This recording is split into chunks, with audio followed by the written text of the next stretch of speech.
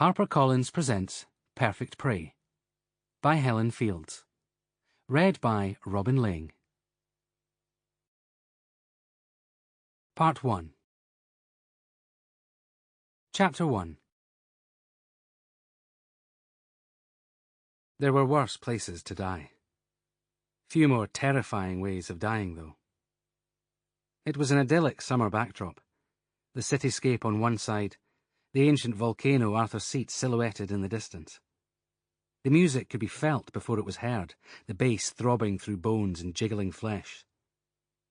Sundown came late in Edinburgh in early July, and the sky was awash with shades of rose, gold, and burnt orange. Perhaps that was why no one noticed when it happened. Either that, or the cocktail of drink, drugs, and natural highs. The festival was well underway. 3 days of revellers lounging, partying, loving, eating, and drinking their way through band after band.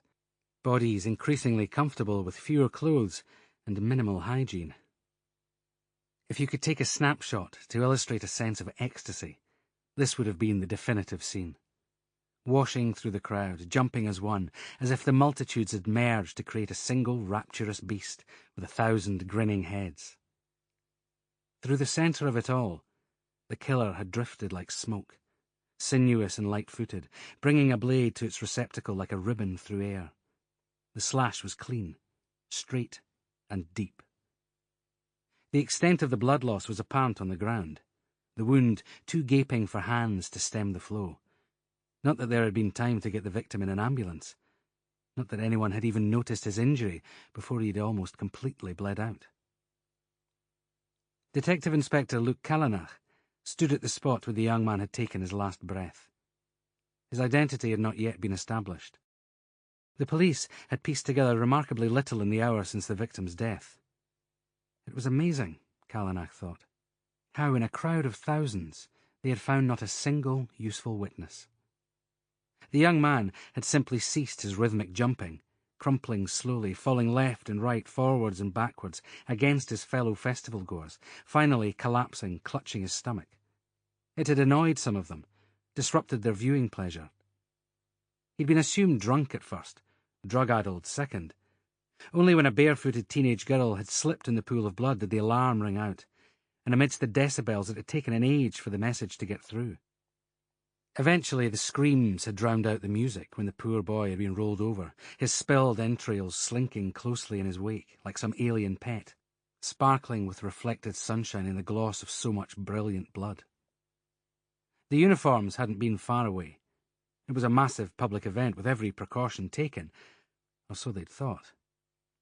But making their way through the throng, police officers first, then paramedics, and clearing an area, then managing the scene, had been a logistical disaster. Callanach looked skywards and sighed. The crime scene was more heavily trodden than nightclub toilets on New Year's Eve. There was enough DNA floating around to populate a new planet. It was a forensic free-for-all. The body itself was already on its way to the mortuary, having been photographed in situ for all the good it would do. The corpse had been moved so many times, by do-gooders, panicked bystanders, the police, medics, before finally being left to rest on a bed of trampled grass and kicked-up dirt. The chief pathologist, Ilse Lambert, had been unusually quiet, issuing instructions only to treat the body with care and respect, and to move him swiftly to a place where there would be no more prying cameras or hysterical caterwauling. Callanach was there to secure the scene, a concept beyond irony, before following Ilse to her offices. In the brief look Callanach had got, the victim's face had said it all.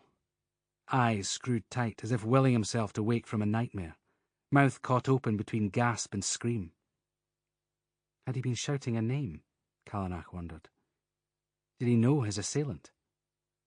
He'd been carrying no identification, merely some loose change in his shorts, not even so much as a watch on his wrist. Only a key on a piece of string around his neck. However swiftly death had come, the terror of knowing you were fading, of sensing that hope was a missed bus, while all around you leapt and sang, must have seemed the cruelest joke. And at the very end, hearing only screams, seeing panic and horror in the sea of eyes above. What must it have been like? Callanach wondered. To have died alone on the hard ground in such bright sunlight. The last thing the victim had known of the world could only have been unalleviated dread. Callanach studied the domed stage, rigged with sound and lighting gear, and prayed that one of the cameras mounted there might have caught a useful fragment. Someone rushing, leaving, moving differently to the rest of the crowd. The meadows, an expanse of park and playing fields to the south of the city centre, were beautiful and peaceful on a normal day. Mothers brought their toddlers, dog walkers roamed, and joggers timed the circuit. Strains of Summer Is A-Comin' In sounded in the back of Callanach's mind from a screening of the original version of The Wicker Man that D.I. Ava Turner had dragged him to a few months ago. He'd found Edward Woodward's acting mesmerising, and the images of men and women in animal masks preparing to make their human sacrifice had stayed with him long after the projector had been switched off. It wasn't a million miles away from the circus in the centre of which this young man had perished. "Sir, the people standing behind the victim have been identified. They're available to speak now," a constable said.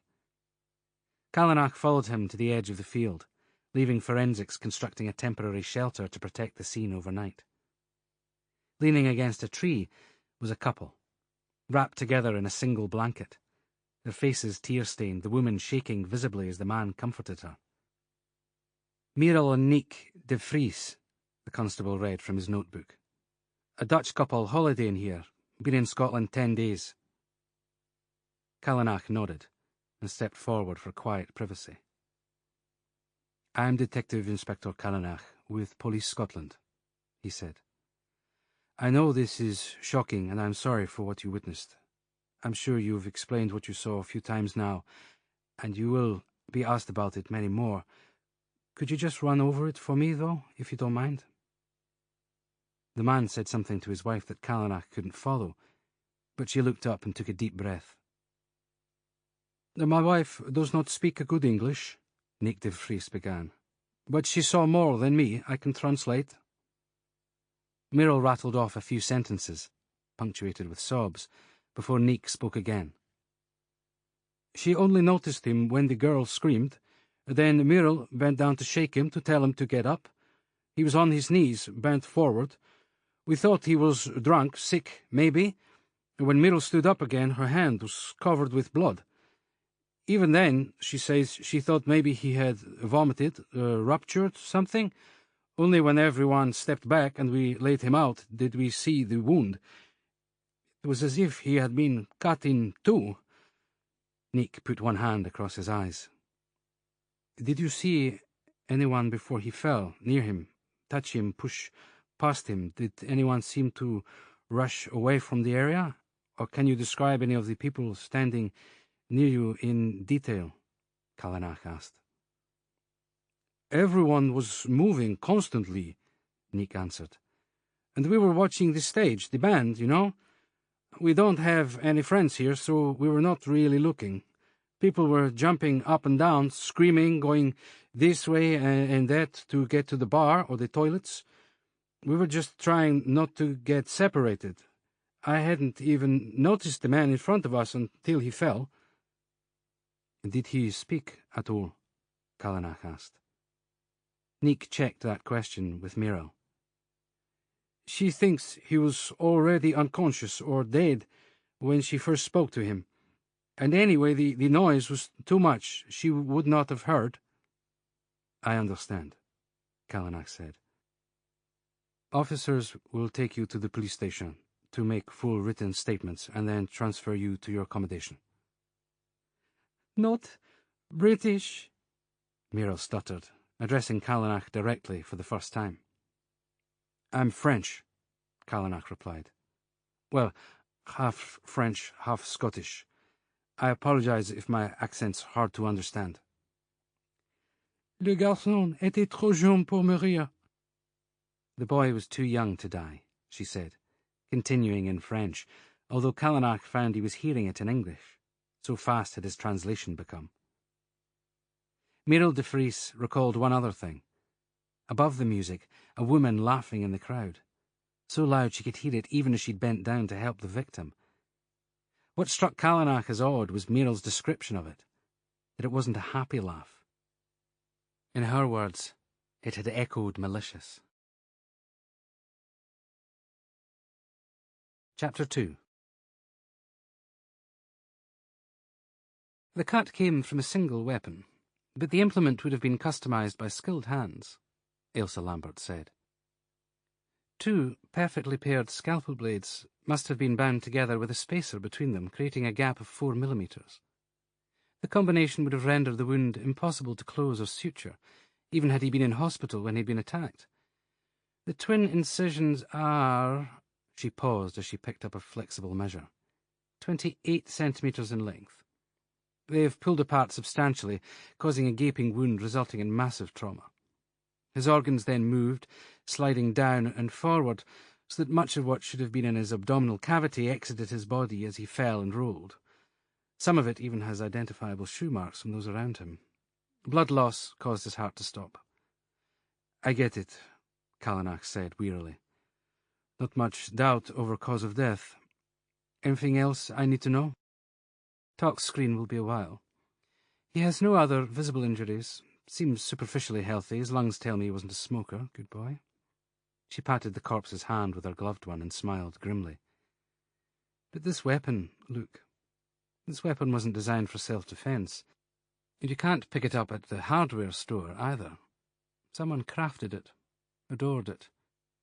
The cut was deep, even, and yet very little force seems to have been required to puncture far into the abdominal cavity. Whoever did this took pride in it, thought about efficiency, understood the mechanics of it. This was no impromptu stabbing or weapon grabbed in the heat of an argument." "An assassination, then?" Callanach asked, bending over the body and taking stock. "More like a ritual, if you ask me," she said. "This was dreamed up, practiced and perfected." "How old is he?" "Between 18 and 22, I think. 5 feet 11 inches, active, no spare fat, good muscle mass, but not one of those types who live at the gym. Size 10 shoe, brown hair, hazel eyes, no defence wounds, never saw it coming." "So he didn't recognise his attacker as a threat when they came for him?" "Most unlikely." "You don't look well yourself, Luc. Are you sleeping?" Ailsa asked as she peeled off her gloves and made notes. "I'm sleeping just fine," he lied. "Eating properly? You're pale, and you have broken blood vessels in your eyes." "I'll phone you tomorrow for the tox results," he evaded. "Anything before that, and you have my mobile number." "Give my regards to Ava Turner, would you? I haven't seen her for an age. I used to catch up with her mother regularly at an opera appreciation group, but I haven't bumped into her recently either," Ailsa said, stretching her back. In her mid-60s, tiny and bird-like, she was a force to be reckoned with. "I'll pass that on," he said, stripping off his own gown and dropping it into the bin outside the door. On his return to the station, a grim welcome party sat around in the incident room. Callanach looked directly to Detective Constable Tripp. "Just following up a lead from a phone call, sir," Tripp said. "Young woman called in to say she and her boyfriend got separated at the festival. He hasn't turned up yet. I've sent a car to pick her up." "Did she give his name?" Callanach asked, grabbing coffee as he sat at a computer. "Sim Thorburn," Tripp replied, pressing a couple of keys and waiting for a photo to load, one step ahead as ever. Some new social networking site popped up in seconds, with a multitude of larger-than-life photos. In each one, the lad was smiling, laughing, his expression carefree and guileless. In the last, he was hand in hand with his girlfriend. Without a doubt, it was the same hand that Ailsa Lambert had been patting a short while ago. "That's him," Callanach said. "So, what do we know?" "At the moment, everything that's on his homepage. He didn't bother with privacy filters, so it's there for the world to see. He's 21, Scottish, lived in Edinburgh. Police record? Not that we can find." A phone rang behind Tripp, and someone passed him a note. "The girlfriend's here, sir. And DCI Begbie wants to see you as soon as you're done. Of course he does, Callanach said, standing up. Do you have any idea where Ava Turner is, Trip? Only Elsa Lambert was asking after her. Off duty, DC Salter shouted from the corridor. Said something about maybe being in late tomorrow, too. Did you want me to get a message to her, sir? No, thanks, Salter, Callanach shouted after her. It's nothing that can't wait. Unlike Sim Thorburns' girlfriend, no doubt already suspecting the worst, but who'd be downstairs holding out for a miracle. She would be imagining some mistake, hoping perhaps that in spite of the evidence, her boyfriend had met some friends and wandered off without telling her. Any number of excuses for his disappearance would be going through her mind. Until she saw Callanach's face, he thought. People knew the second they looked at you. I'm sorry, he said, as soon as he saw her. Introductions were pointless. She wouldn't remember Callanach's name in a few seconds' time anyway. You can't be sure that it's him yet, she whispered. You haven't even asked me about him. We found several photos on an internet site of the two of you together. He held out an example that Tripp had printed off in anticipation. Is this Sim? She sobbed and took a step away from the photo, as if the paper itself was a weapon. Have you seen him? She asked. Callanach pulled a chair out for her, and she sat. I have. I'm sure it's him. What? What? She couldn't say the words. He received a knife wound. It proved fatal. It would have been very fast. The ambulance didn't have time to get to him. A knife wound? I thought maybe a ruptured appendix or a blood clot, or... He was stabbed. It's not him. No one would do that to Sim. He wasn't in any trouble that you know of. It might be something as simple as a family feud or money problems. Someone settling an old score. Don't be so stupid, the girl snapped. It was an understandable reaction, given what she was going through. What she didn't understand was how cold the trail would get with every passing minute. He was a charity worker. He earned minimum wage and still spent every spare moment doing extra, unpaid voluntary service. Can you tell me more about that? Callanach asked. He worked in the homeless shelters, ran the soup kitchens in the city, organised fundraising. Sim was the gentlest, kindest person you could ever meet. He gave away every last penny, the only thing we ever argued about. And you didn't see anything strange yesterday, no one following him? The girl shook her head, shock taking hold. Callanach knew he'd got all he was going to get from her by then. He handed over to Tripp to organise the formal identification of the body and obtain family details. Callanach had to get a lead, and fast. Somewhere the man or woman who had slaughtered Sim Thorburn had undoubtedly already hidden the weapon and neutralised any incriminating forensic evidence. Salter! Callanach shouted on his way towards the incident room. Find out who's controlling the footage from the concert. I want it available tonight. And try to keep the chief off my back for a while, would you? I've got work to do. So have I, Detective Inspector, DCI Begbie said, appearing in the doorway. Lately he seemed larger every time Callanach saw him. It wasn't healthy, putting on weight that fast.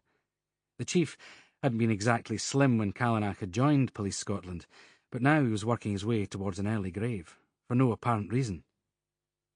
Is something wrong, D.I. Callanach? Begbie asked. He realised he'd been staring at Begbie's straining shirt buttons. No, sir, just distracted. Well, frankly, that's not very reassuring. What leads have we got? Callanach tried to find a way to express the completely negative nature of the case so far, and struggled to answer. That good, eh? Well, somebody must have seen something. Thousands of potential witnesses, and we're stuck. Bloody typical. Have media relations organise a press conference. Might as well do it immediately. Can't have people scared on the streets. There'll be a rational explanation for this. No one walks up to a complete stranger and slashes them. Get answers, Callanach. I want somebody in custody in the next 48 hours. Chief, got it. You don't like doing press conferences. Duly noted. Begbie walked off, puffing as he went. Callanach considered following to ask if his boss was all right, then recognised that for the career-ending move it would be and made his way back towards the incident room. He was starving, but the idea of a fish and chip supper being consumed straight from newspaper was making him queasy. There was no prospect of getting home for 12 hours, and the healthiest food at the station was probably an out-of-date packet of crackers abandoned at the back of a cupboard. Callanach was getting his thoughts together to lead a briefing when someone thrust a carrier bag into his hand. "Stop looking at everyone else's food as if they're eating poison. It's off-putting. You're not doing anything to help your reputation for French snobbery," Ava Turner said, pushing a fork into his free hand. "Prawn salad. Not homemade, so you're safe from my pathetic efforts." "I thought you were off duty and not coming in until late tomorrow. Have you been demoted to the catering division?" "You can always hand it back," she said, checking her phone and frowning. "Too late." Callanach ripped open the packaging and tucked in. "Elsa Lambert was asking after you. Do I take it that Edinburgh's elite social circle is not functioning properly?" He smiled. "How do you tell someone to shut up in French?" she responded without looking up from her phone. Ava had spent much of her career trying to distance herself from the privilege she was born into. The expectation that she would become a doctor, lawyer, actuary, or similar, at least until she settled down and produced grandchildren for her eager parents, had spawned a rebellion landing her in the grimy world of policing. But even at work, she couldn't escape the fact that her family's closest friends included the upper levels of Police Scotland's brass, politicians, CEOs, and even the city's chief forensic pathologist. DC Salter interrupted, handing over 2 pages of A4 and checking her watch. "DCI Begbie said he knew you were busy, so he's organising the press conference for you."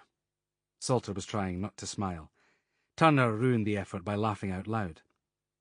"I've written out some notes for you, sir. Media will be gathered in about an hour." "Wow, reduced to using the media circus already. This time tomorrow morning, women will be swooning over your face on the front cover of every paper. So Police Scotland's pin-up detective is getting back out there, is he?" Ava said.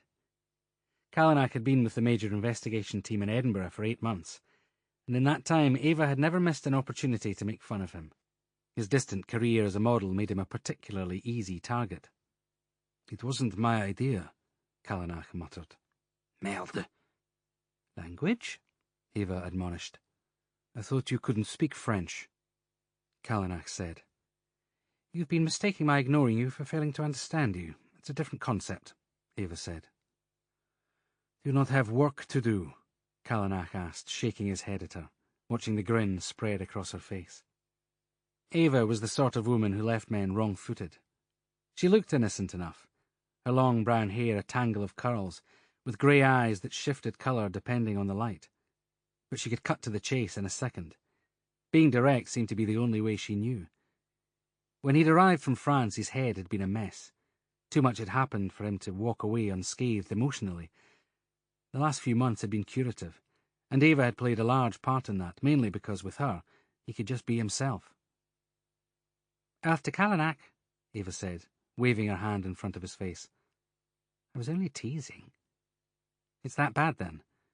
You've really got nothing to go on?" "Less than nothing," Callanach said. "D.I. Turner!" Begbie shouted from the corridor.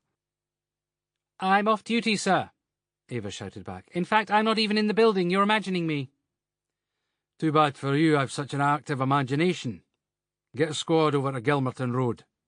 There's been another murder." Chapter 3. The house in Gilmerton was an unpretentious semi-detached with a plain but carefully tended garden and a mini in the driveway. A high wooden gate allowed access to the rear garden. The upper windows of the property were small, but at one corner, presumably where the internal staircase ran, an unusual slit of window spanned both floors to look out over next door's driveway. 2 uniformed officers had been posted at the gates, and the circus of forensics, pathology, and photography had yet to properly begin. The area was peaceful, the streets asleep. "What happened?" Ava Turner asked the officer guarding the front door. "A neighbour heard some loud banging, followed by a couple of screams. Phoned it in. There was no answer when we knocked, so we went round the back and found the kitchen door open. Body's in the bedroom, ma'am. Do you want me to come in with you? No, stay put, and keep people off the garden. Who's the victim? Ava asked. Mrs. Helen Lott, mid-40s, lived alone as her husband passed away a while back, apparently. Neighbour was quite friendly with the deceased. We haven't told her what we found yet. Good. Where the hell are the rest of the team? All still over at the Meadows dealing with the murder at the festival. No one was expecting a second murder on the same night, the officer said, rubbing his hands together. Even in July, Scotland was no place to stand outside in the small hours. Bloody right. That's Edinburgh's murder quota for the whole year. God almighty, the press will have a field day, Ava muttered, already making her way along the narrow path to the rear of the property. The lock on the back door had been sliced through. If it was a burglar, then it was a highly professional job, as opposed to the usual smash and grab taking whatever was nearest to the window. The perpetrator had paid a lot of money for decent tools, and must have known what he'd need. Ava pulled gloves and shoe covers from her bag and made her way in through the kitchen door, careful not to disturb anything as she went. The lock had been broken, although there hadn't been any chain or secondary security. She cursed how cheaply people valued their lives. The house was dark, as it would have been when the intruder crept through. Ava kept the lights off, imagining how the killer had moved and navigated the property. There was enough light from a street lamp to make it easy. None of the stair floorboards were squeaky. There was every chance the killer had got all the way to Helen Lott's bedroom without disturbing her at all. Dark smudges on the stair carpet and a glistening trail on the handrail were an insight into the scene that was about to unfold. The smell of vomit was noticeable from halfway between floors, beginning as a sharp twang, growing riper and more meaty as she got closer. Something else, too, when Ava pushed open the door to the main bedroom. A rotten smell. Human feces. In the bedroom, she turned on the light to allow a detailed view, taking an involuntary step back from the carnage on the floor. The body was difficult to see at first, hidden as it was by a wooden chest of drawers. Clothes had tumbled out everywhere, hiding all but the woman's right foot and right arm. Ava tiptoed across and peeled the corner of a jumper away from the face. Blood had erupted from her mouth, nose, and ears. The vomit was already crusting on the carpet and in the wrinkles and folds of her skin.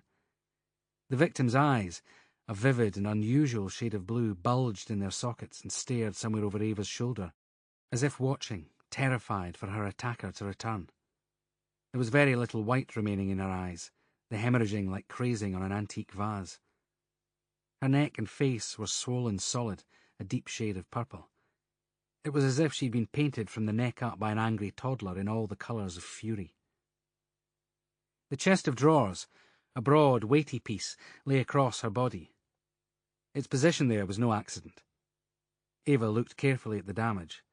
The chest's back panel, which now faced the ceiling, had been smashed in, the sides caving inwards.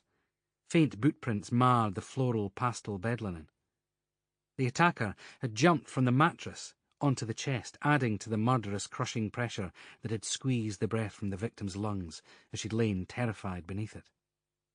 Helen Lott's visible leg was twisted to an unnatural angle, and the nails of her free hand were bloodied and hanging. Ava folded the hand upwards to where the nails would have made contact with the chest of drawers. Sure enough, corresponding scratch marks ran down the polished surface. The poor woman would have been conscious then, enough to have done all she could in those last, desperate minutes to fight her way out. Death would have been the only kindness, Ava thought. Mrs. Lott would have been grateful when the darkness finally swallowed her.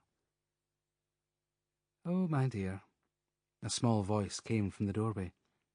"What on earth is this now? I was just saying to Luc earlier how I was missing you. I certainly didn't mean to see you under these circumstances." "I need as much as you can tell me about the killer. Single assailant or a gang? Was there a weapon?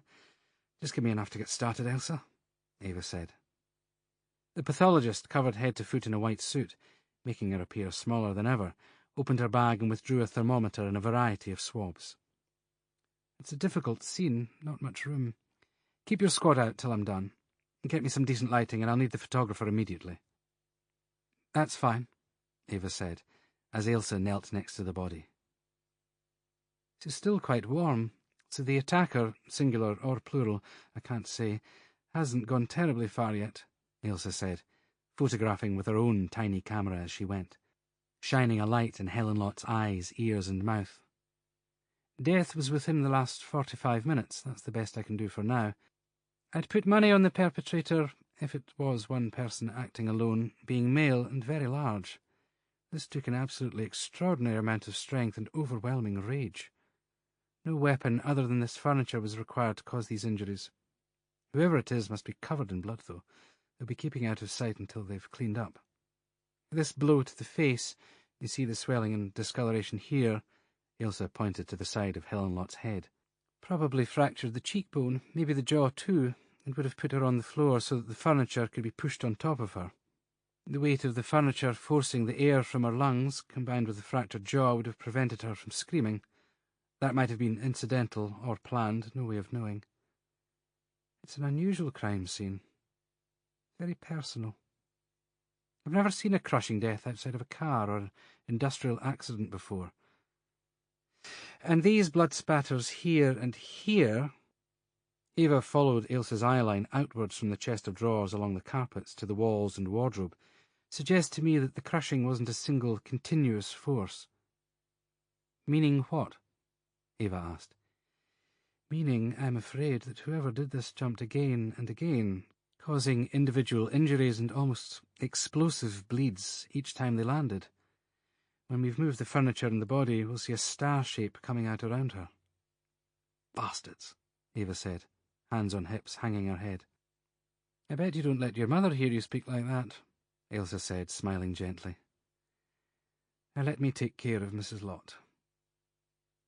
Ava went back down the stairs, turning each light on as she went, issuing orders through a radio. Technicians were carrying lights and sheets in before she'd even reached the kitchen door. Ava walked out onto the street and looked around. It was a quiet residential area, devoid of CCTV, and not wealthy enough for any of the residents to have invested in their own surveillance systems. It would have been obvious that the house was occupied, so late at night with a car in the driveway. The burglar, if it was a burglary gone wrong, would have been cautious about the residents. "Officer," Ava called to the uniform she'd spoken to on the way in. "Is there anything obvious missing or any sign of ransacking?" "Handbag with purse in it still on the kitchen table, ma'am. Other than that, we didn't want to disturb too much." She went back to her car and dialed Begbie's number. "Turner here. It's a bad one, Chief. Female victim, living alone, crushed to death with a piece of her own furniture." "Oh, you've got to be bloody kidding me," Begbie sighed. Ava could almost see him scratching his head as he tapped his pen on the desk. He sounded exhausted. "Sexual assault?" "No idea. And we won't have confirmation until Mrs. Lott has been taken in for a full autopsy. The torso and two limbs have been pretty comprehensively flattened." "Suspects?" "Nothing yet. Pathologist's still with her. Everyone was over at the Meadows, so it's taken a bit longer than usual to get going. Almost certainly a male attacker. Not sure if there's more than one. It's brutal. A lot of force. We have a boot print. Officers are with the neighbour, taking a statement. After the incident at the Meadows, the press will—" I know, Begbie said. "But they'll have to be told. They'll find out soon enough anyway. Better from us." Ava could hear the Chief's heavy breathing down the phone. His chest sounded as if it was chugging between words.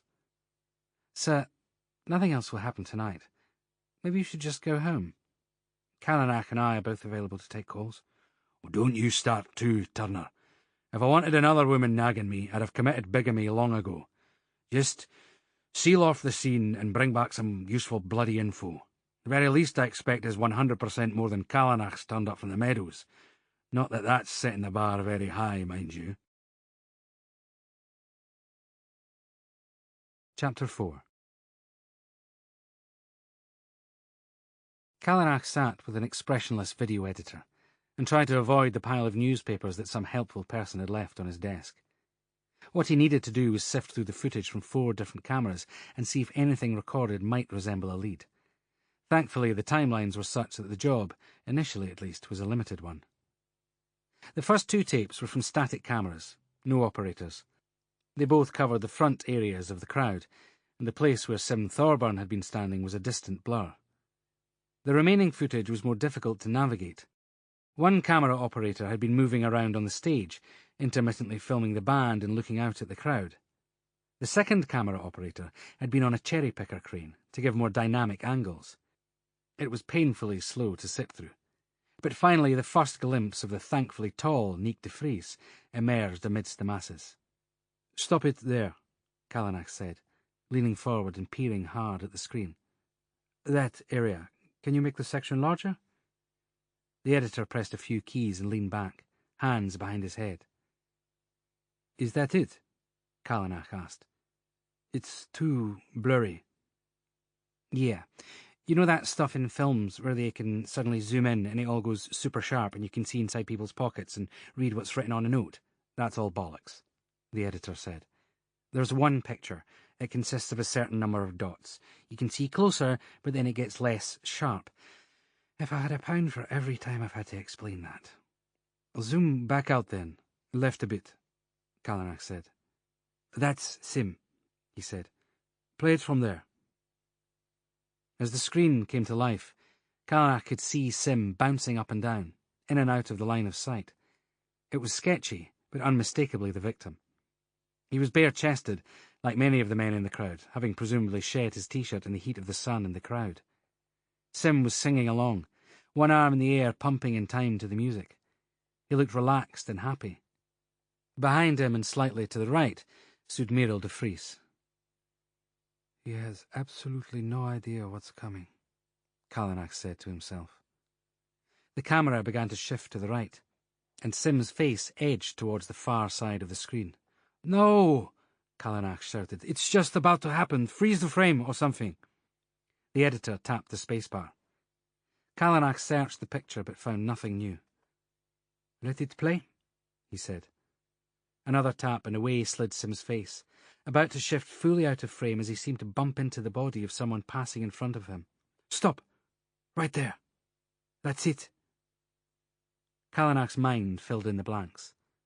The subtle shift of a body through the crowd, slipping the knife out of a pocket, pulling off the sheath, sliding the razor-sharp blade along Sim's naked stomach as they passed, ready with a cloth to clean up and avoid bloodying anyone else, slipping quietly away before the victim had hit the floor. They would have moved in a zigzag through the crowd. Taking a straight course through the masses, directly out of the area, would have been too obvious. "Play it back again," Callanach ordered. On a second view, it was clearer that Sim's head hadn't even turned. There had been no distraction, no conversation, no recognition. Had there not been the movement of a few blurred pixels, dark in colour, vague in shape, passing just in front of the lower half of Sim's face before he'd fallen, it might have been murder by ghost. "You're going to tell me we can't improve that section of the picture, aren't you?" The editor simply raised one eyebrow. "I need the best quality print-off you can get of all the frames when his face and that blur are in sight." Tripp entered, holding a document that he was reading as he walked. "Forensics, sir. Just came through by email. Nothing on it." "What do you mean, nothing?" Callanach asked. "Only what you already found out at the autopsy.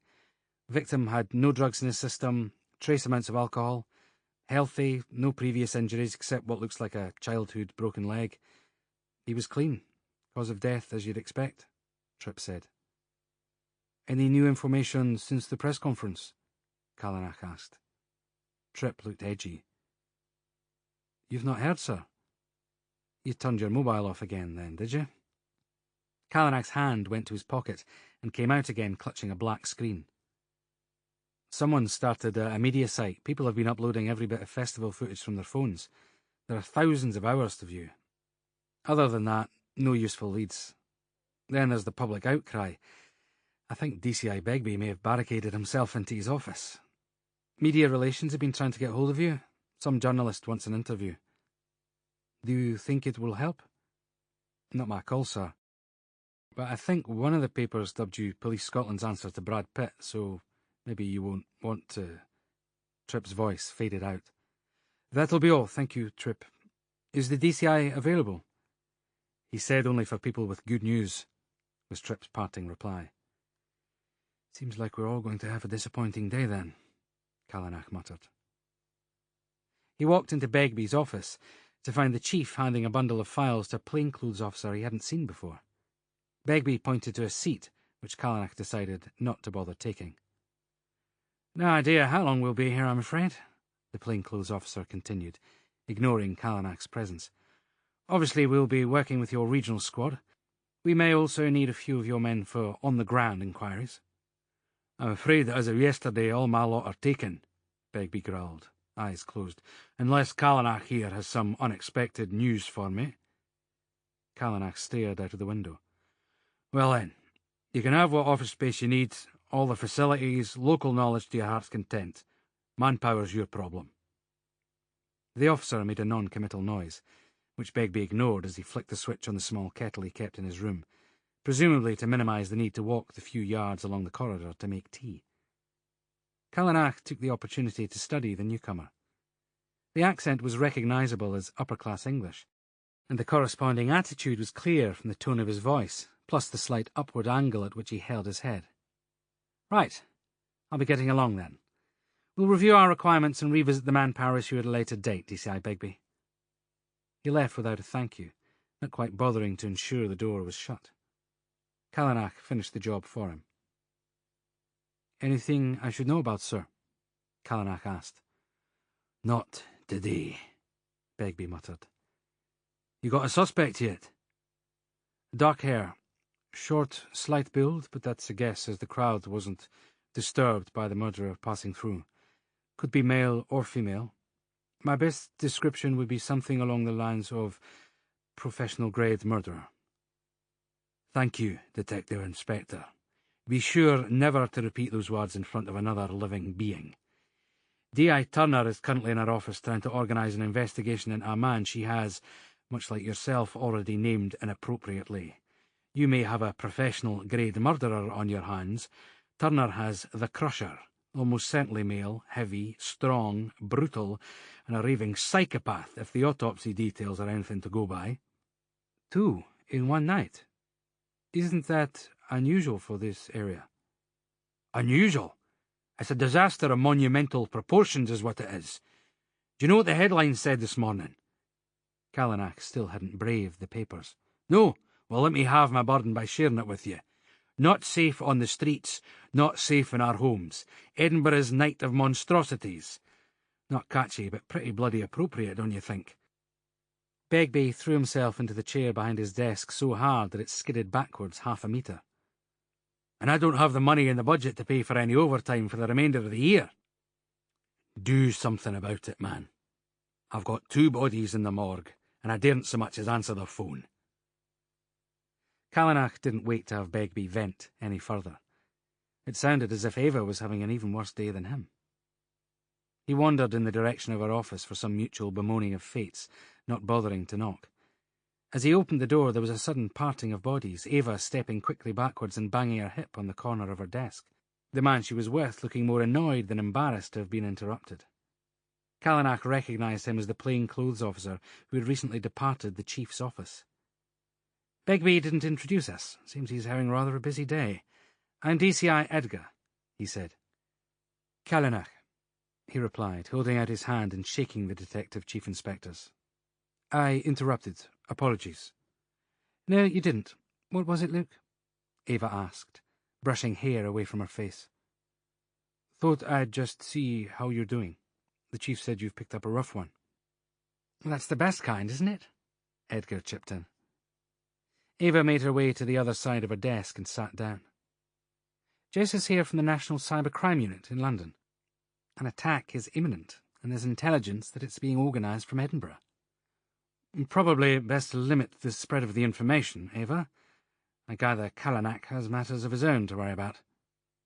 I do, Callanach said. So I'll catch you later. Good to meet you. He closed Ava's door, grimacing, and wiping the palm of his right hand on his trousers as he went. Chapter 5. Some bastard leaked the autopsy summary, Ava yelled, slamming Callanach's door and throwing herself into a chair. "Which means either someone in Elsa's office or a police officer here is responsible, as if this wasn't bad enough already." "Have you slept?" Callanach asked. "Listen to this." Ava ignored his question, tearing open the newspaper she was clutching and beginning to read. "Helen Lott, a 46-year-old palliative care nurse, was deliberately crushed to death in her own bedroom. Of all the monsters I've ever dealt with, who would want to kill a nurse who looks after terminally ill patients? Injuries included multiple fractured ribs and sternum, a collapsed windpipe, and severe damage to internal organs, resulting in internal bleeding and asphyxiation. A neighbour alerted police after loud noises were heard coming from the property late at night. The autopsy report suggests that the murder was torturous and orchestrated to cause as much pain to the victim as possible. Mrs. Lott will be sadly missed by work colleagues and patients alike, who have described her as nothing short of an angel who had dedicated her life to nursing." "Did you know there's graffiti about the murders emerging on walls across the city? God only knows who started that off. And we've just been notified that concerned citizens are planning a Take Back the Night-style protest march. Like we don't have enough policing to do already. What the fuck is going on?" "Have you reported the leak?" Callanach asked. "Of course I have. We've got 2 officers interviewing anyone with access to the information at the city mortuary, and a member of our technical services team is checking the digital route the document took from there to us to make sure that the breach didn't come from Police Scotland's end. On top of that, all the usual media outlets have been contacted to see if anyone approached them, offering the article for money. No joy there so far. Why is the first thing that happens always the last thing you need?" Ava huffed. "You want coffee?" he asked. Ava shook her head. "Sorry about yesterday. With Joe. It was—" Her voice dwindled. "None of my business," Callanach said. "Joe and I were friends at university. He phoned me a few weeks ago to say he was likely to be posted here. You know how sometimes you just pick things up where you left them as if no time had passed at all? Forget it. You want to get something to eat on the way home? If I don't get a shower soon, my clothes are going to sue me for hygiene abuse." Ava looked down at her hands. "It's fine," Callanach said, Ava's unspoken plans hanging in the air between them. "I'll catch you tomorrow. And don't worry about the papers. New story every day, remember?" That turned out to be good advice. In spite of the endless coverage afforded by 2 murders in one night, the media headlines the next day focused on an altogether different target. The largest incident room was taken up with an array of well-dressed plainclothes officers, freshly washed and scrubbed, who'd obviously not been up all night watching endless mobile phone footage and scanning photos with no results. "Something happened overnight?" Callanach asked Sergeant Lively as he passed by. "Fucking snobby idiots strutting around, acting like they own the place, hunting a bunch of nerds no one in their right mind gives a damn about. Makes you look almost like a friggin' native." "Look almost like a frigging native, sir," Callanach reminded him. Lively sniggered. "Aye, whatever." Lively wandered off, stuffing a sandwich into his mouth. Callanach and he hadn't hit it off since day one. A long-in-the-tooth sergeant with decades in the job, Lively had his own preferred candidate pegged to fill the role of detective inspector when Callanach had transferred in. It was a fair assumption that Lively had overseen a campaign of piss-taking posters and nasty rumours that had undermined Callanach until he nailed his first case with Police Scotland. He and the detective sergeant had finally progressed from coming close to blows to tolerating one another, although the verbal abuse hadn't stopped. At least the influx of Scotland Yard's finest had provided a favourable comparison. Callanach's phone was ringing as he reached his office. He took the call as he threw his jacket onto the desk. It was too hot for any sane person to be wearing more than shorts and a t-shirt. Shirts and ties were one of the drawbacks of promotion. "Callanach," he said. "D.I. Callanach. I've left several messages for you," was the opening line. "This is Lance Proudfoot. I'm the editor of an online news and current affairs blog. I was hoping to get a statement about the festival murder." "How did you get this number?" Callanach asked. "Switchboard put me through." "That'll be a career-shortening decision, then," Callanach said, imagining the conversation he'd be having later with the idiot who'd answered the phone. "No statements. You had everything we're giving out at the press conference." To be fair to the young lady on your switchboard, I may have given the impression that I was a family member, Lance said. Callanach sighed. And your media office occasionally forgets to invite the online press to your conferences, hence the need for a certain level of inventiveness about sourcing information. I'm not sure you and I are equally content to supplement the word inventiveness for the term lying, Mr. Proudfoot. And I'm afraid I have to get on with some work, Callanach said. Oh, so you can't comment on last night's hacking scandal either, then? Only I heard that Scotland Yard had sent a crack team of investigators to Edinburgh. The last phrase was heavily laced with sarcasm. It was all Callanach could do to stop himself agreeing. Instead, he opened a news site on his mobile and scanned the headline. A group calling themselves the Unsung had hacked into the accounts of various bankers and investors recently awarded some jaw-dropping bonuses and transferred the funds. Brilliant bit of anti-establishmentarianism, Lance continued. Looks like plain old theft to me, Callanach replied. I beg to differ. The hackers transferred the funds into the accounts of several good causes, anything from children's hospices to animal shelters. Only took 25% of each bonus too, so they weren't even greedy about it. They were just making a point about the obscenity of the highest paid compared to the desperate underfunding of non-profit-making causes, Lance said. Well, it's not a major investigation team case, I'm afraid. So, yet again, no comment, Callanach said, itching to put the phone down. Only the journalist on the other end was proving remarkably hard to get rid of politely. Ah, so they have called in the cavalry. Doesn't surprise me at all, Lance said. Callanach mentally kicked himself for his indiscretion. Take benefits away from single mums and the disabled, and there's not one politician available for comment. Nick some cash from a load of fat cats and the government mobilises. It's still a criminal offence. We don't get to make judgment calls about the morality of the crimes we investigate, Callanach said. You've got to admit it was clever, though. Now the losers have to report each unauthorised money transfer as a crime, which is how the press gets the details of the offences. Then the so-called victims have to ask for their money back from each charity. What would you do, D.I. Callanach? Say you got a £4 million bonus on top of already inflated wages. $3 million is still in your bank account. You're going to make a spectacle of yourself and insist that the local War Veterans Society gives you your $1 million back. Named and shamed doesn't even start to describe how little love the public have for these guys. Quite some stunt, isn't it? Callanach didn't answer. Quite some stunt indeed. It certainly explained the peacocking going on in the incident room. Anyway, I'm just after one comment on the record, Lance continued. The public want to know that their city is safe. Do you not take the opportunity to reassure them? This is a murder investigation, Callanach said. Not a game, and not a publicity opportunity. Have some respect. Listen, I do this because I care about getting news stories out. I don't work for a paper that'll edit my words to meet the owner's political agenda, or to maximise advertising revenue potential. I'm my own boss, and I take responsibility for what I write. Do me a favour. Just one line. We're not all bad, you know. Callanach brought up Lance Proudfoot's online profile. His news blog had nearly 100,000 followers, and it looked as if his feed was picked up by some of the bigger media outlets. He sighed. It was worth keeping the popular press on side, and there was always the possibility that it might actually prove useful.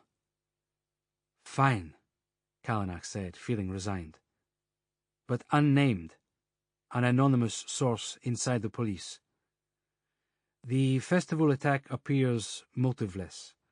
Whilst the majority of murders are committed by persons known to the victim, this does not appear to be the case.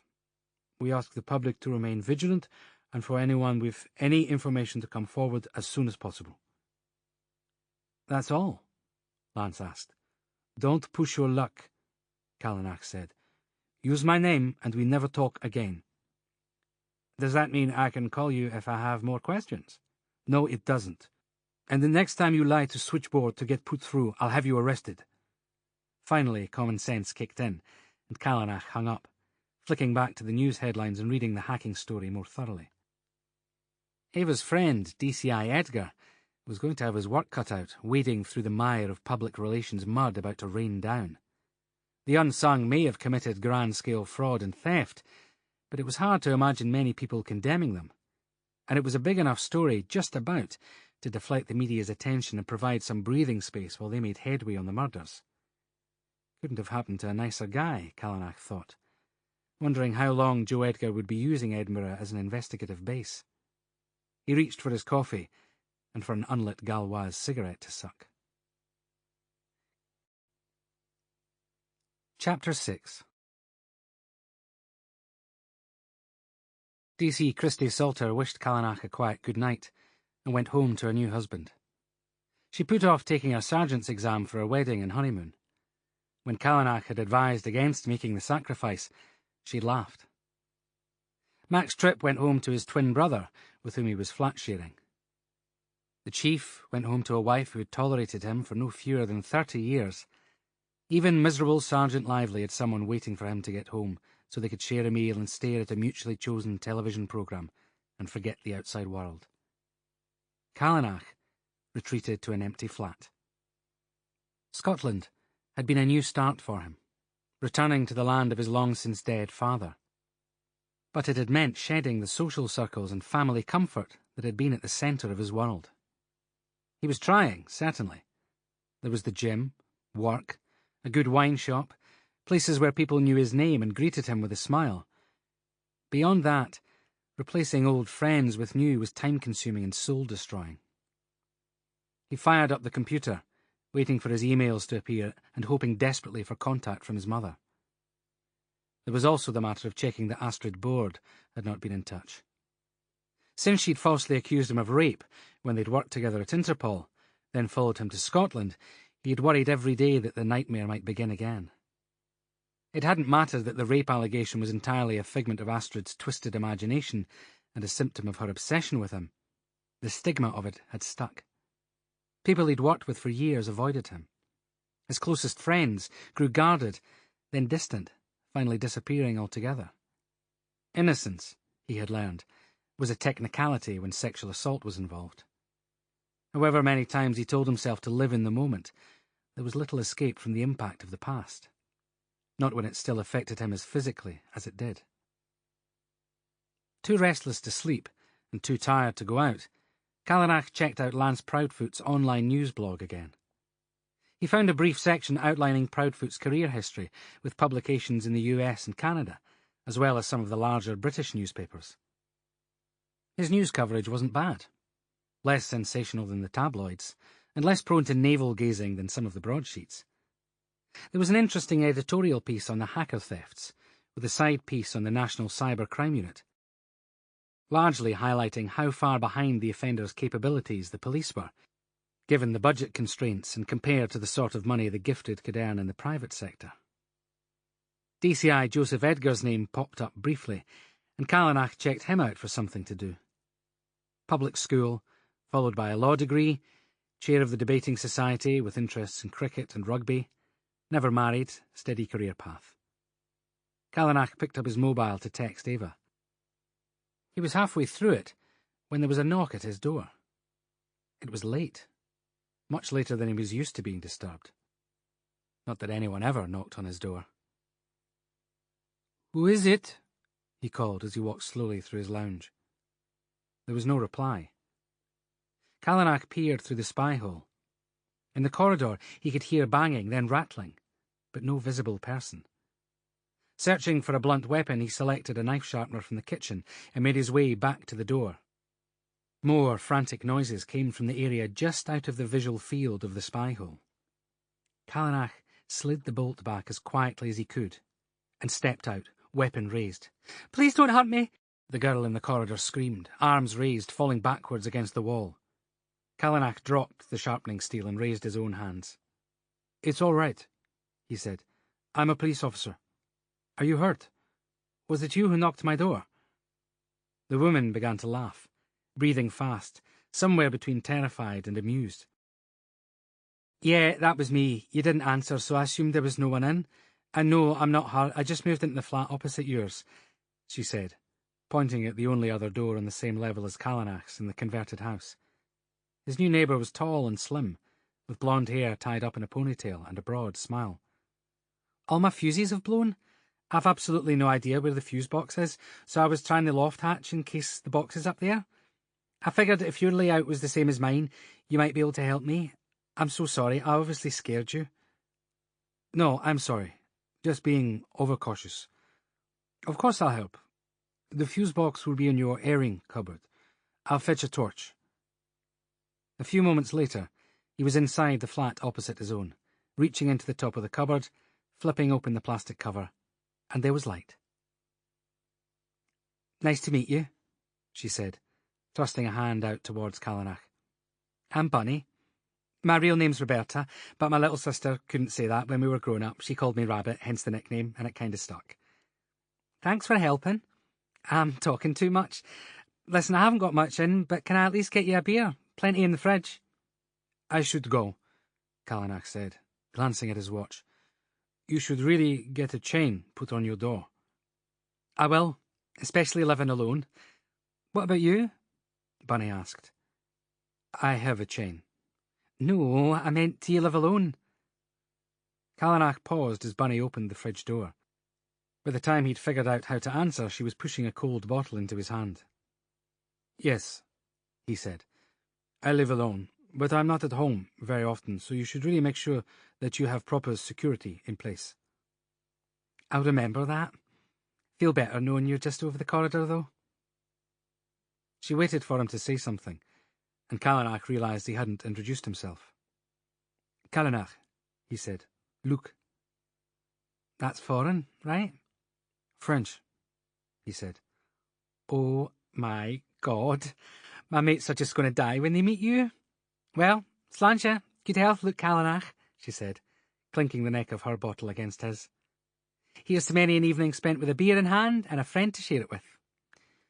So tell me about you. Lived here long?" "Not that long," Callanach replied, looking around. The apartment was full of boxes, most overflowing with clothes, electrical gadgetry and accessories. Unpacking was going to take a while. "Messy, isn't it?"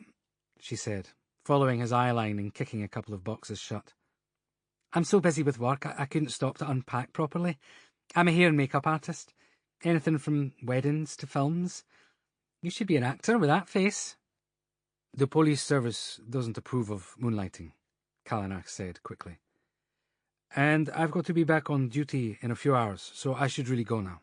Thank you for the beer." "Being a policeman must be exciting. All those poor people killed this week. Awful, wasn't it?" Callanach made his way back out into the corridor. "Listen, we're neighbours.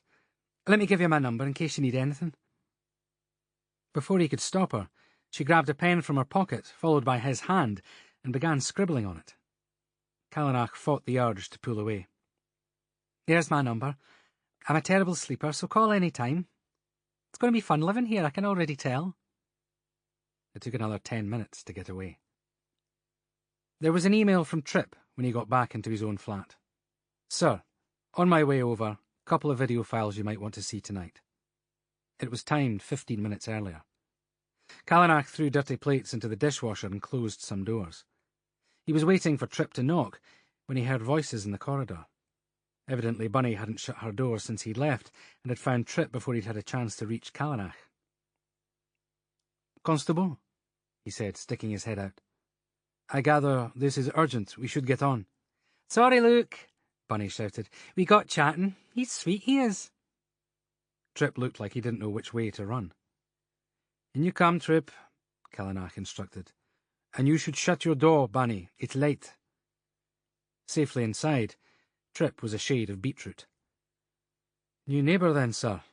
She seems very, enthusiastic." Tripp raised his eyebrows and seemed to be struggling to control a grin. "Was there something important, Detective Constable? Only I was hoping to get some sleep for the first time in several days." "Of course, yes. I couldn't send the files over the internet. No time to securely encode them. Here you go." Tripp opened a laptop and clicked on a folder in which 2 items sat. As the first played, Callanach could hear the now familiar song that the band had been playing when Sim Thorburn had hit the floor. The footage was taken from a few rows in front of the victim, on a mobile phone whose owner was obviously taking a selfie of herself, singing along. For a split second, in the background, a shadow passed across Sim's face. As the shadow cleared the screen, Sim could be seen slightly out of focus, looking down towards his stomach, his face registering confusion. Then he lurched to one side, out of shot. "Is that all?" Callanach asked. "It doesn't tell us any more about the attacker." "One more piece of footage," Tripp said. "Top right-hand corner of the screen." Tripp pressed play. More mobile footage, this time obviously designed to show the scale of the audience, mobile held high in the air, turning around in a 360 loop. After a few seconds, Tripp pressed pause and pointed. "There," he said. "Only in shot for a second, but it's clearer than in the previous footage." Callanach looked more closely. Sim Thorburn was hidden from view, but he could see Merrill and Nick de Vries. To the left of them, walking in profile, was an adult with dark brown hair flopping over their face. The attacker was wearing large, dark sunglasses. Tripp let the video play to show the person's sudden change of direction away from the camera and into the crowd. "Male or female?" Callanach asked. "Can't be sure," Tripp replied, closing the lid of the laptop. "But not that tall, slim, and therefore able to move about relatively unnoticed. Caucasian, hair could be natural or dyed, might even be a wig. Clothes didn't stand out to anyone, so no help there." "Perfect camouflage," Callanach said, leaning back on the couch and closing his eyes. "Could it be someone from one of the homeless shelters, do you think?" Tripp asked. "Sim would have come into contact with plenty of people suffering mental health problems.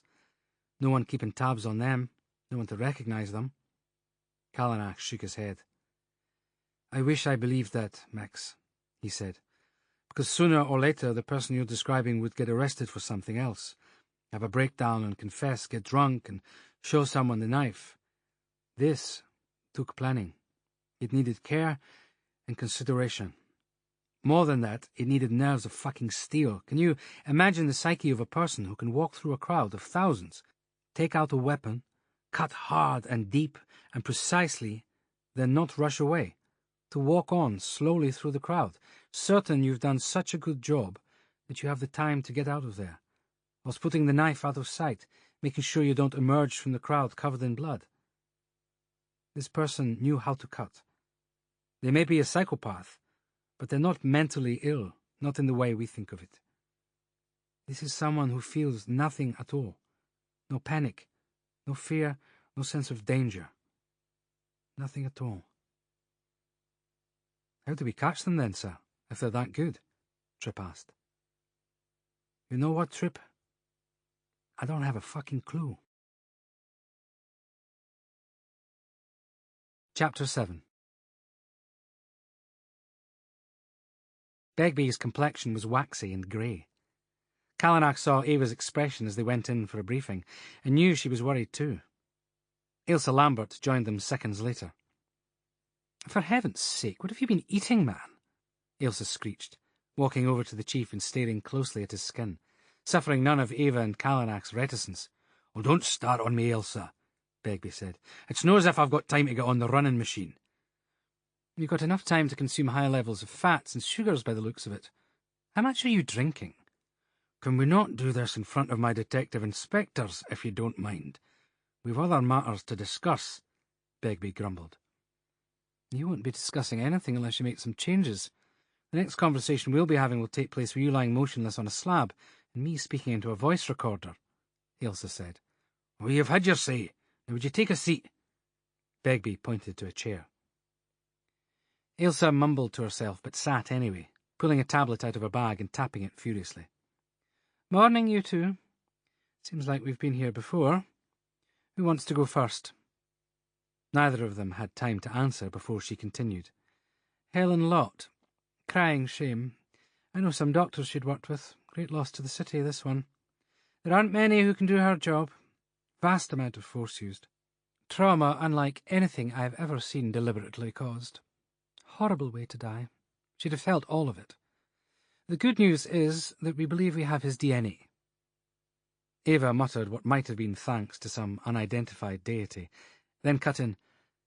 Has it been run through the system? It has. No hits, I'm afraid. But we can tell you that it's from a male Caucasian.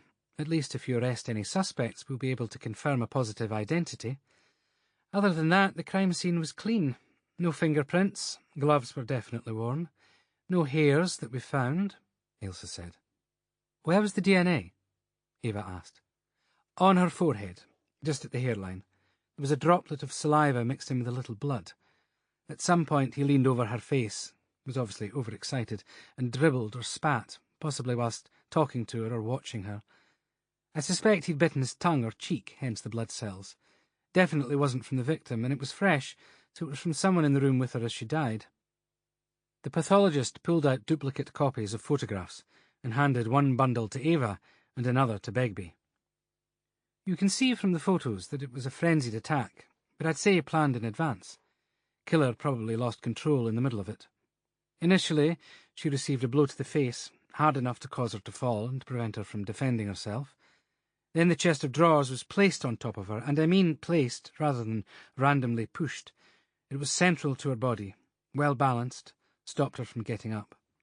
The positioning caused maximum damage to her vital organs. Looks as if her ribs broke first, then her sternum was fractured when additional weight was applied. The pressure to her stomach made the poor woman vomit, adding to the asphyxia she was already experiencing from being unable to draw breath into her lungs. She had a variety of other limb fractures and body-wide contusions. One of the broken ribs pierced her right lung, speeding up death, and by then she was probably grateful for it. Her internal organs were fatally damaged at that stage. Internal bleeding was extensive, as you'd expect. She lost control of her bowels pretty much as she died. Just moving the drawers would have taken a tremendous amount of strength. You're looking for someone very large, possibly who weight trains, works out regularly. Someone who was there for the specific purpose of making his mark. I'm not sure this one could be much worse, Ava said, rubbing a hand over her eyes. I'm inclined to agree with you, Ailsa noted. So, no good news at all? Begbie asked. In case you hadn't noticed, I'm a pathologist. When I walk through your door, I'm never bringing good news. I meant in terms of identifying a suspect, Begbie said. But someone so physically large that they won't blend into a crowd, if that helps. And he'd have had her blood and probably vomit on him as he left. He didn't leave any clothing or gloves at the scene, so somewhere there is very damning evidence. If you're willing to risk the public response, you can ask if anyone's husband, son, brother, landlord, whatever, arrived home stinking, exhausted and bloody on the night in question. I guarantee there's an evidence trail, Ailsa finished. And the festival death? Begbie asked, quiet again. He was slumped in his chair, his chin almost to his chest. Ailsa took another long look at him before answering. Only confirming what you already know. The incision was just above the waistline of his shorts, which were, I think the phrase is, low-slung. He wasn't wearing a T-shirt, so the flesh was accessible. Incredibly skilled work, if you'll forgive how extraordinarily distasteful that is as a concept. The attacks are polar opposites of each other. Odd on one night, but isn't it true that the least likely coincidences are always bound to happen? That one's going to take some old-fashioned boots-on-the-street police work. And with one less person than you normally have on your team, Callanach, Begbie added. DCI Edgar needs a detective with local knowledge to work with his men. They're stepping up the investigation since the cyber attack. Sergeant Lively, Callanach responded immediately. Finally, Ava gave a tiny smile. He knows the city better than anyone. He's also the least tech-savvy member of the squad. Even I'd have more chance of understanding the cyber crime unit briefing than him. I'm moving Max Tripp over. You said yourself you've no leads at present. You're all just sitting around waiting for divine intervention, and Tripp gets all this digital stuff. You can do without him for a couple of weeks. Sir, not Tripp. He's a good DC. I need him. Tripp was Callanach's go-to detective constable, arriving early, leaving late, who even managed to signal exhaustion with a bright smile. He was occasionally wearying to be around, but a welcome antidote to the older officer's cynicism. It's done, Callanach. Get some results and you can moan to your heart's content. Under those circumstances, I might actually listen. And the media department is up in arms that someone gave a statement to the press yesterday without going through them. Find out who it was and bollock them for me. Begbie's phone rang, and as one, they took it as their cue to leave. Ailsa caught Ava's arm in the corridor as they were parting. "How are you doing, dear?" she asked. "Getting on with it," Ava replied. "And your parents? I'm dreadful about keeping up with old friends. Not enough hours in the week and all that. You'll apologise for me, will you?" "Not necessary, Ailsa. They know how busy you are, which is why I'd better let you go." "Forgive me, Ava, but do you know how people speculate?" Ailsa took a step closer, dropping her voice a notch. "Your mother has missed several of the clubs she usually attends. Our mutual friends are concerned. Some have contacted me to ask if I know why."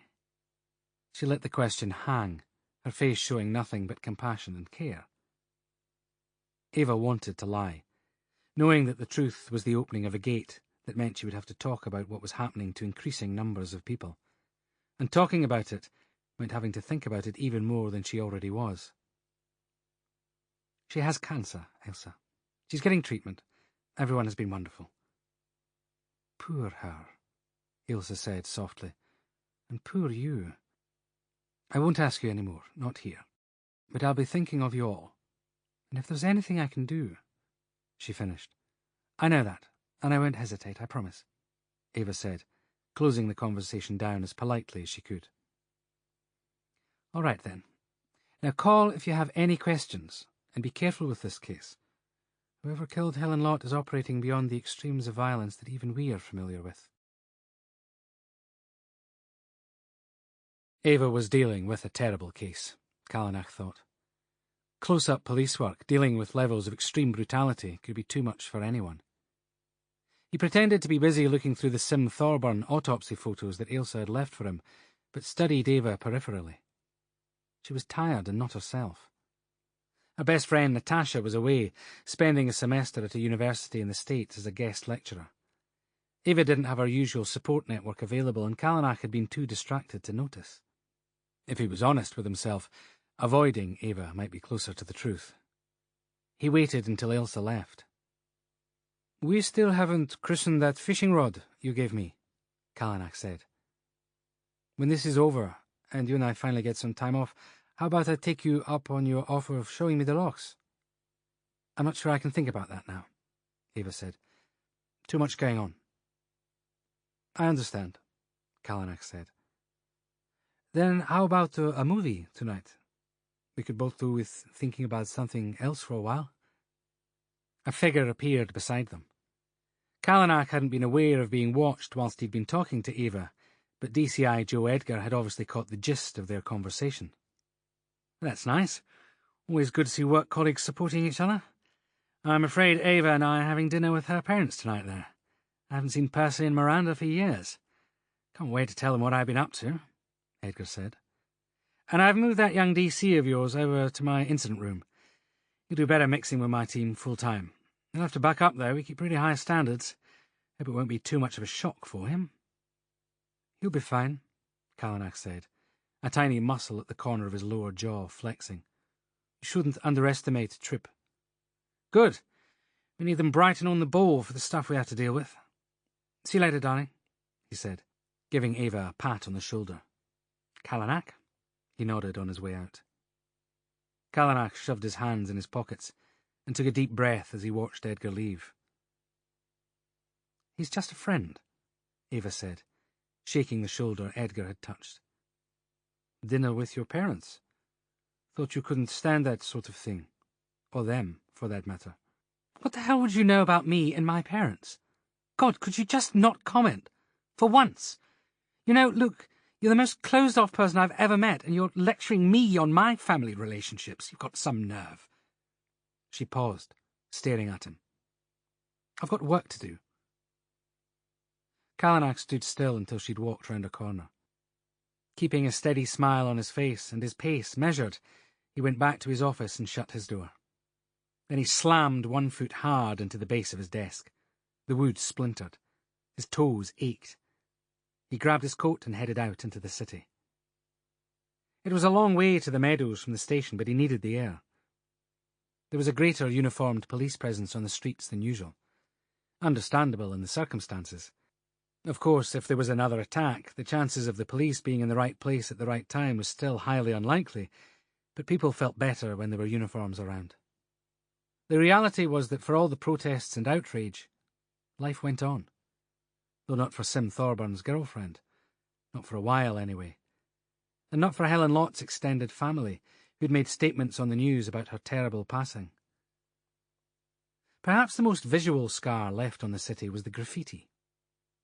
It had started with one scrawling that an eagle-eyed news reporter had captured the day after the first murder.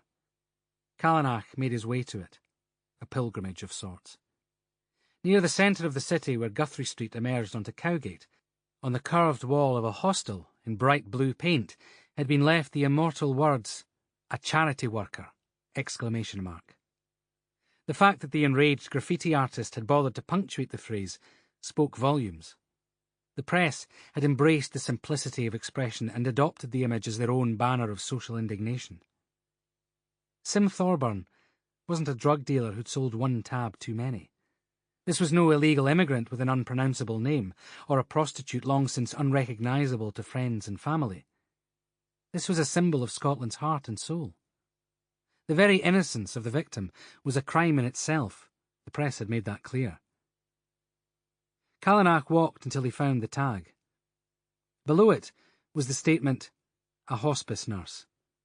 No punctuation this time, and the writing was smaller, in red. From there, the copycats had taken over, using the walls in every part of the city to vent their fury at the violation of their peaceful lives. Callanach couldn't blame them. Such violence was shocking. He'd investigated many terrible cases: child sex trafficking, drugs tested on Eastern European orphans, weapons experiments dressed up as religious wars. They had all come down to money. But this felt like something else. Perhaps just the sheer hell of it. That was what he saw in the words left on the city walls. Futility. Chapter 8. At home, a note had been stuck under his door. "Knock for me. Made way too much sausage casserole. Will keep it warm. Bunny." Callanach contemplated slipping into his apartment silently, before realising he'd spend the whole evening feeling guilty and rude, and opted for the path of least resistance.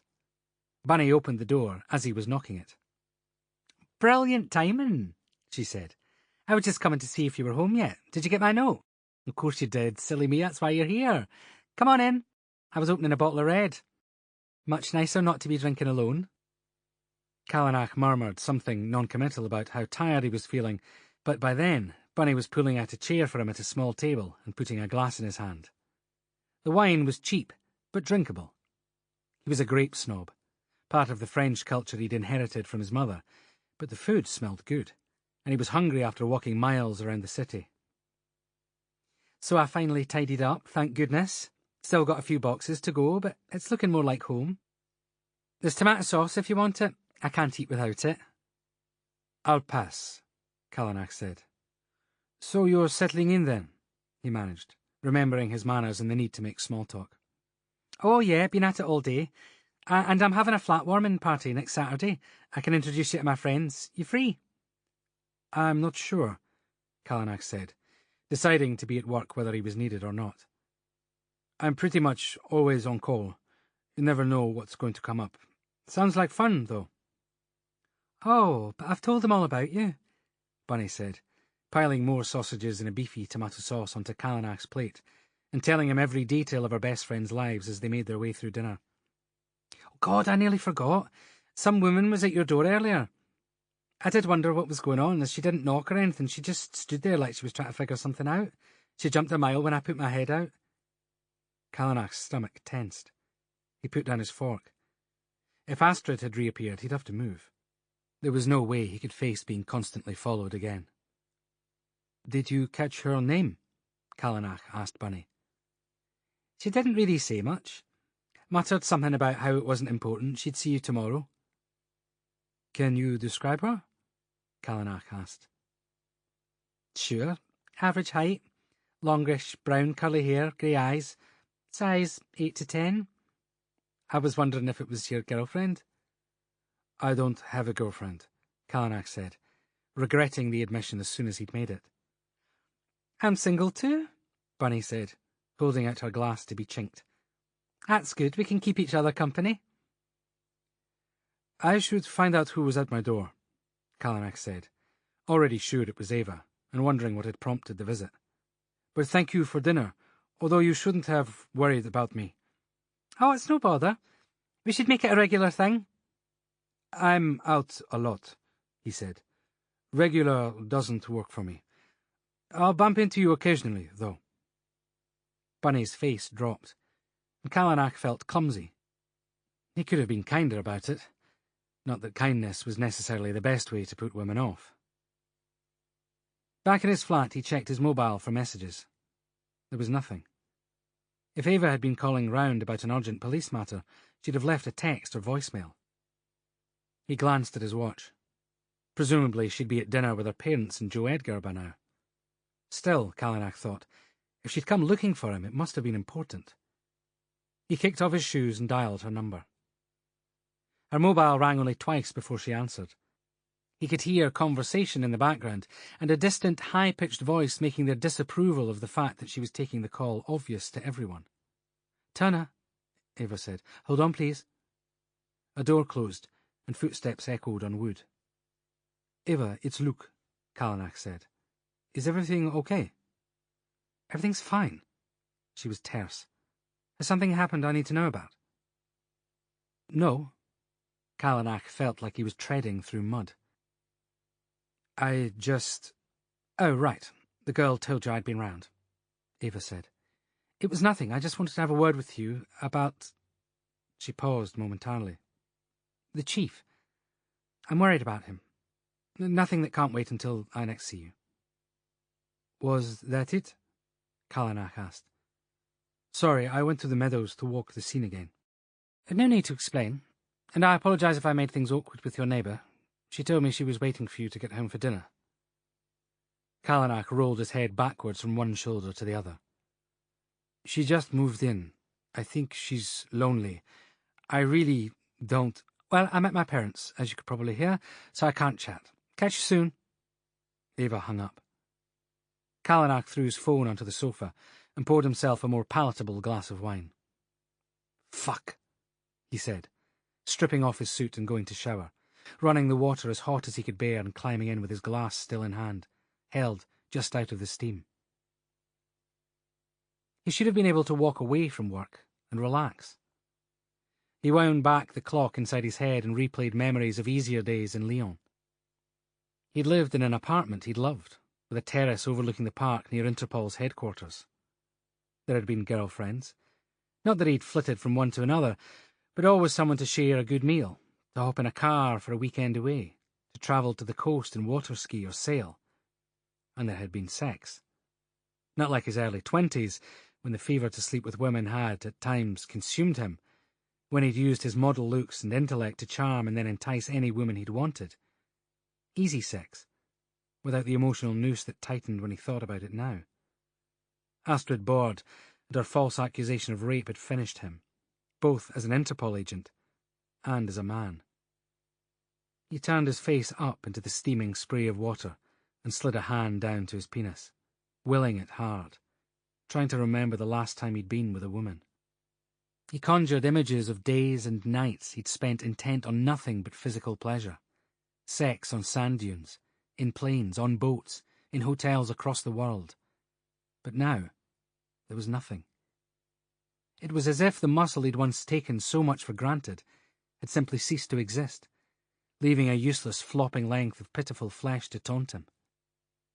Then there was a flash of another face in his mind, a woman he'd tried not to think about. With it came the jolt of a feeling he'd all but given up on, his muscles performing no more than a spasm in his hand, a quickening inside before it evaporated. Callanach grabbed the handle of the shower door, squeezing the metal as if he could crush it, growling aloud with the effort of trying to drag the life back into himself. But it had gone. That fleeting hope that he could be normal again. "Merde!" he shouted, smashing a fist into the shower glass, getting nothing in return except bruised knuckles and a dull thud. "Je suis pathétique." He reverted to French as he always did when he lost control, although the message was the same in any language. He was pathetic. But his muscles had flared into life, if only for a second. It was proof, as if he'd needed it, that there was no physical damage. "Enough," he said, snatching a towel and throwing it over his shoulders. As he walked through his bedroom, he paused to stare in the mirror. He was still in good shape, rarely going more than 2 days without punishing himself at the gym, naturally eating cleanly, always aghast at the piles of chips, pastry and white bread that seemed to flow through the doors of the station. He hated to feel bloated and heavy. His mother had lectured him about diet from before he could talk back. Fruit, vegetables, and protein. Everything else was just excess. She'd long since stopped lecturing him. Had not communicated with him at all since his brief spell of incarceration before he'd been bailed pending trial. He got his olive skin from her, and his dark hair. No matter how long he lived in Scotland, his skin was never going to be pale enough for him to pass as a native. It was as if his father's Scottish genes had passed him by. He ran a hand through his hair, pulling his shoulders back and inspecting his muscle tone as if he were buying a piece of meat. He'd let his head rule his body for too long, trying everything except therapy, save for those few embarrassing obligatory sessions with the Interpol psychologist before he'd served his notice. Determined to move on, he opened his laptop and skipped through a variety of websites until he found one that looked vaguely professional. Then he pulled his wallet from his jacket. In less than a minute, he'd purchased a drug without prescription and left his credit card details online. It wasn't clever, but it wasn't going to get him in serious trouble, even if he was caught. What worried him more, having finally made the choice to buy the drug that might offer him relief, was finding someone with whom he could use it. Chapter 9. 3 weeks had passed since Sim Thorburns' murder. 21 days when each morning was marked by the increasing quietness and frustration of Callanach's team. Today, the atmosphere was different. Not in his incident room, but certainly across the hall. A body of men and women was massing at the station. The way they were dressed and the palpable excitement could mean only one thing. Callanach realised they were on a pre-raid briefing. DC Tripp caught his eye, and Callanach managed a nod in response before his purloined detective constable looked back at the whiteboard where DCI Edgar was pointing at the blueprint of a building and barking instructions. However much money the hackers had stolen, or relocated, as the Unsung had released a statement to explain, was enough to justify a huge public expenditure to ensure they were caught. Callanach wondered what the difference in governmental financing was between the hackers' case and his investigation into Sim's murder. Probably best not to know, he thought. That way lay only bitterness and disillusionment. He had begun to accept that the trail to Sim's killer had run from lukewarm to cold. It seemed more likely than ever that it was just some random attack, perhaps mistaken identity, perhaps someone Sim had crossed unknowingly. Since the funeral, his girlfriend had left Edinburgh and returned to her parents' house in Newcastle, leaving only a forwarding address and a message to say how disappointed she was that there had been no progress. Callanach could sympathise. Since then, he'd lost 2 more squad members to an attempted rape outside a nightclub, and even Begbie hadn't asked for a progress report for a couple of days. Callanach watched as DCI Edgar's team trotted out of the incident room and down the corridor, like an army squadron given the go for a secret mission, albeit carrying warrants and laptops instead of guns. Tripp looked half embarrassed, half bored, as he kept pace in the line towards the stairs. "Sir," Salter said, coming up behind him, "we've had this passed on from the uniformed team on duty. An elderly gentleman missing all night. Wife is distraught. He's never failed to come home before. The major investigations team is doing missing persons now, is that right?" Callanach sighed. "Seems likely to be more than that. His mobile and wallet have been found on a park bench on top of a pile of books. Name is Michael Swan. This morning he missed a community awards ceremony. He was due to be recognised for the child literacy programmes he'd set up across the city. Wife said he'd been looking forward to it for weeks. Sounds more like he's had a breakdown and run away. Come on then, Salter. That's if DCI Edgar's left any vehicles for the rest of us. They headed east across the city, towards Craigentiny Golf Course. The expanse of greenery would have been visible from Michael Swan's bedroom window, Callanach realised, as his wife described how her doting husband had always dreamed of retiring next to a golf course. Ironically, he'd then become so consumed with what began as a part-time librarian's post that he'd barely picked up a club since. "Has he been unwell, or acting out of character at all, Mrs. Swan?" Salter asked, sipping the coffee that had appeared courtesy of an adult daughter who was comforting her mother. "No, my husband was a creature of habit. He came and went at certain times, had clothes for work and clothes for the weekend. He always told me if something was bothering him, and I could tell, you know. It's like that once you've been married long enough. But to leave his wallet and phone in a public place, he'd never be so careless." The daughter handed her mother more tissues from the box rapidly being used up, and Callanach checked his watch. The library wasn't normally open until later, but the caretaker had agreed to meet them there and open up. If Michael Swan had left a note anywhere, it was likely to be on his desk. At the library, it was confirmed that Michael Swan had checked out with his swipe card at 8:37 p.m. the previous day. Salter immediately radioed through to the station for a CCTV check of the route he'd have taken to the point where his wallet and mobile had been abandoned. Callanach moved forward at the caretaker's beckoning and looked through the documents left on a modern reception desk. "Is this where Mr. Swan would have spent most of his time?" Callanach asked. "Aye, here to check books in and out. The building's on 2 levels, the library down here, meeting rooms upstairs used for educational programmes and whatnot. Sometimes authors come here to talk about their books. Other evenings it's used for community meetings, you know, the local historical society, dieting club." The caretaker leaned down to whisper in Callanach's ear. "And the local alcohol and drug addiction service is in on a Wednesday, but we're not supposed to talk about that. Bit sensitive for those attending, you know." "And this is everything. He has no employee locker, no personal area?" Callanach asked. "There's a little staff area behind that glass there, used for administration, but also for coats, mugs, a place to concentrate without being pestered." The caretaker unlocked another door into a thin room at the side of the main library hall, half wall and half obscured glass, with desks lining one side, and full of the sort of mess that busy, hard-working people leave in their wake. "Here you go, laddie. This was Mr. Swan's mug. I'm sure it's all just a terrible mistake. He's a good man. No harm'll have come." The caretaker picked up a well-used, slightly chipped mug, bearing the legend, "Eat well, drink well, read well," clutching it to his chest rather too tightly. "Thank you," Callanach said. "We'll have a quick look round and let you get on with your day." Across the main hall of books was the entrance hall where they'd come in. Steps leading upwards were signposted to education rooms.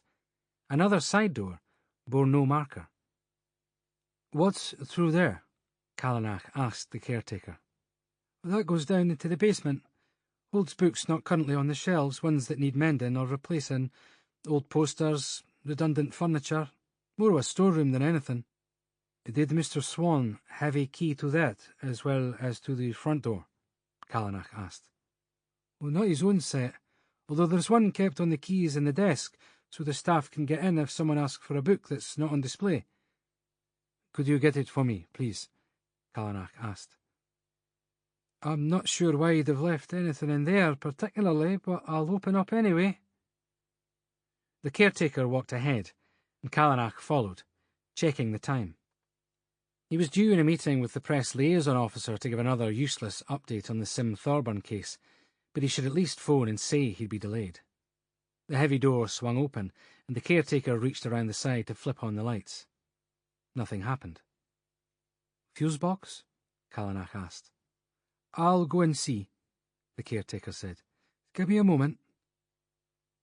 He wandered off back into the main hall as Callanach stepped inside, taking the few steps down into the basement. The door had been heavier than he'd anticipated, and it swung shut behind him. The area was effectively windowless, with a dim pane of glass glowing green-brown with moss and mud from decades of a lack of cleaning, and only the faintest vein of light from beneath the door at the top of the steps. Something rotten hung in the air, as if the basement had been built too close to a sewer pipe, polluting it with its sulphurous putrescence. Callanach took out his mobile and switched on the torch app that would drain the battery in no time, but it would do for him to get his bearings and stop wasting any more minutes. He walked between rows of books, all neatly stored, with boxes at the end of each line containing the expected jumble and junk. Children's toys, some costumes, aging furniture that no one had decided what to do with. He turned a corner, letting his phone shine at the floor, sensing rather than seeing obstacles as he walked away from the neat rows of books. There was a noise behind him. He spun round, disoriented. One foot flew out from beneath him, and he threw a hand to the side to grab what he could to stabilise himself. His other foot followed the same fate, slipping on the floor, and his free arm shot up rather than out, clutching at the first thing it touched. It was a textile, smooth and slippery, wet on one side. Callanach shouted as he fell, landing on his back as whatever his hand had found loosened in his grasp. He closed his eyes as pain shot through his coccyx. A few moments later, he repositioned his mobile and shone the light upwards. Above him was, without a doubt, the body of Michael Swan. He had been suspended horizontally from a metal structural beam by his neck and his bound ankles. Callanach could only see fragments as the beam of torchlight moved, shakily, along the length of the corpse. Whoever had hung him had almost entirely skinned Swan's face. Callanach had read numerous articles about it, but had never seen a case where it had been done. An incision had been made around the outer circle of facial skin, starting at one side of the lower jaw, heading up around the cheekbone across the forehead and back down the other side. Finally, like a perfectly skinned rabbit, his face had been peeled. Callanach felt the stickiness in his palm, and knew that the resulting flap of skin had been what he'd grabbed as he'd slipped. He didn't need the torchlight to confirm the pool of blood he was lying in. "Police officer, put down your weapons!" Salter shouted from the doorway, no doubt assuming an assault and possible injury. "I'm all right, Salter. There's no one else here." He may not have checked every inch of it, but Callanach was sure the assailant had left the building the night before, taking Swan's mobile and wallet with them. "The fuse box is fine. The light bulbs must all have blown." Callanach could hear the caretaker's voice getting closer. "Salter, get everyone else out of here right now. Close down the scene, contact the pathologist immediately, and call forensics in. Do not enter. I've already compromised the evidence." He could hear urgent instructions being given, and the sound of footsteps disappearing away. "You're sure you're not hurt, sir? It sounded bad," Salter called. Callanach unlaced his boots and left them where he'd trodden, so as not to spread any more evidence around the room. "Missing person confirmed deceased. I'm uninjured. It's going to be a difficult crime scene to process. I want an absolute lockdown on communications going out of here." Callanach moved gingerly towards the door, feeling his lower back as he went. He'd cracked it hard as he went down, and parts of his legs were numb. "What the fuck?" Salter said before she could stop herself. She started forwards to grab him, but Callanach raised a warning hand. "Don't touch me," he said. "If there were trace fibres or evidence on the floor, they're on me now." "Oh God, sir, you're covered in it. Are you sure you didn't injure yourself? Only that looks like too much blood." Her voice trailed off. "Take a breath," Callanach said. "Then call Begbie for me. He needs to see this for himself. I want the whole building sealed off. No one touches anything. Make sure the caretaker doesn't re-enter this part of the building." He could hear his own voice shaking. "How bad is it, sir?" Salter asked. Callanach just stared at her. "Will I send uniforms round to notify Mr. Swan's wife?" That will be our job, I'm afraid. But this will take a while, he said. Sirens were approaching at a pace.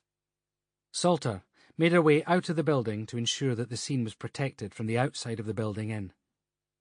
Callanach stayed as still as he could, knowing every item of his clothing would need bagging and testing. He tried not to think about the gore dripping from his trouser legs and hands. He had witnessed horrors before, but the gruesomeness of this was its staging, the dreadful, dramatic love with which it had been conceived, even to the point of smashing the light bulbs, he now realised, so that the full effect of the killer's creation could only be witnessed in torchlight. Michael Swan's face, reduced to a horror mask, still dripping with bloody gore, would forever be a scream in his memory. He felt dizzy, sick, made himself take air and get a grip. Technicians appeared, carrying swathes of plastic sheeting and battery lights by which to work. They said little as Callanach described the scene so that they could properly equip themselves, both practically and mentally. Ilse Lambert arrived looking concerned, issuing businesslike orders. "You're holding your back," she said, looking Callanach up and down. "I'm fine," Callanach said. "Just a slip. Ilse, this may be the worst. I'm going to organise a car to take you home, Luc," she said, pulling out her mobile. "There's no time," he said. "Then you'll have to consent to a paramedic assessing you for shock. If you try and drive in the next 2 hours, I'll have you disciplined myself. Understand?" Callanach considered arguing, but didn't. "Good," Ilse said. "Now this. Is it torture?" "Yes. Not sure if it was pre- or post-mortem. He's strung up, parallel to the ceiling." "My job would be easier if human beings had evolved without imaginations. Right, strip off. I'll have someone bring you a suit. They'll have to swab your hands and face as well. We'll need every fibre," Ilse said. "What happened to you?" Begbie roared, storming towards them, almost bursting out of the crime scene coveralls he was wearing. "Has this whole city gone mad?" "You'll achieve nothing like that," Ilse told him gently. "And my crime scene needs minimal disruption, so go in easy if you don't mind." "And we've no idea who we're looking for, is that right?" Begbie aimed at Callanach. "Not as yet, sir," Callanach responded. The chief was already pushing himself through the doorway into the basement that was still in the process of being lit. Callanach heard a string of expletives bellowing from the storeroom in an ever more guttural and breathy Scots accent. Begbie was both furious and bewildered, a combination of emotions with which Callanach could sympathise. There was a pause, a loud groan, then a thud. Other voices called out. Ailsa and Callanach went running. DCI Begbie was on his side on the floor, one hand clutching his chest, feet paddling furiously against the pane. "Call the paramedics," Ailsa shouted to the nearest scenes of crime officer. The chief's breathing was more reminiscent of a marathon runner than someone who had recently made a trip of a few hundred yards from a car, hauling air in and chugging it out. Ailsa removed his tie and loosened his shirt, while Callanach grabbed a torch from a passing officer. The additional light showed Begbie's face as ashen but slick with sweat. His jaw was clenched tight, eyes wide. Callanach took hold of Begbie's right hand, half expecting rejection. The chief squeezed Callanach's in silent reply, gripping hard, holding on. Blood trickled from his knees and hands when he'd hit the floor, and he looked unexpectedly like a victim. Confused, scared, helpless.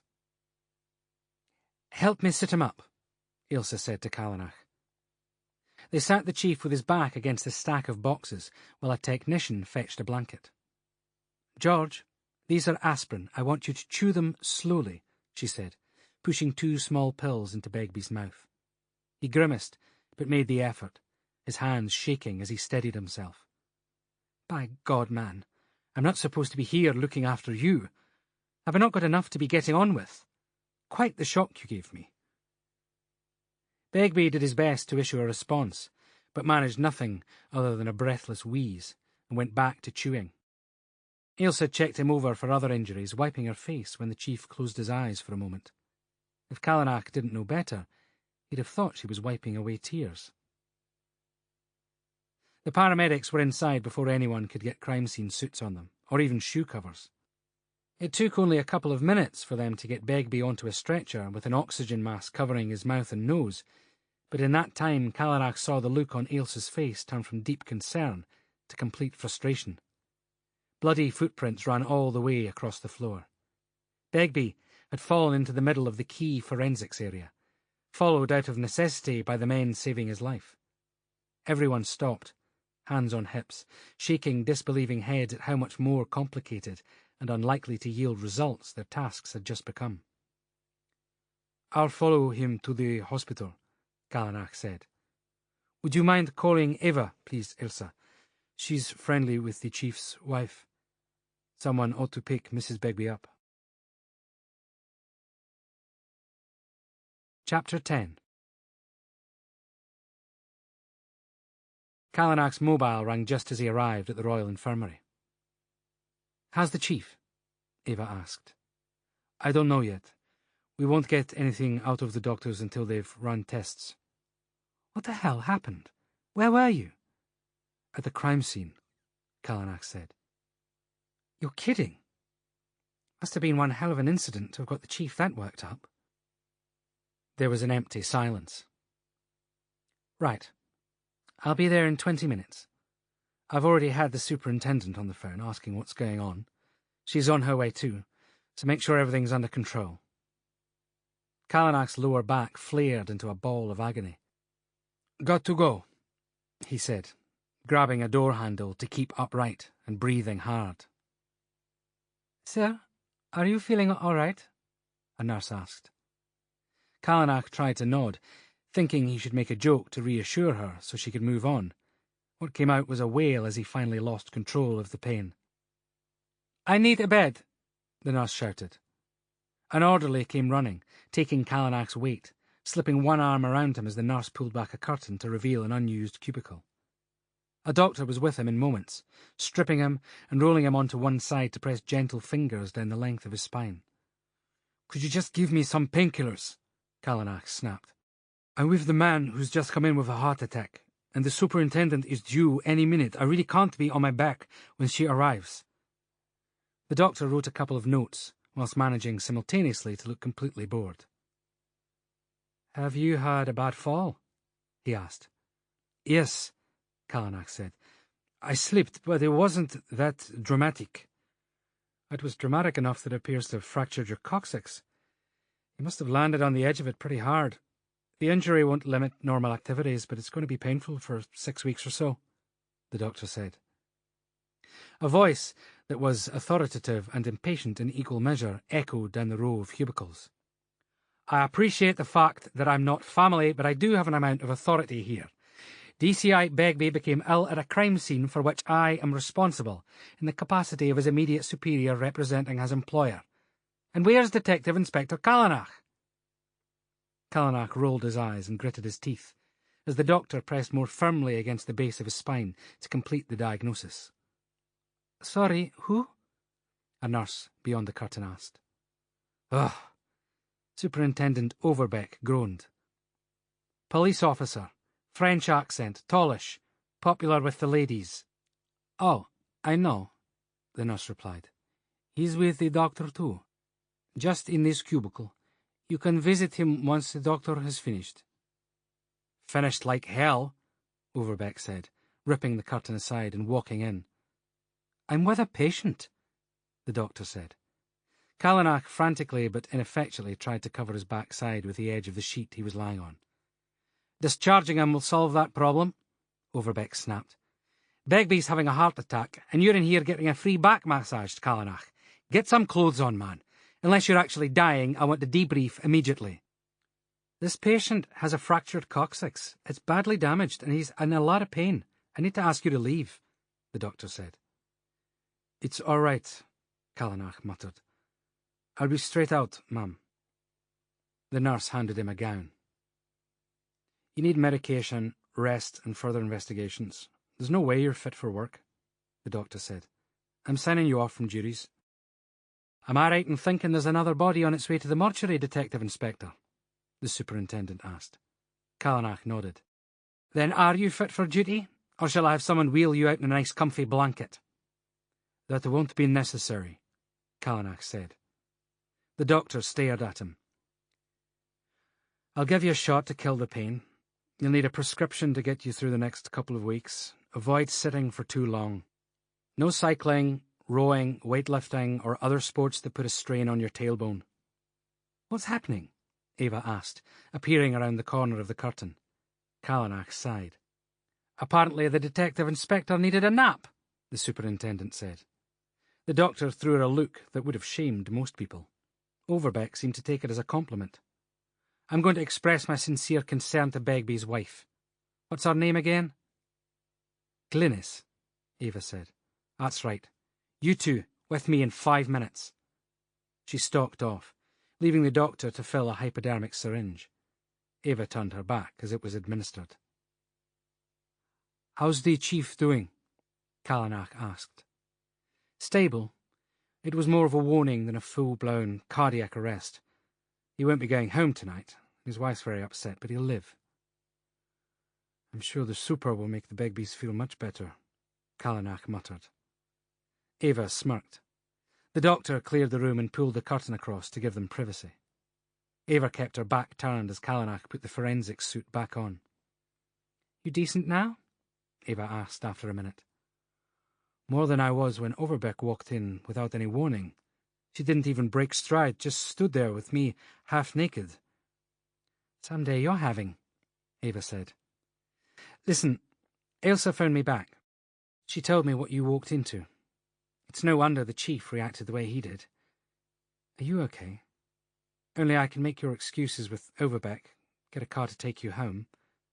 I don't think I'd have a job to come back to in the morning, Callanach joked. A drink after work would be good, though. If you're not busy, it'll be more fun than just taking painkillers. Ava paused before meeting his eyes. That sounds like a good idea. I'll meet you back at the station. We can go on from there. It was 2 p.m. before Callanach left the hospital, and his next stop was the mortuary. Ailsa was waiting for him with coffee as he walked into her office.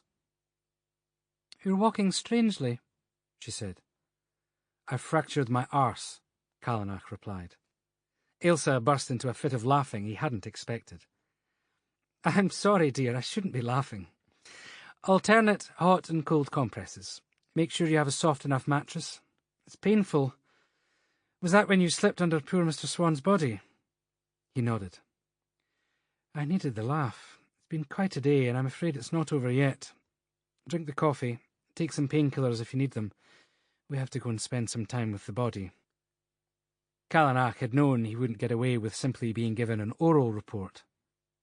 He viewed hundreds of dead bodies in his time, witnessed scores of autopsies, but this one was going to leave an indelible memory. He did as suggested, and swallowed tablets before getting a gown and going in.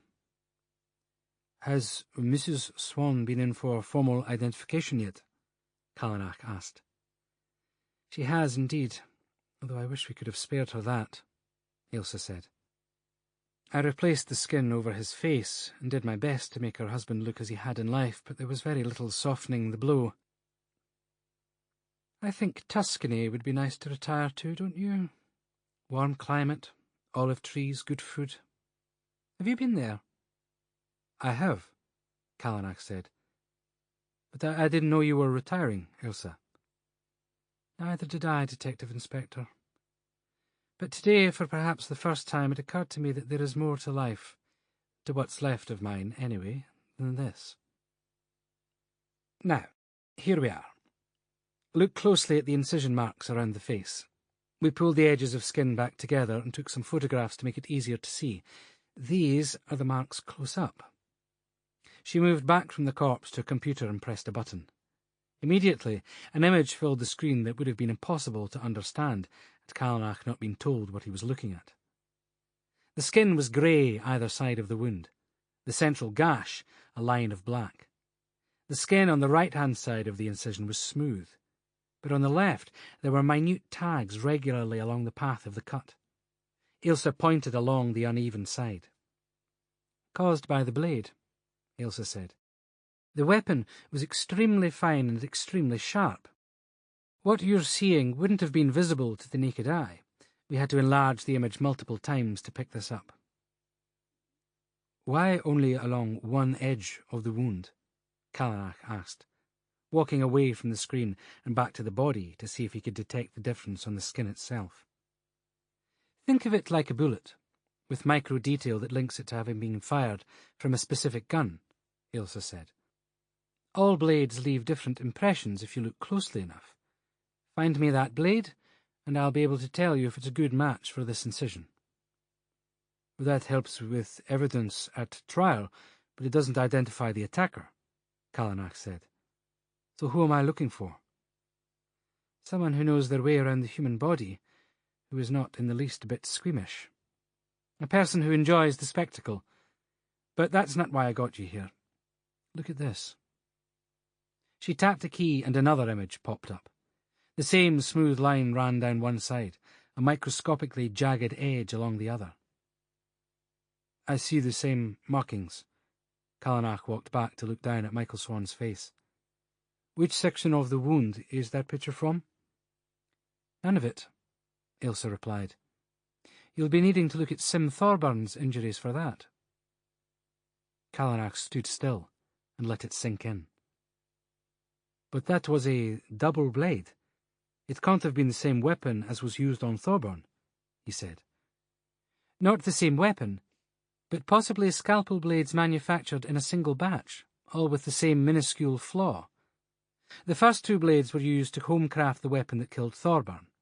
The next one became part of a more traditional knife.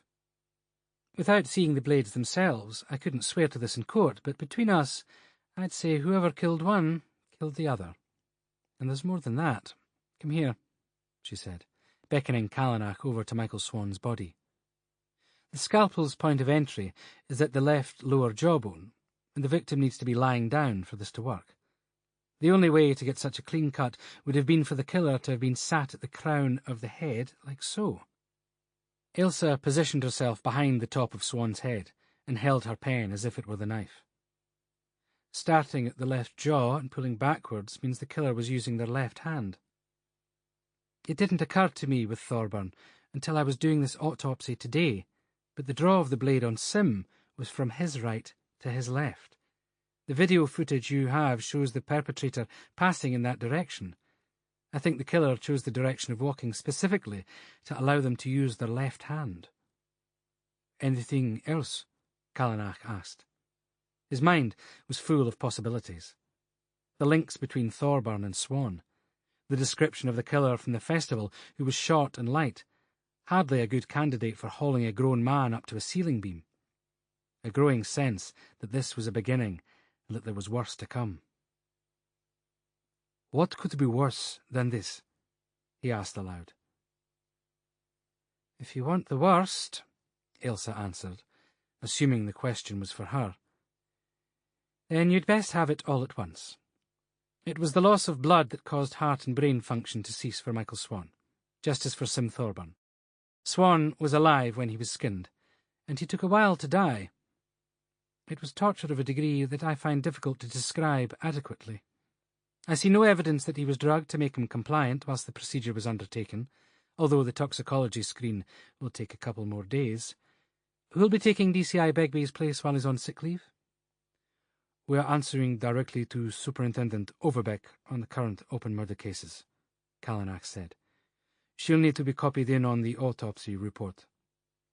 "She'll have it tomorrow. You'll be needing to rest your back now. No point in aggravating it any further." "It's potentially a serial killer getting started then, Ilse. That's what you think?" he asked quietly. "It's a possibility we cannot afford to ignore. You and I have seen enough to recognize the signs. When people enjoy killing to this degree, there's very little that stops them until they're captured or dead." "Ilse, about the leaking of the autopsy report on Ava's investigation into Helen Lott's death," Callanach began. "I know what you're going to say, and I agree. It would be disastrous for that to happen here. But it was no one in my department, Luc. If you find that I'm wrong, I'll take full responsibility, but my staff respect what we do here, no matter how long the hours they work and how difficult the circumstances. No one does this job for the pay or the glory, and those who don't like it leave pretty damned fast. Everyone my end has been interviewed about the leak, and our procedures have been security checked for weaknesses. We're clean. I can't believe it's anyone at the station, Callanach said.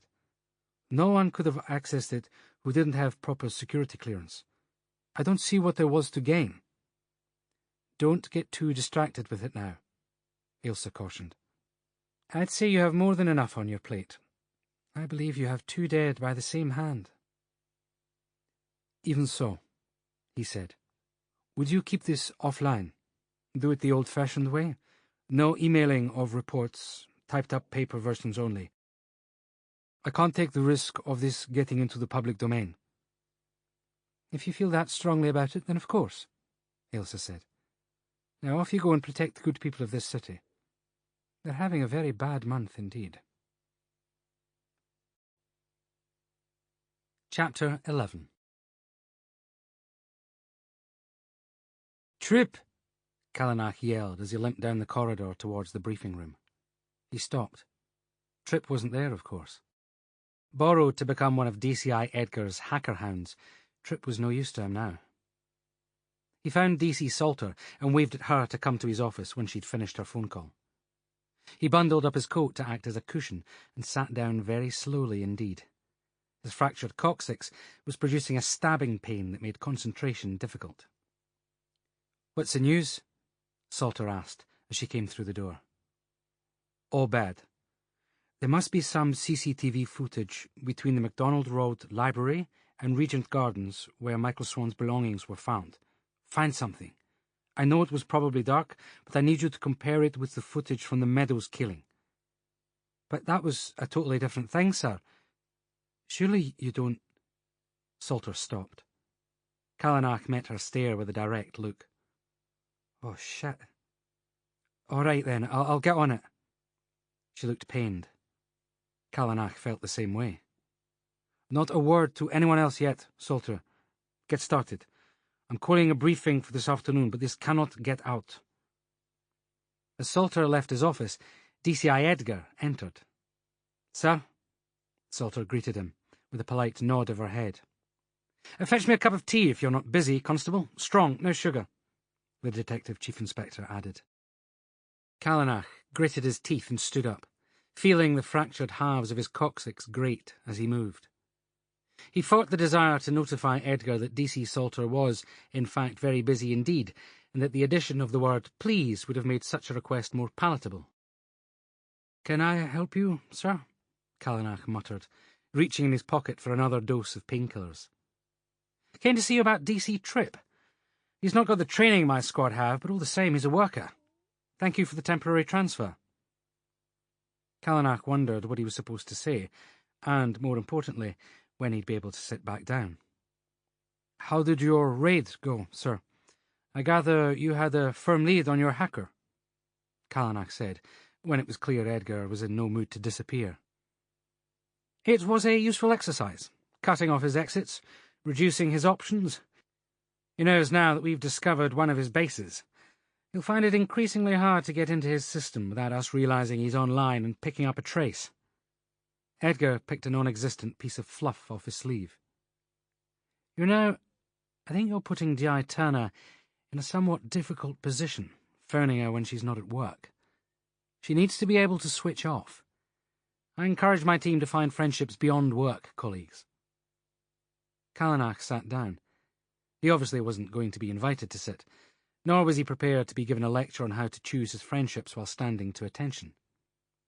"I'm surprised Di Turner finds herself incapable of making that plain to me in person," Callanach said. "I'm surprised you wanted to suffer the humiliation of having to do so," Edgar said, straightening up. "She and I go back a long way. We're extremely close. Intimate friends, you might say. You'll appreciate she's been able to confide in me about her need to distance herself from certain aspects of her work life." Callanach wasn't in the mood for DCI Edgar's little chat, and he certainly didn't have time for any more prevarication. "Meaning me?" Callanach asked. Ava thought she might get aggressive about it. Perhaps that's why she hasn't mentioned this herself. I don't know if it's a French thing, Detective Inspector, or an Interpol thing, but women here like to have their personal distance respected. The gloves were off then. Callanach stood back up, determined not to let the pain caused by the move show in his face. "And I don't know if that was a racist thing or a jealousy thing, Chief Inspector, but I've nothing other than respect for D.I. Turner, and she knows it. So it seems to me that perhaps you're following your own agenda here, more than acting on her behalf." "Careful now," Edgar said, leaning across the desk and into Callanach's face. "You wouldn't want me feeling the need to speak with your superior officer about insubordinate behaviour." "Go ahead. DCI Begbie knows me well enough, even if I haven't been here that long. I'm sure he has no more desire to have Scotland Yard's away team here than I do," Callanach replied. "I'm sure you're right. But Begbie's not here. He'll be lucky to get declared fit this side of Christmas. I think you'll find that Superintendent Overbeck and I see eye to eye on most things. Certainly, she wouldn't want one of her DIs claiming sexual harassment against another of her DIs. Can you imagine what a public relations nightmare that would be?" Callanach laughed out loud. DCI Edgar waited until Callanach had finished, then walked to the door.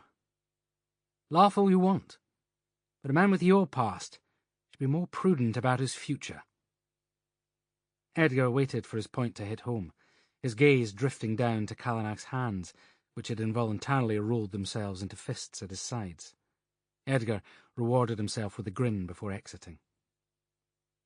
Callanach stared at the wall ahead, breathing hard. Ava would never make such an allegation. She'd know how much that would hurt him.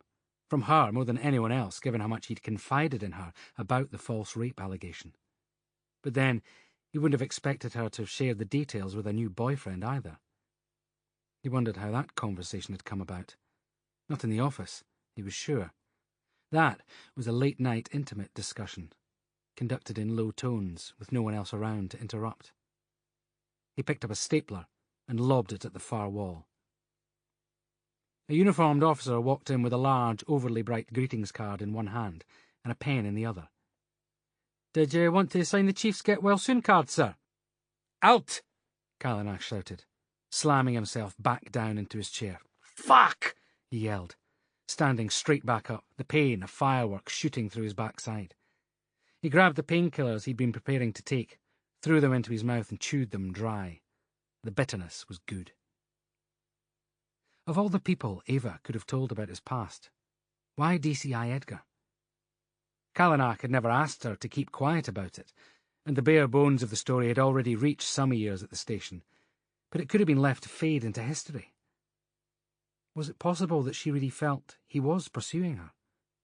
They'd seemed to have become friends, spent time together, sometimes with other people, occasionally alone. If Ava felt intimidated by him, how come he'd never sensed that from her? Salter appeared, holding a cup of tea. "Oh," she said. "DCI wanted a cuppa. Is he coming back, do you know?" "Not into my office, he's not," Callanach said. "I'll take the tea." Salter handed it over carefully, taking a few quiet paces over to the wall and picking up pieces of broken stapler from the floor. Did you maybe want some biscuits with that?" she asked. "No," he said, slamming the cup down onto his desk. "But thank you," he managed. "Come on, Salter. Get someone else to carry on where you left off with the CCTV. You're coming back to the MacDonald Road Library with me. And phone Elsa Lambert. See if she's got some free time to meet us there. Tell her it's urgent.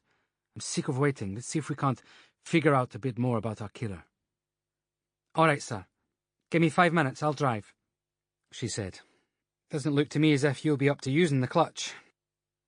Callanach glared at his laptop screen. He was angry, fed up with fighting a past he hadn't asked for and that wouldn't let go. Perhaps it was finally time to draw some lines under it all. Maybe that's what it would take to move on. He had a couple of minutes before Salter would be ready. More than enough time to write the one email he thought he'd never have the heart to write. Maman, he began, writing in French, speaking English in his head, forcing himself to move forwards and adopt the country of his birth as the place to build a future. He didn't allow himself the luxury of emotion as he wrote. There had been too much of that, too many months of grief and regret. His mother had slowly removed herself from his life as the months passed when he was awaiting trial in Lyon. Finally, with the trial date just days away, she had disappeared. His efforts to contact her had ended in changed mobile numbers and letters returned unopened. There had been no attempt by her to explain her reasons. Her absence alone was enough content for a novel. She had no faith in him. It had been too great a test, even for a mother's love. Mum, it seems you've decided to have no more contact with me. I will leave you in peace. Luc. He clicked send, shut the laptop, and put on his jacket. Chapter 12. By the time Callanach and Salter reached the MacDonald Road Library to the north of Edinburgh city centre, Ailsa was outside waiting for them, eyes on her watch. I wasn't sure you'd be at work today, she said, greeting Callanach with a pat on the shoulder. Is it sore? Haven't noticed it, Callanach lied, looking up over the building's exterior. I do like a bit of creative stoicism, Ailsa smiled. I'll be down in the cellar seeing what sort of shape the crime scene is in. Meet me down there, and don't be too long about it. My clients may not be able to complain, but I still don't appreciate keeping them waiting. The library was a stunning old 3-story construction, with a round turret on the corner. None of the windows were broken, and no locks were forced. The ground-level doors were alarmed, so how did the killer get in? Callanach asked Salter. Maybe they hid, Salter said. Waited until everyone else was out and then reappeared. They walked past the police officers still protecting the crime scene, ducked the crime scene tape, and entered. Callanach studied the layout with fresh eyes. Beyond the front door was a foyer, with a staircase to the right leading up to community rooms. The door past the stairs led into a large studio area. Straight ahead was the central section of the library. Extraordinarily light, with architectural glass ceilings and tables for reading and working, the main body of the library had notices that proclaimed the watchful eyes of its CCTV system. Callanach called over one of the CSIs working on site. What's the last you found of Michael Swan on the CCTV? Callanach asked. I can show you, she said, opening up a laptop. A fuzzy black and white picture came into view. This is the victim here. He leaves the central library room from the staff area and walks towards the front doors. We're assuming that was him intending to leave for the night. Run it back a bit, Callanach said. The footage reversed for a couple of seconds at high speed, and Callanach hit the spacebar to stop it. Play it from here. Michael Swan could be seen from the camera at the rear of the main room, walking towards the staff area at the right-hand side of the frame. He paused once, turned his head, walked out of frame, and then came straight back, walking out towards the main doors. The latter part was the shot they'd watched initially. He's not carrying anything, Salter said. Actually, if you look carefully, you'll see he has his keys in his hand when he walks back across. That's what makes it obvious that he's about to leave, the CSI said, sighing as she spoke. How often do you leave work after a whole day with nothing in your hands? Salter responded. It's summer, the technician replied, brushing hair out of her eyes and adopting a tone of voice midway between stroppy and defensive. He hardly needs a coat. I don't see how this is evidentially important. Salter clearly had more to say. She looked at Callanach before continuing. It wasn't like her to get involved in an argument, but he could see she wasn't done yet. Have you had another member of the library staff show you Mr. Swan's personal effects? Salter asked, ignoring the challenge and following her own line of thought. Of course. There's the usual work paraphernalia, mugs, pens, notes, a book he was in the middle of reading, some other random personal correspondence. We followed procedure, everything's been bagged and tagged. Could we see it, please? Salter asked. The tech called a uniformed officer over, who promptly disappeared, then returned with a large clear plastic bag, containing several other smaller plastic bags, each containing a single item. Every bag had a label with a unique reference number, time, date, and location on it. Callanach and Salter looked through each one.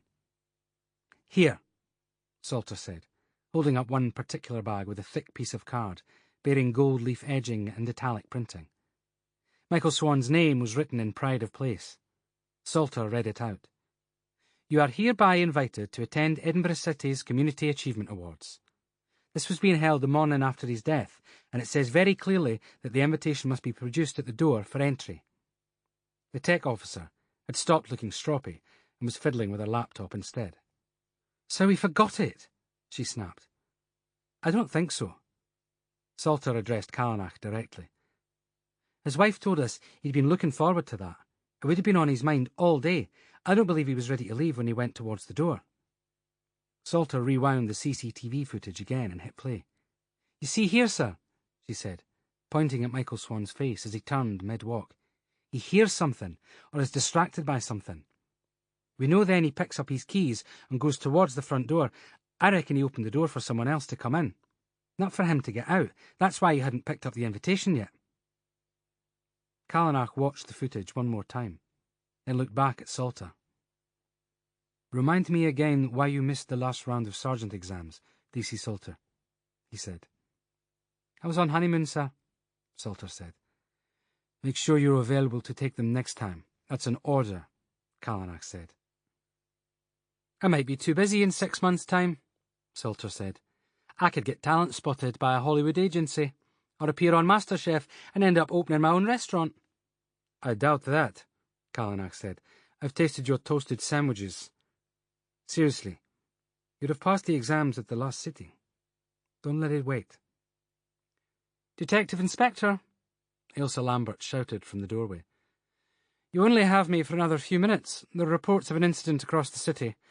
My team will hold the scene for me briefly, but it's now or never. I have a full day ahead."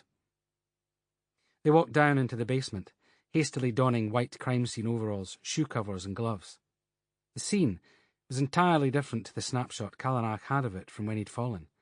The area was now lit from all angles. Michael Swan's body had, of course, been taken down, but he was still suspended there in Callanach's mind. "2 questions," Callanach said. "How did the killer get Mr. Swan to come down here? And how did they get him into position hanging from the overhead metal beams?" "If he let the killer into the building voluntarily," Salter said, "it must either have been someone he recognized or someone who seemed non-threatening." "Okay. Assuming either case, once in the building, they persuaded him to open the basement and come inside." "Easy enough if they were armed," Ailsa noted, pulling a thick wad of A4 photos from a folder. "Showing a knife or a gun would have the desired effect. Getting the man 7 feet into the air makes less sense. The killer would have had to put down their weapon. No way of tying these knots without 2 hands. Ailsa paused to point out close-ups of the knots. Both were tied in the same way. One binding the hands, one binding the ankles, then another rope had been passed through the ankle knot, through the hand knot, and looped around his neck. "What damage did the rope around his neck do?" Callanach asked. "Very little in real terms, and it certainly wasn't strangulation that killed him. The rope would have been useful to keep him still while his face was skinned. Of course, he'd have been on his back whilst that was being done. Other than that, once he was hoisted up to the ceiling, it simply held his head in place until he was found. There's virtually no internal damage to the neck or throat area, only external bruising and chafing of the skin." Callanach moved to stand in the area where he'd fallen, directly below the space that Michael Swan's face had filled. "So, he stood still whilst his hands and feet were tied. The killer at that point holding no weapon. Mr. Swan is then restrained by the additional rope fed from ankles to neck and is laid on his back and skinned while still conscious. No drugs in his system, no blow to the head. I'm as sure as I can be that he was conscious when it started. I would guess he blacked out from shock and pain at some point, But he might well have come round again prior to blood loss stopping his heart and starving his brain of oxygen. So he must have been hoisted up, Callanach said. Ailsa handed him a different photograph. This one showed Michael Swan in his final position, tied to the metal structural supports that ran across the ceiling and facing down towards the floor. Somehow, the photographer had managed to get high enough to capture the scene from parallel with the body. The image was ghoulish and dizzying.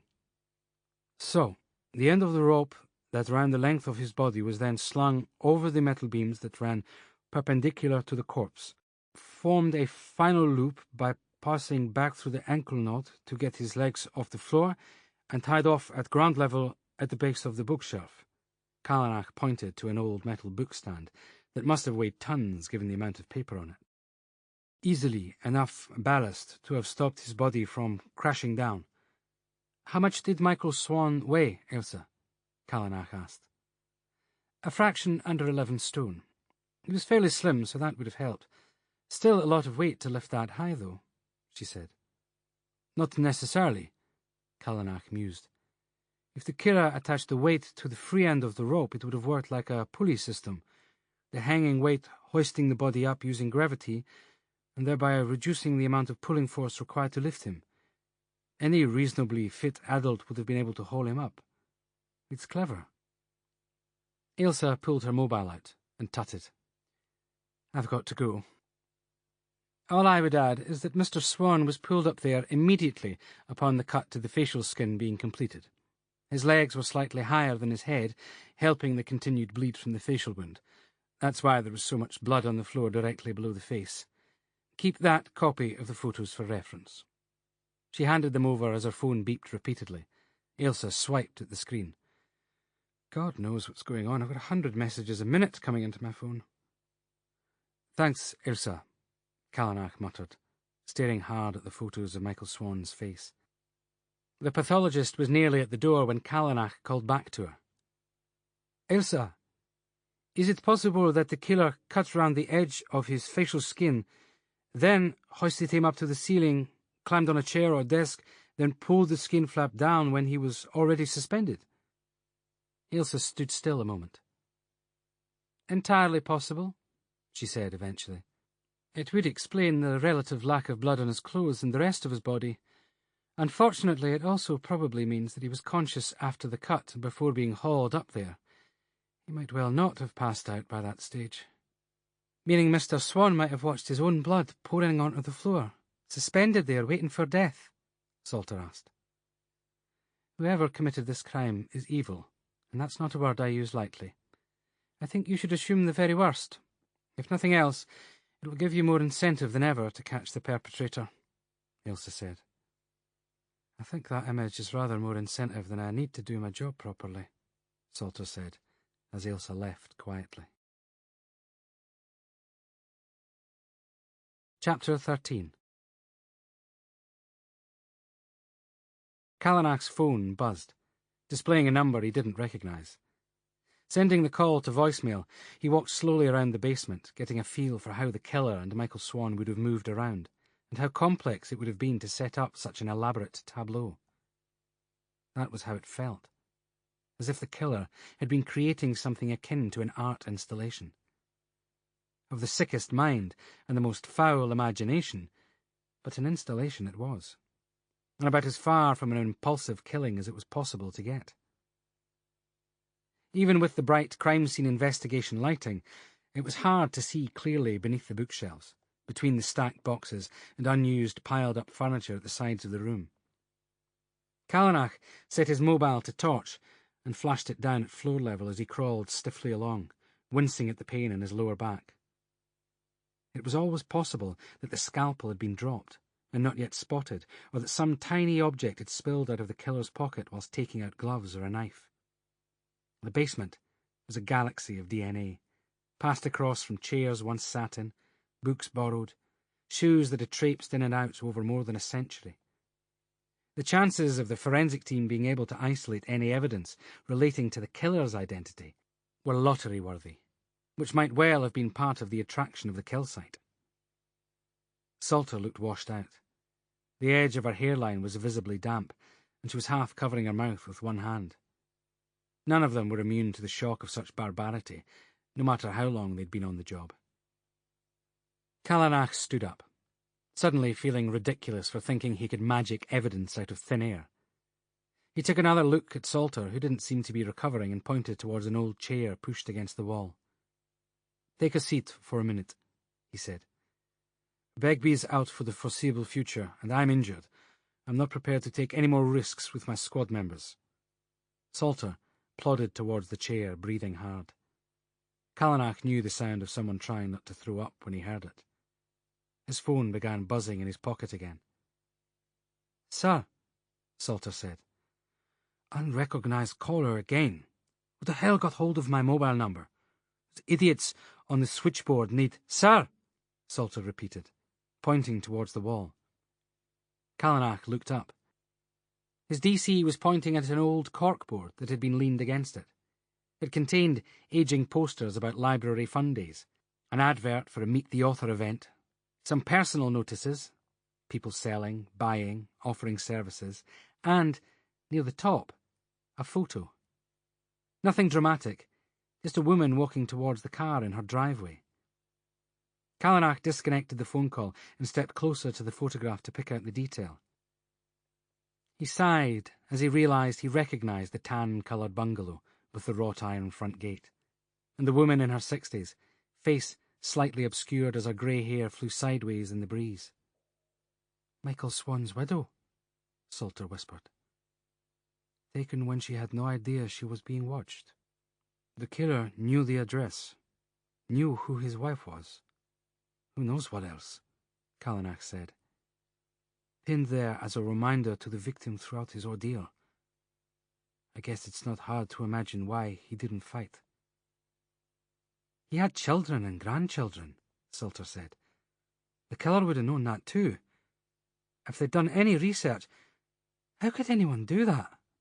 Not just kill, but literally deface a man." "Mrs. Swan had no idea she was being watched," Callanach repeated, peering closer at the photograph. "That's what makes it so scary. The killer could have been there hours, or watching for days. Get it logged as evidence, then have a copy taken. I need you to go directly to Mrs. Swan's house. If she can tell us when it was taken, maybe we can understand how long this was going on." Salter's phone rang. She answered the call and walked a few steps away to talk, as Callanach proceeded to the exit to strip off his suit. As soon as his feet hit the pavement, Callanach's mobile began to ring too. "Yes," Callanach snapped. "This is Lance Proudfoot. We spoke before, and from the online news blogging site. I thought we'd concluded our conversation, Mr. Proudfoot. I'm busy, so do you have a comment about the latest body, Detective Inspector? We've got the photos already, so if you could just give me a line or two about how Police Scotland plans to investigate, or what reassurance you can give the public." "How the hell did you get photos of Michael Swan's body?"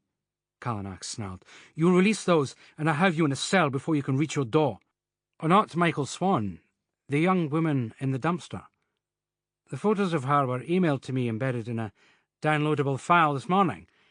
Me and the rest of the popular press. Unfortunately, it's not exactly an exclusive. Did you not know? A huge part of the city has been closed off. The police are everywhere." "Salter, what have you got?" Callanach shouted over to her.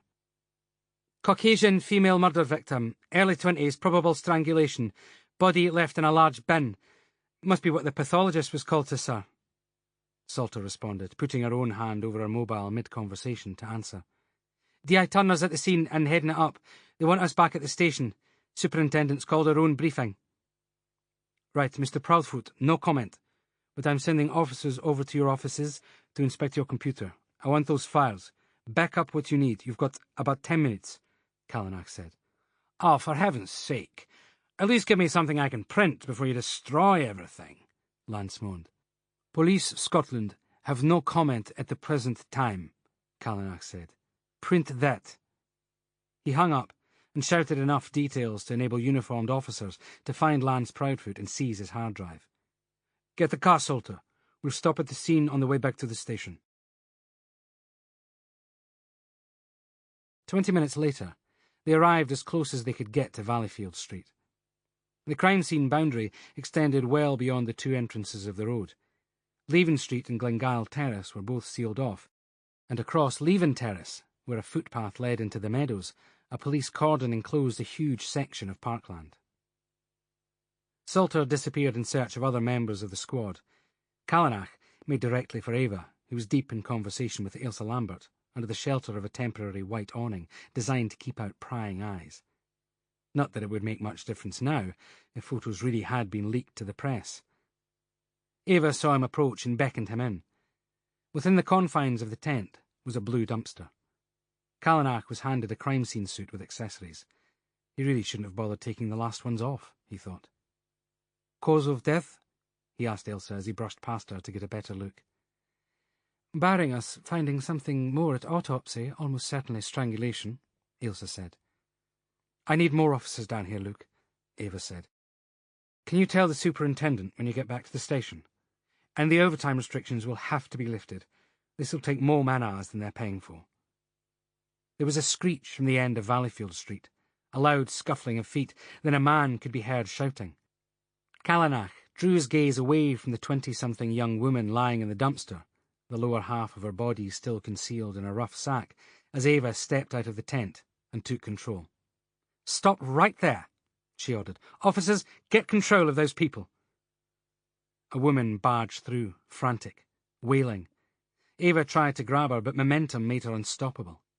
She pushed Ailsa aside and launched herself towards the dumpster, hands gripping the edge, peering inside.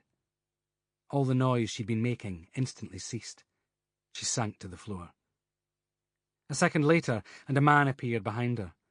He took one look at her face and stumbled, his knees hitting the pavement hard, falling into the woman's side.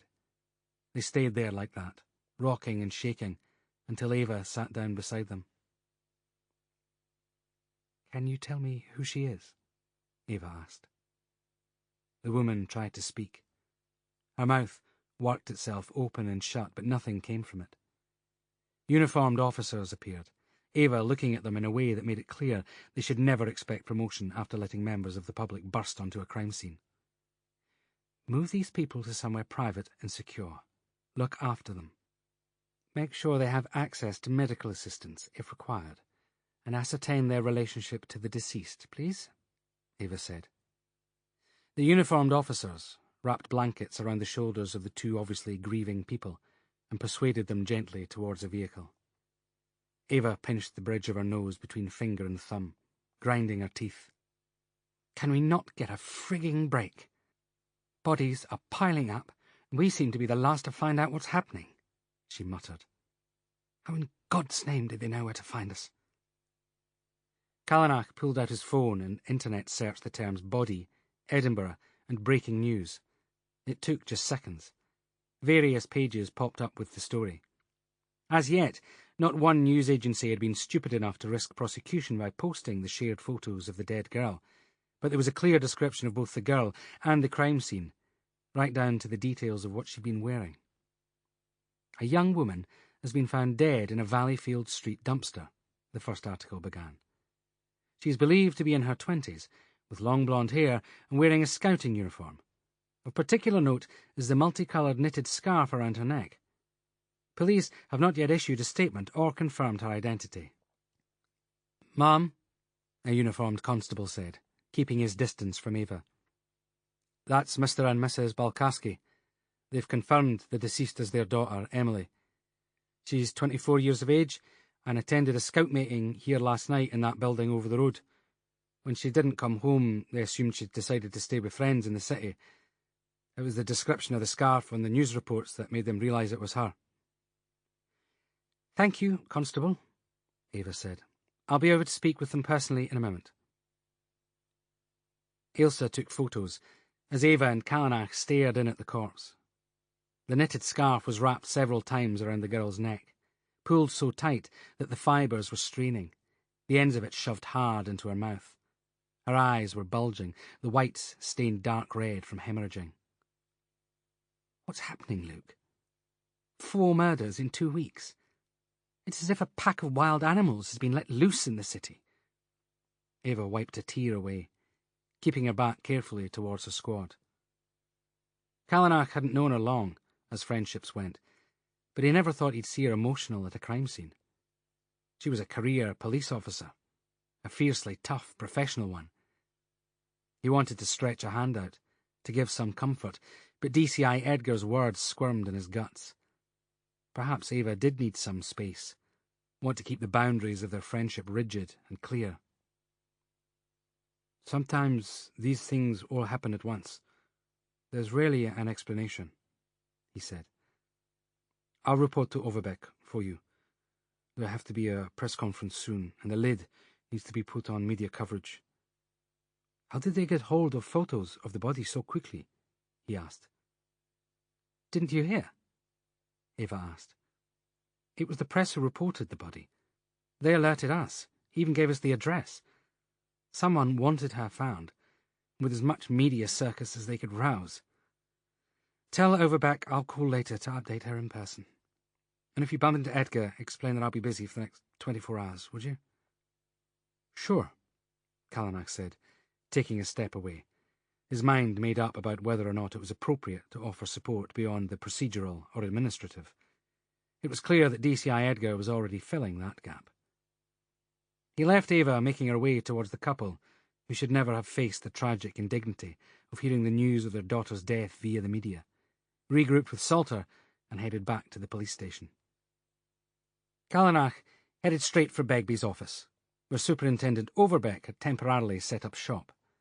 She was on the phone when he entered, cooing a mixture of "yes, sir," and "no, sir," into the mouthpiece in a reassuringly soothing manner. 5 minutes later, she put the phone down and looked up. Sit down, Callanach. I've got gridlock across a square mile of the city. The press want to hang me out to dry, and I'm being chased by a team of American fucking documentary makers who want to do a 2-hour special on the murder craze sweeping out of control on Edinburgh streets. Mum, I've just— Don't speak, Inspector, she said, taking out a mirror and lipstick. Your current job is to accompany me and not to bollocks anything up. We are going down to give a press statement now. The ladies and gentlemen of the media are to be regarded as our friends, the sort you exchange Christmas cards with, but are always too busy to actually see in person. We will appear obliging, whilst giving them precisely nothing. We have an opportunity with these cases. We can solve them quickly, providing justice and relief to the families of the deceased, and come out of this acclaimed and heroic.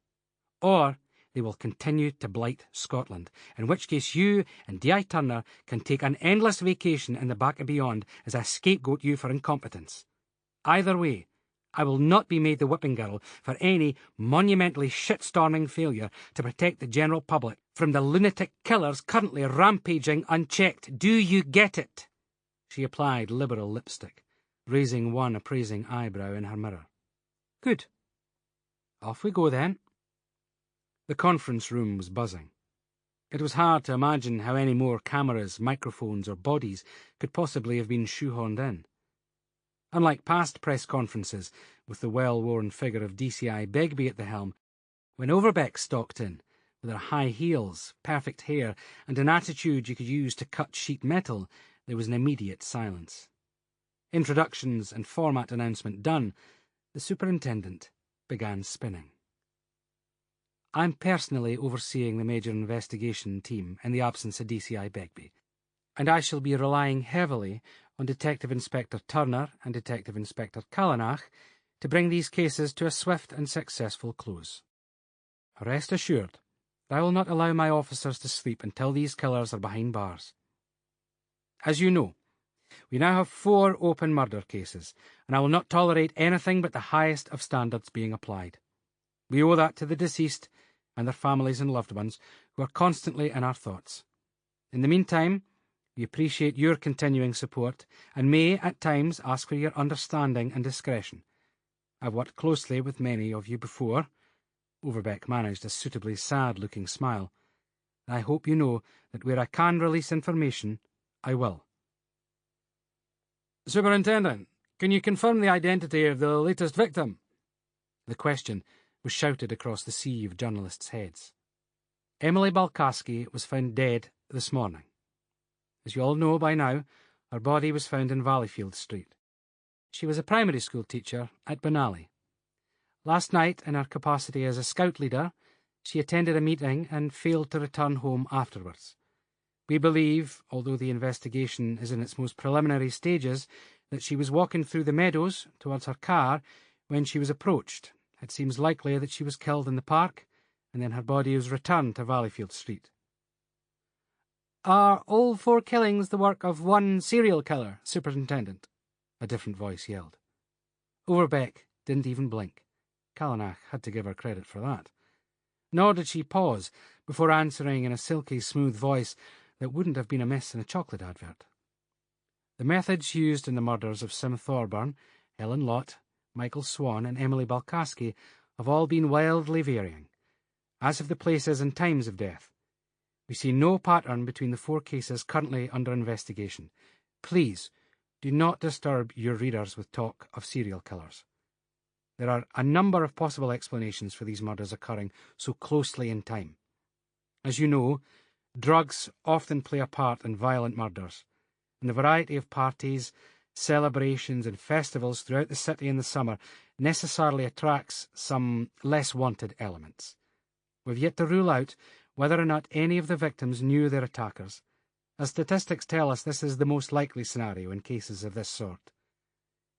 Why hasn't Police Scotland released the details of how Michael Swan was killed yet? A man near the front asked. Callanach recognised him from an online search as Lance Proudfoot. He was balding, tall, and sporting a T-shirt that proclaimed him an avid Rolling Stones fan. We are still liaising with Mr. Swan's family, and there are some highly technical forensic issues. We hope to have a statement with you in the next 48 hours, Overbeck replied. Was the police raid on a warehouse in Newington linked to the murders?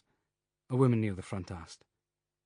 Callanach wondered how much more successful the investigation might be if all the journalists worked for the police instead of the media. They certainly knew more than he did about what was going on around the city at the moment. Whilst I can't give you any specific information about that, I can tell you that the raid you're referring to was part of an ongoing investigation by a specialist team from Scotland Yard, and nothing to do with any of the murders. That would be DCI Edgar's hacker then, Callanach thought. That case didn't seem to be progressing at any great pace either. He needed DCI Trip back. Callanach would have to talk to Edgar about when that was likely to be possible. And now I'm afraid I'm required elsewhere, Overbeck went on. Any other questions should be directed through the Media Liaison Office, and you all have the crime line numbers to encourage the public to come forward with information. Please do remember to add them to your releases.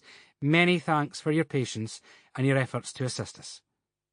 She stood up, pausing almost imperceptibly while the cameras caught her best side, then nodded to Callanach, who followed her out, wondering why he'd been paraded through such a time-wasting farce. Well done, she said, once they'd cleared the public area. Always good to present a united front and let them see us working as a team. Talking of teams, we're going to need more officers. Could you lift the restrictions on overtime? I suspect we'll have to outsource some of the forensics to other areas. Ilsa Lambert's team is flooded. We'll get a bottleneck on return of crucial evidence if there aren't more resources available. Submit requests in writing via email, Overbeck said, drifting away. And I want a written update every 12 hours. Arrest someone, Callanach, or get on a plane back to Paris. And find a reason to delay releasing the details of Michael Swan's murder. Well, there won't be a hotel room in the city that's not full of gutter press trying to turn Edinburgh into the horror capital of the world. Callanach returned to his desk. It was chaos. Not the physical wood and metal structure before him, but the random pieces of information he was pushing around. He grabbed a clean sheet of paper and a pen, and wrote the names of the 4 victims currently in limbo at the city mortuary. Death by strangulation, facial skinning, stabbing, and crushing. The Meadows was the only location any of the killings had in common, but even that was different areas of the park. He added each victim's age, job, and address next to the name. Save for the use of related blades on Thorburn and Swan, there were no obvious links. It seemed to be a dead end. If forensics couldn't bring them a lead through the national database, then he'd have to find a different way. Chapter 14. Callanach used his mobile call log to dial Lance Proudfoot's number. Detective Inspector, goodness me, I hadn't expected you to call. Are you phoning to gloat about the seizure of my hard drive as evidence? Well, I'm having a bad enough day as it is. Tell me about the email you received with the photos this morning, Callanach said. Lance sighed. The email came in early. Initially, I assumed it was one of those viruses hidden inside junk mail, you know. Then a mate from a newspaper phoned to check if I had been sent the same thing they had. One of their interns had opened it. Completely contrary to instructions, but 17-year-olds, what can you do?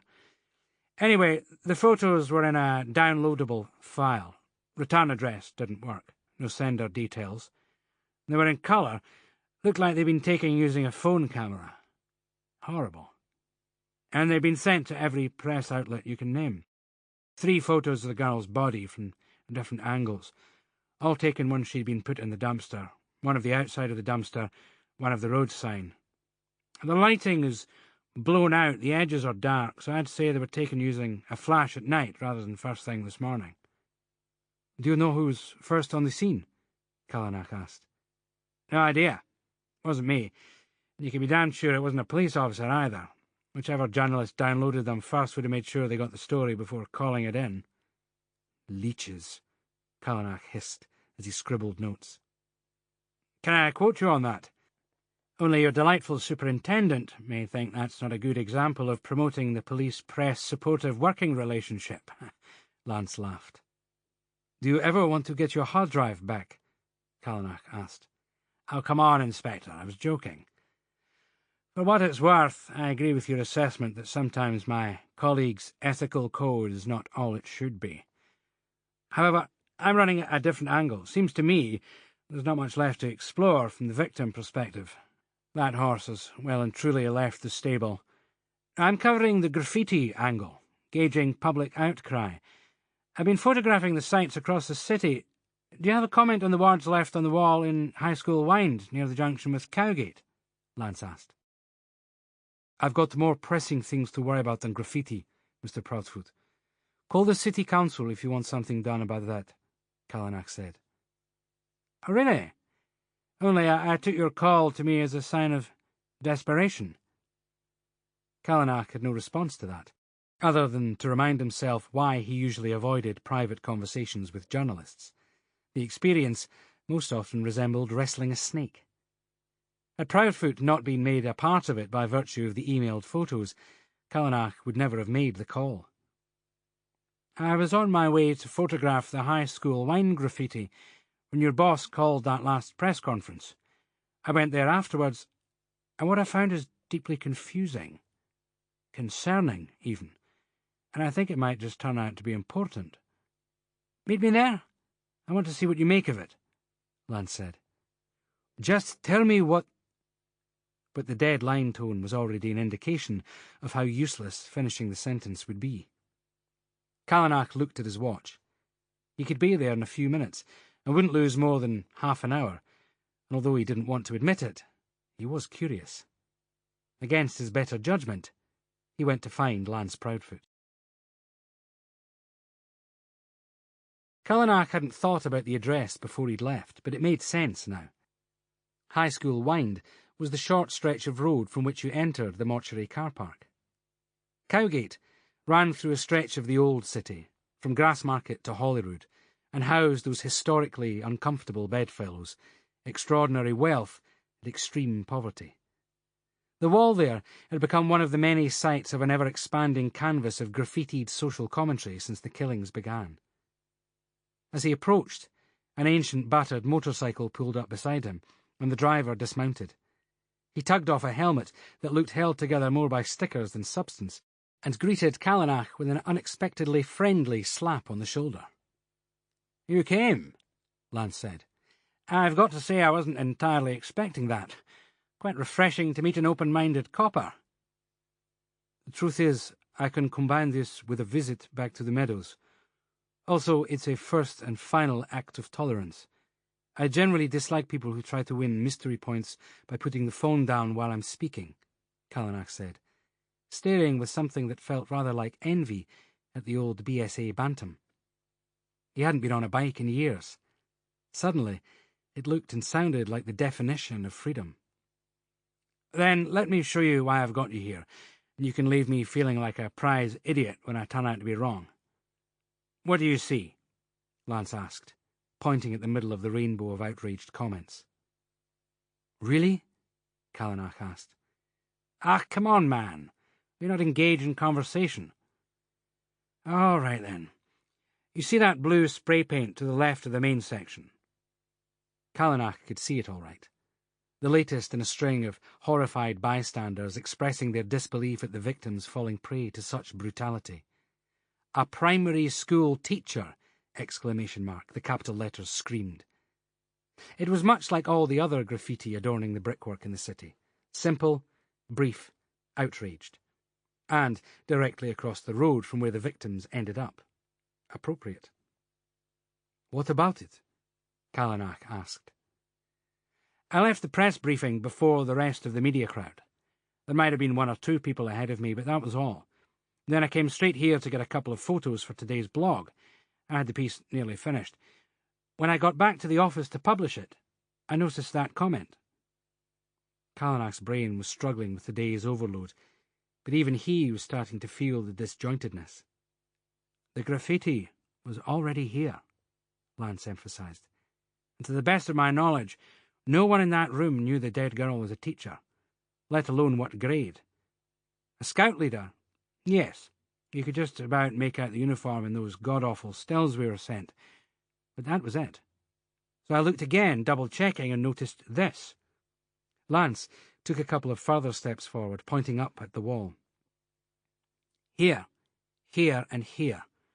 No fewer than 3 different places where other people have sprayed or painted over the top of the words teacher, primary, and the exclamation mark. It was there before the press conference, Callanach said, drawing out his mobile and readying his camera. I might be mistaken, Lance continued, but looking at the stuff written over the top, I'd say it appeared quite some time before that lassie put on her uniform to go to her scout meeting yesterday. Callanach looked at the evidence for that. The journalist was right. The paint over the top was from different contributors, left at different times, and some of the graffiti appeared weather-worn. So, have you got a comment for me now, Detective Inspector? Lance asked. I have a question, Callanach said. What's it going to take for you to keep this quiet? Lance stared at him. Something's not right, is it? He asked. Callanach shook his head. It made no sense. If the killer was announcing their next target for attention, or to create a sense of fear in the community, then why not do so more publicly? Had the journalist not worked out what had happened, it would almost certainly have gone unnoticed. And why risk getting caught for the sake of making your mark? I need to close this place off for a while, Callanach said, and I need absolutely no one to figure out why. Can you give me that, at least? We're not all bad, Callanach, Lance said. I want this bastard caught just as much as you do. You never know who could be next. Of course, I'll keep it quiet. But could I ask a return favour? Not much, but just something to print. Need to do the whole wolf door avoidance thing. The only way my blog feed makes money is through advertising, and that means readership numbers. I'll get you something, Callanach promised. I owe you that. Can I ask you to send me your photos of the wall taken earlier, just in case anything's changed since then? In the meantime, we need to get away from here before anyone realizes we're staring. He walked the journalist back to the motorbike and offered his hand. I'm grateful, Mr. Proudfoot. You can call me Lance, Detective Inspector, he said, shaking Callanach's hand warmly. Let's keep in touch. Chapter 15. An hour later, The area was coned off while a team of passably believable would-be engineers inspected the pavement and drains along High School Wynd. Officers arrived in unmarked cars and questioned every member of staff at the mortuary about anyone they'd seen taking an interest in the wall. There was CCTV footage around the outside of the mortuary for security purposes, but none focusing on that particular area, although any graffiti artists would have had to pass through a section of road covered by cameras. That amounted to hundreds, perhaps thousands of passers-by, with no means of filtering out persons of interest. Photographs were taken. The street area below the graffiti was swept for DNA, fibres and random items, making Callanach feel that they were literally clutching at straws. Notes were made about paint layering to ascertain more about the order in which the markings were made. Then the pseudo-engineers left, without fuss, without sirens, hopefully without anyone noticing much at all. Callanach sent teams to the two other largest known areas of graffiti to photograph and detail the impressions on those walls too. His return to the police station was met with an impatient crowd in the incident room. There were now 4 distinct areas set up: Thorburn, Lot, Swan, and Balkaski. The teams were overlapping out of necessity. Even Callanach was beginning to forget where one case ended and the next started. More uniformed officers were being shipped in from Glasgow and Aberdeen to keep boots visible on the streets, protect crime scenes, and follow up avenues of investigation. As soon as Callanach walked into the briefing room, Ava stood up. "Let's get started," she said. Callanach hadn't really noticed her public school English accent before, but after such close proximity to DCI Edgar, it was more striking. Ava always bemoaned the fact that although she was as Scottish as the Lochs themselves, her family had done their best to ruin any chance she had of fitting in by sending her south of the border to school. She tucked a stray curl behind her ear and pressed some keys on her laptop. "An update," Ava announced. Emily Balkaski was immediately recognised by family and friends when the press released a description this morning of the deceased wearing a scout uniform with a brightly coloured striped knitted scarf. Her primary school class knitted it for her earlier this year as a well-done present for being nominated in a Teachers Association awards tribute. She's been a teacher for just 2 years, still lives with her parents in Benally to the southwest of the city centre. They were not aware of anyone harassing her or following her. The school reports that she was happy, uncomplaining, and, in their words, had everything to look forward to. Overall, Miss Balkaski was confident, outdoorsy, and popular. The forensic pathologist has confirmed death by strangulation using the scarf described. One of Emily's shoes has been found in the meadows, not far from the path that leads there from the eastern exit of Valleyfield Street. By the time she left the scout meeting, it was dark. All the scout leaders stayed late for a leadership meeting, followed by a social event. No one noticed her go. I think it's safe to assume her attacker followed her into the park and pulled her into the bushes where she was killed. He waited until the area was clear to carry the body, concealed in the sack in which she was found, back to the dumpster. Detective Sergeant Lively raised a hand. Callanach hadn't seen him around much. He'd been posted into Ava's squad on the Helen Lot murder. "You said he, ma'am.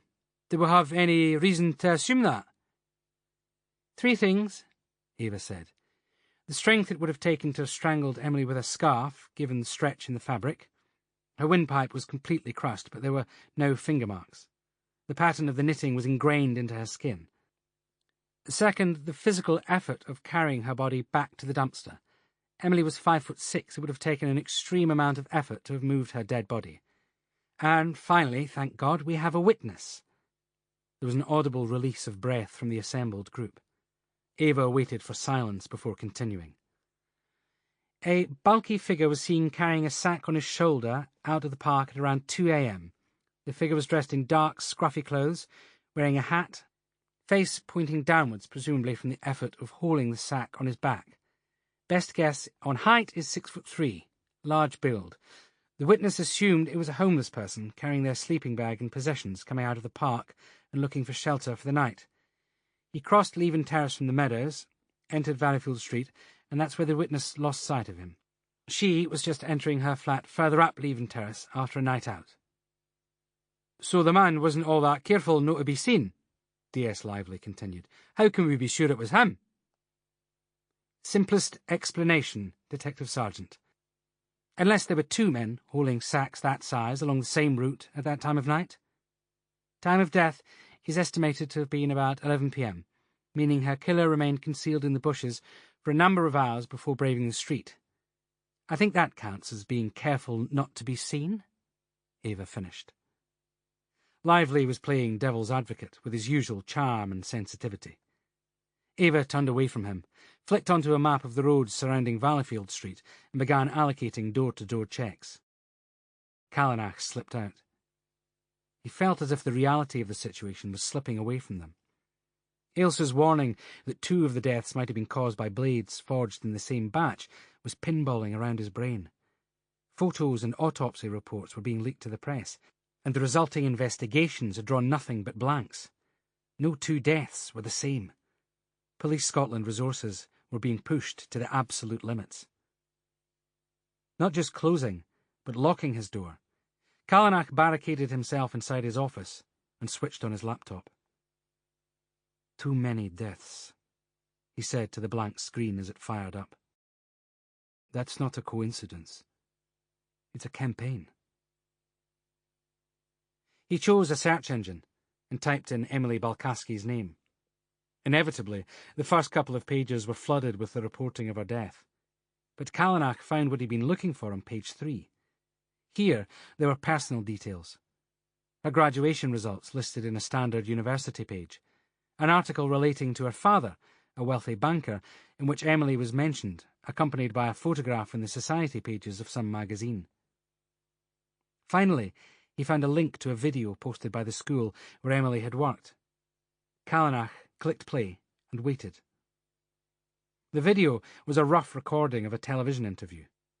The shot was framed to show Emily in the midst of her classroom, surrounded by cherubic faces, some tugging at her sleeves or peeking out from behind her, grins alight, with the overwhelming excitement of having a camera present.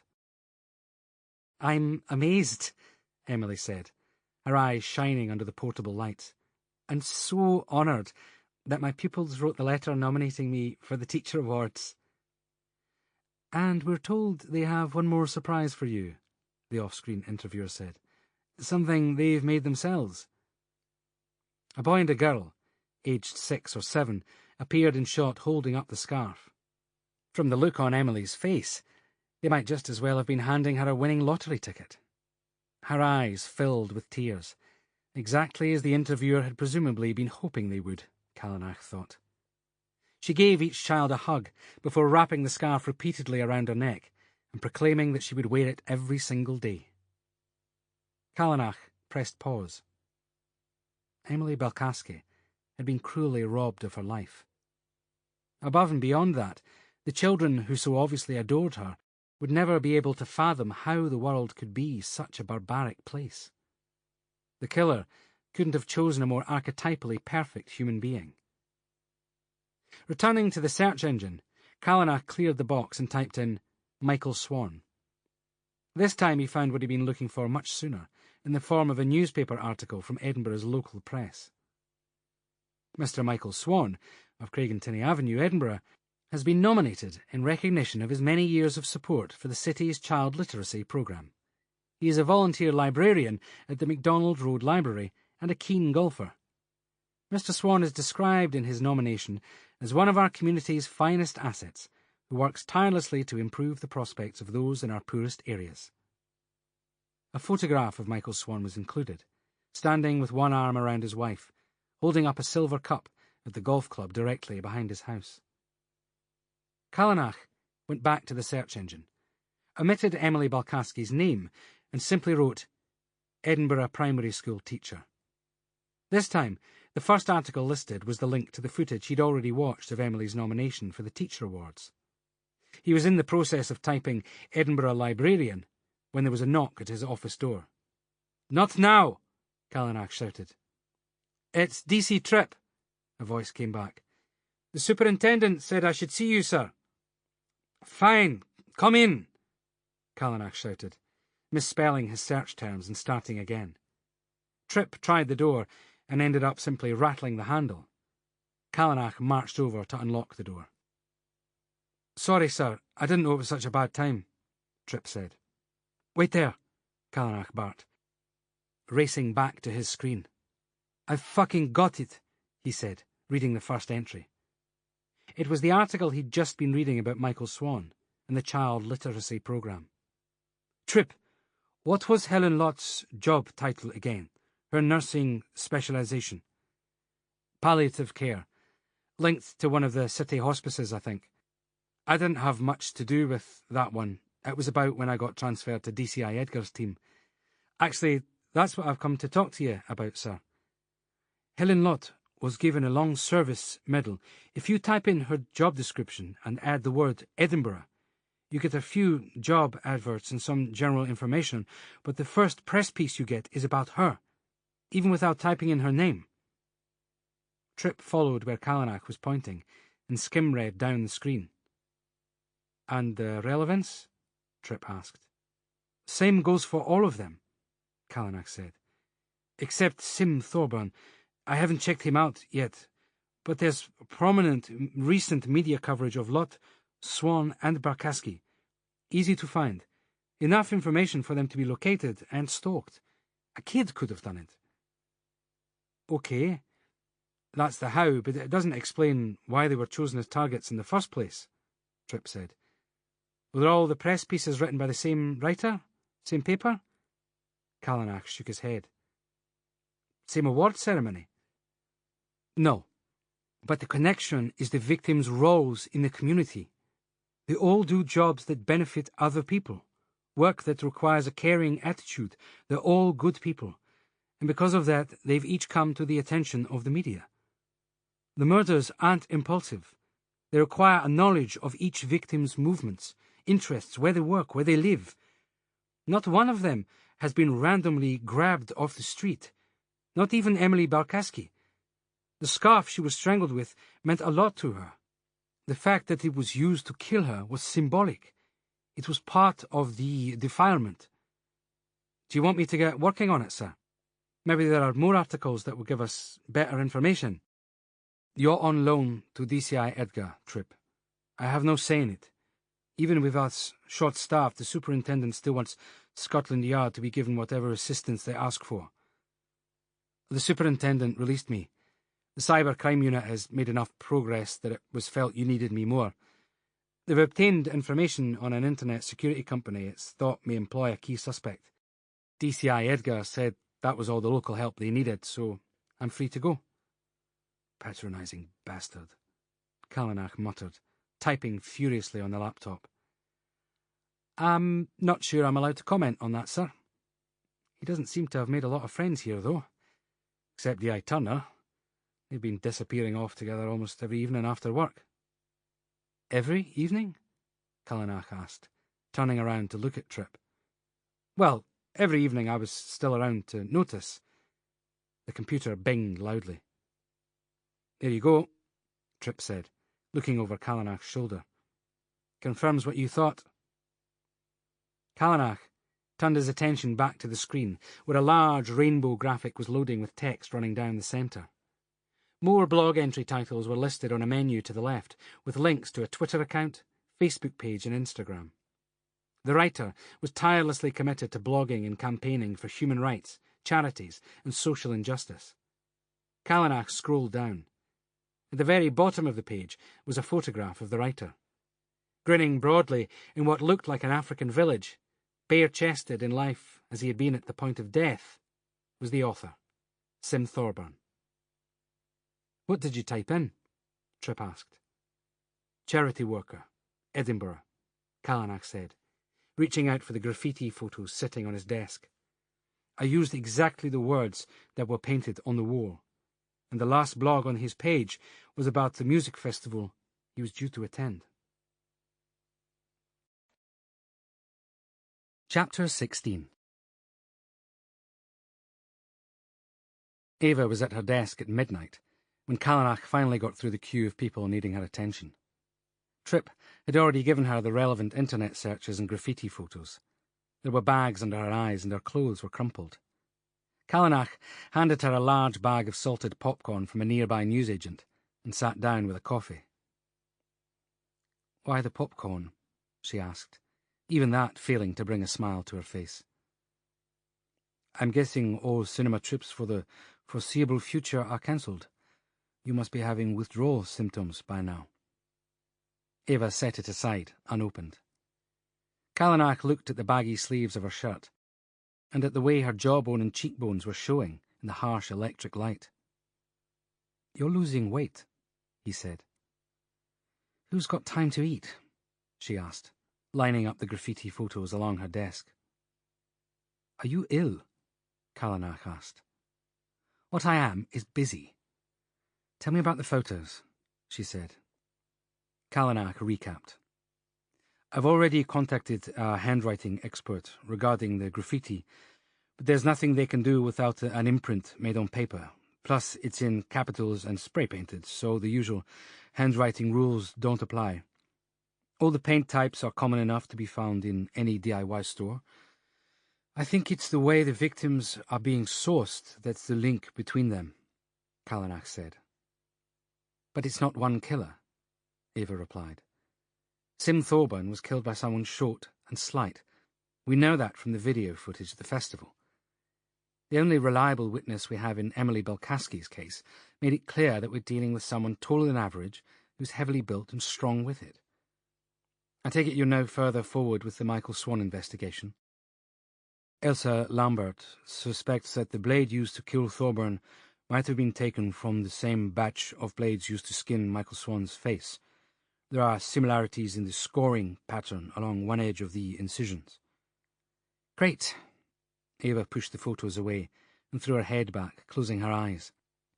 "So we have either 2 or 3 killers. We're not sure which, but definitely not just one."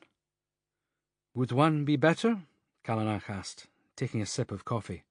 "Don't be flippant," Ava said. "You know that's not what I meant." Callanach took a breath. He wasn't there to get into conflict with Ava. Everyone was fighting for the same team, and yet it seemed as if none of them could pull together to make progress at the moment. "Have we got anywhere on the leaking of photos to the press? They must have been taken by the killer. Tracing his phone or computer may be the only direct link we'll get," Callanach said. "You know what the police digital technology department is like. We're always a step behind because we can't afford to pay the rates available in the private sector. The kids who can crack this stuff don't want to work for the government on basic pay structure." Ava sighed again. "It was an encrypted file, routed through multiple machines outside of the UK. That's as much as we're going to get." "Well, that's not all we've got," Callanach said. "There's the leaked autopsy report from Helen Lott's death. That sort of data leak leaves a trail. We just need someone with the right skills to follow it. More importantly, it looks as if one of the graffiti comments referencing a primary school teacher was written prior to Emily Belkaski's body being discovered." Ava looked confused. "That's not possible. There were photos taken immediately after her identity was made known at the press conference. There wasn't time for that graffiti to have been left, and then for other people to have painted over the top. Are you suggesting that having murdered Emily, her killer went straight to some wall and wrote her profession on it, like some new take on a trophy?" "All the evidence is circumstantial," Callanach said. "But actually, I think the victim's job description was posted before she was killed. Quite a while before, looking at the state of the graffiti painted over it." Ava shifted her shoulders up and down, exercising out the hours spent at her desk. "Spell your theory out for me, Callanach, because it's late, and I'm just not following." "I think Emily's killer left a clue about his next victim, possibly days in advance. Figure out how, when, and why, and maybe we can stop this. Until then, all we can do is watch the walls and stay a step ahead." Ava's door opened, and Edgar walked in. He said nothing as he passed Callanach, going directly to Ava's desk and setting down several cartons of food, pulling a bottle of wine from another bag. "I'd invite you to join us, Detective Inspector," Edgar said. Only I'm sure you've somewhere you'd rather be than here. Did your constable report back to you? I released him. Seems the major investigation team's struggling somewhat. Lay off, Joe, Ava said, ripping off a lid and tucking into a steaming pile of rice. Darling, do you mind? We have to maintain the system of rank while we're at work. Luke, I'm sorry, that was really helpful. Can we pick up here first thing in the morning? Ava asked. Sure, Callanach said, getting to his feet. In the meantime, we have concealed CCTV cameras set on all the known areas of graffiti, with 24-hour surveillance. How's your hacker investigation going, sir? Have those bankers and shareholders got their money back from the charities yet? DCI Edgar finished pouring a glass of wine and handed it to Ava. There should be arrests in about 2 weeks. We've established some contacts, made covert inquiries. My team is gathering intelligence without making our presence obvious. Careful, planned, professional work, D.I. Callanach. The people we're dealing with are some of the finest minds in the world. You can't rush in and blunder around. That's why I was sent up here. Local forces just aren't equipped for this level of work, Edgar said, standing up to face Callanach directly. That would be my local force, and honestly, I think it's equipped to deal with just about anything that's thrown at it. I seem to have lost my appetite, Ava said, pushing the largely untouched cartons away and draining her glass. So I'm off. I think that's about all the bullshit I'm prepared to tolerate for one day. She put on her coat and picked up her car keys. I'll see you two tomorrow. Are you not staying at mine? Edgar said. I had asked you been coming especially. Ava paused briefly at her door, with a backwards half-glance at Callanach. I think I need to be alone, she said. Callanach arrived home at 2 a.m., starving and exhausted, to a note pinned on his door. Unlocking the door as soundlessly as he could, he stepped inside before opening the note. Hey, Luke. Got some pals coming over for a few bottles and some pizza. I'd love it if you joined us. They're dying to meet you. Bunny. Kiss, kiss, kiss. Callanach screwed it up and threw it away. He wasn't in the mood for his enthusiastic neighbour, and he certainly wasn't in the mood to meet any of her friends.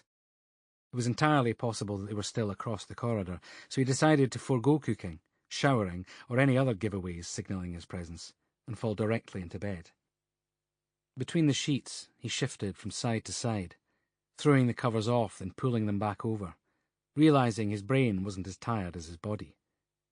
Trying to read was futile. His eyes wandered over the same words a few times before he admitted defeat. Finally, he picked up his phone and began trawling the internet again, looking for articles he'd missed that might link the victims. After a few failed searches, he ended up reading a piece about the Unsung's recent hack. Most of it was standard factual reporting, but some keen journalist had gone to Edinburgh's leading internet security company, Cyber Ballista, for a comment about how such a breach would have been organised and the complexity of unscrambling the hack in order to find the cyber attackers. CEO of Cyber Ballista, Ralph Hogg, had given a predictably tech-heavy, complex response designed to keep their clients believing they were getting good value for the vast amounts they were paying to remain unhacked. As uninteresting as DCI Edgar's efforts to recoup very rich people's spending money were, the article gave Callanach an idea. He dialed Tripp's number. "This is Max," a muffled voice said. "Callanach, here," he replied. "Oh, shit, sorry, sir. God, what time is it?" Tripp asked. "You go into the other room, Max. I've got to get up for work in 3 hours." Another, deeper voice rumbled in the background. Callanach hadn't stopped to consider either the hour or his detective constable's private life. "Listen, Tripp, I apologise. It's 3 a.m. I'll call back in daylight." "No, that's all right," Tripp whispered. In the background, Callanach could hear footsteps and a door open and close. Tripp's voice gained some normality.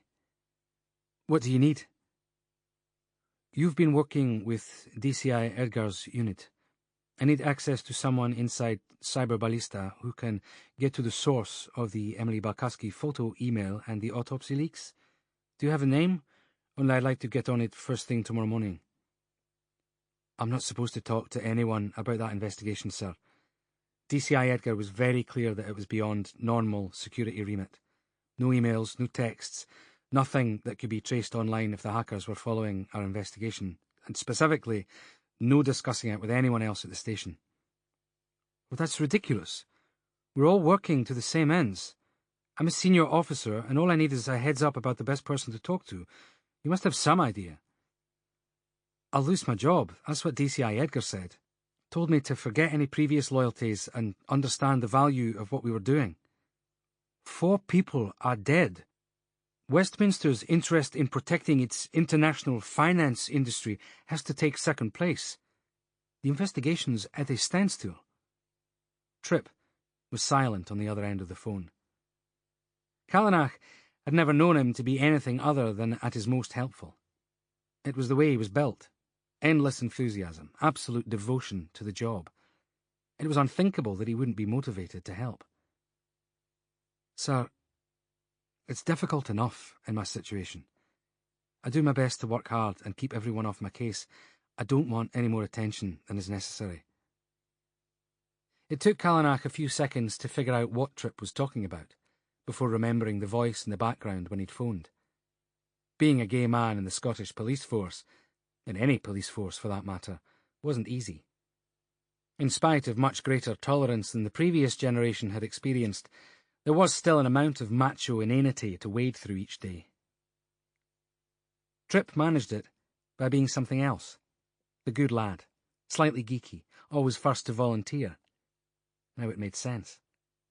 Better that than people focusing on other aspects of his personality.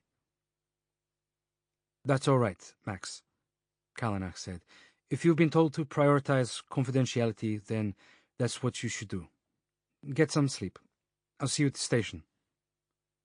Sir, Tripp whispered, Cyber Ballista are the best in Scotland, possibly in the whole of the UK, but you can't talk to them. DCI Edgar wants absolute distance between police and industry professionals. I get it, Callanach said, moving his mobile away from his ear. No, sir, I don't think... Tripp was saying, as Callanach ended the call. DCI Edgar was a control freak. The only way Callanach could approach Cyber Ballista on the record would be with Edgar's permission, and Callanach was damned if he was going to crawl to him. He brought up the Cyber Ballista website, trawling through the Our People section, until he found Ben Paulson, head of Deep Web Navigation Systems. Paulson had an impressive CV.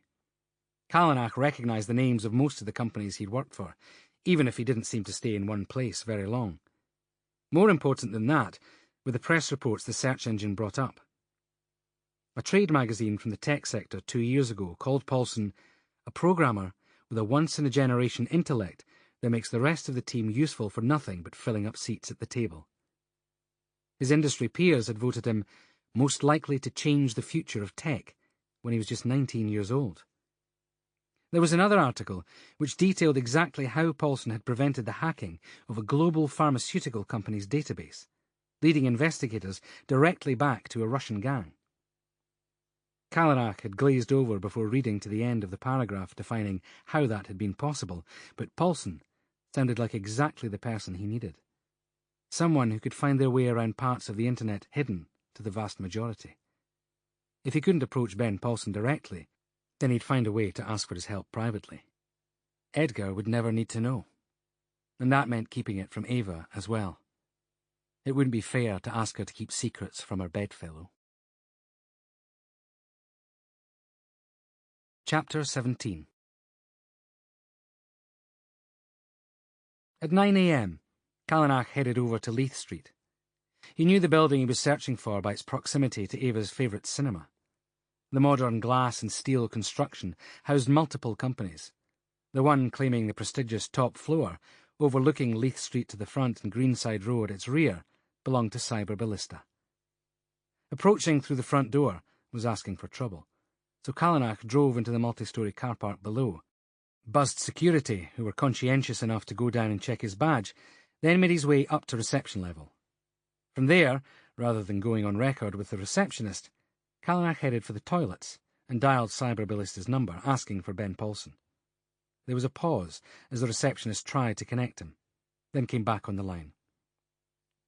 Mr. Paulson's busy at the moment. I can take your number and ask him to call you back. I need to speak with him immediately, Callanach said. It's regarding his vehicle. If I can't talk to Mr. Paulson, I'll have to telephone the police to follow it up. One moment, she said. I haven't been involved in any incidents, so I strongly encourage you not to try to scam me. You've chosen the wrong guy, was the opener. Ben Paulson was American, something Callanach hadn't anticipated. West Coast drawl, slightly gravelly. It was a complete contradiction of all the stereotypes he'd drawn up in his head, expecting something more precise, academic. It may not have been fair, but that was the image he'd always had of computer experts. Mr. Paulson, Callanach checked. Obviously, came the response. I'm in the ground floor reception area of your building, and I need to talk to you. There's no problem with your vehicle, but I am a police officer. This is off the record, so I'd rather not sign in and come up, if you don't mind. If this is a company matter, you'll need to speak to the CEO. All inquiries go through him. It's a private matter, Callanach said, ready for the stonewalling. No one wanted to speak to the police who didn't have to. I need your help with an ongoing case. That doesn't explain the cloak and dagger approach. What is it that's keeping you from getting in the lift and coming up to the top floor? Ben asked. Internet security has been getting a bit of bad press lately. Your CEO was on the news talking about it. 2 minutes, Ben said, putting down the phone. Callanach had expected more of a fight, or at least a request to be more convincing. In exactly the time specified, his mobile rang again. The call was from a withheld number. Car park, 2 floors down. Silver Audi in the far corner, opposite the lifts, Ben said. Callanach found the car complete with occupied driving seat. Approaching the driver's side, he found the window wound down a couple of inches. Show me your identification, Ben said. Callanach took out his badge and held it to the window, where Ben photographed it before checking Callanach out online. Get in, Ben said, unlocking the front passenger door. Callanach slid in, ill at ease with the level of suspicion his visit to Ben Paulson had elicited. If he'd made Ben too uncomfortable, there might be a complaint to the superintendent. I'm recording this conversation, Detective Inspector Callanach, so we're going to confirm at the outset that you're not showing me any warrant, that I'm not under arrest, and that I've not been read my rights, Ben said. The photo on the company website hadn't done him justice. He was blonde, tanned in spite of the Scottish weather, and in good physical shape. Overall, he presented as more likely to be at home on a beach carrying a surfboard than at a desk worrying about protecting company databases. I agree, Callanach said. All of the aforementioned is correct. But I'm here unofficially, and I was hoping you'd agree to keep this quiet too. So you're not here to talk about any hacking allegations then? Let's just be clear about that.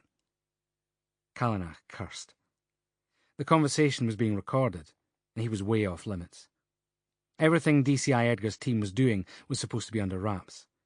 Saying nothing about it at all seemed to be the only way forward. I'm here about the recent murders in the city. You must have heard about them. Even my distant relatives in San Diego have heard about them. Never thought America would be the safer option compared with Scotland. Ben was joking, but his face was hard, unreadable. So you'll confirm that nothing you're going to ask me in any way involves the recent internet security breaches? Only it seems odd that you need help on a murder case, but you can't approach Cyberballista directly. Callanach was stuck. This man wasn't stupid enough to be fobbed off. There are obviously investigations underway into the hacking. Not that I'm anything to do with that. But there's evidence I need expert help to understand, and I won't get permission to engage Cyberballista directly at the moment. I can't say anything more. Why me? Ben asked. You're Cyberballista's head of Deep Web, and by all accounts there's no one better than you at your job. I need to trace a pathway that an email took and identify the sender.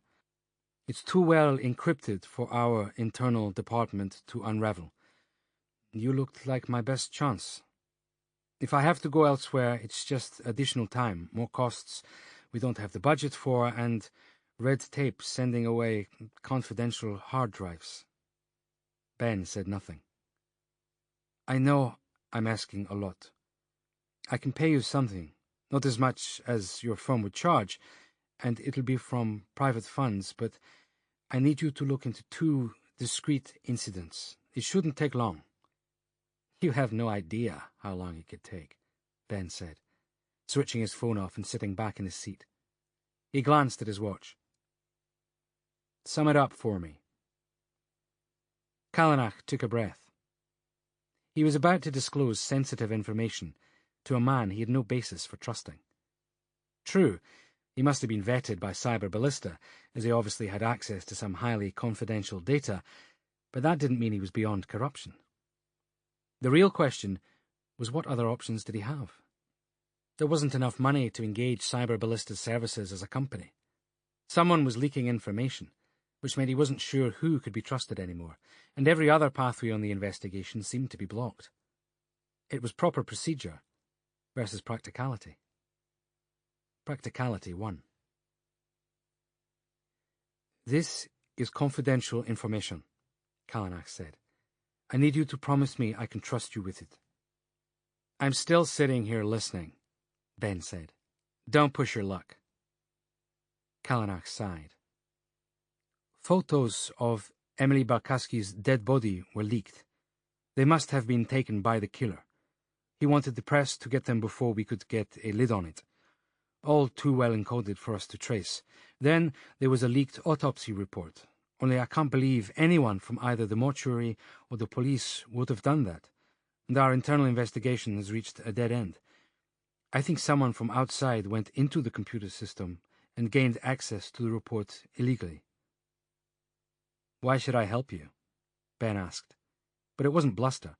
His shoulders were down, and his tone was inquiring rather than angry. Because you can, Callanach said. And because I can't understand anyone not wanting to help if it was within their power. So will you? I can't do it from work. Everything we do here is trackable, and my place is private. Get me access to one of the email accounts the photos were sent to. We'll start from there. Don't expect miracles. I'm a long way ahead of Police Scotland's abilities, but there are ways of cloaking these things that are foolproof. Give me your mobile number, Callanach said. I'll text you an address later. I just need to check it out first. There's someone who should be able to help.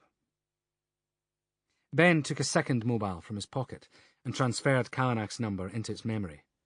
A second later, Callanach's mobile buzzed. There you go, Ben said. You can use that number for messages. I don't take calls or emails on it, though, so don't try. And it's not traceable. Triangulation's been disabled. Ben's guard was up again. He hadn't wanted to give out his mobile number, and Callanach couldn't blame him. It hadn't exactly been a normal morning, and getting involved in tracing a now globally notorious murderer was enough to make anyone feel defensive. An hour later, Callanach arrived back at the station. He walked into the middle of a conversation as only D.S. Lively could conduct it. Oh, he's back in the fucking building, is he? Hard to believe he's bothered turning up at all. Lively was mouthing off in the incident room.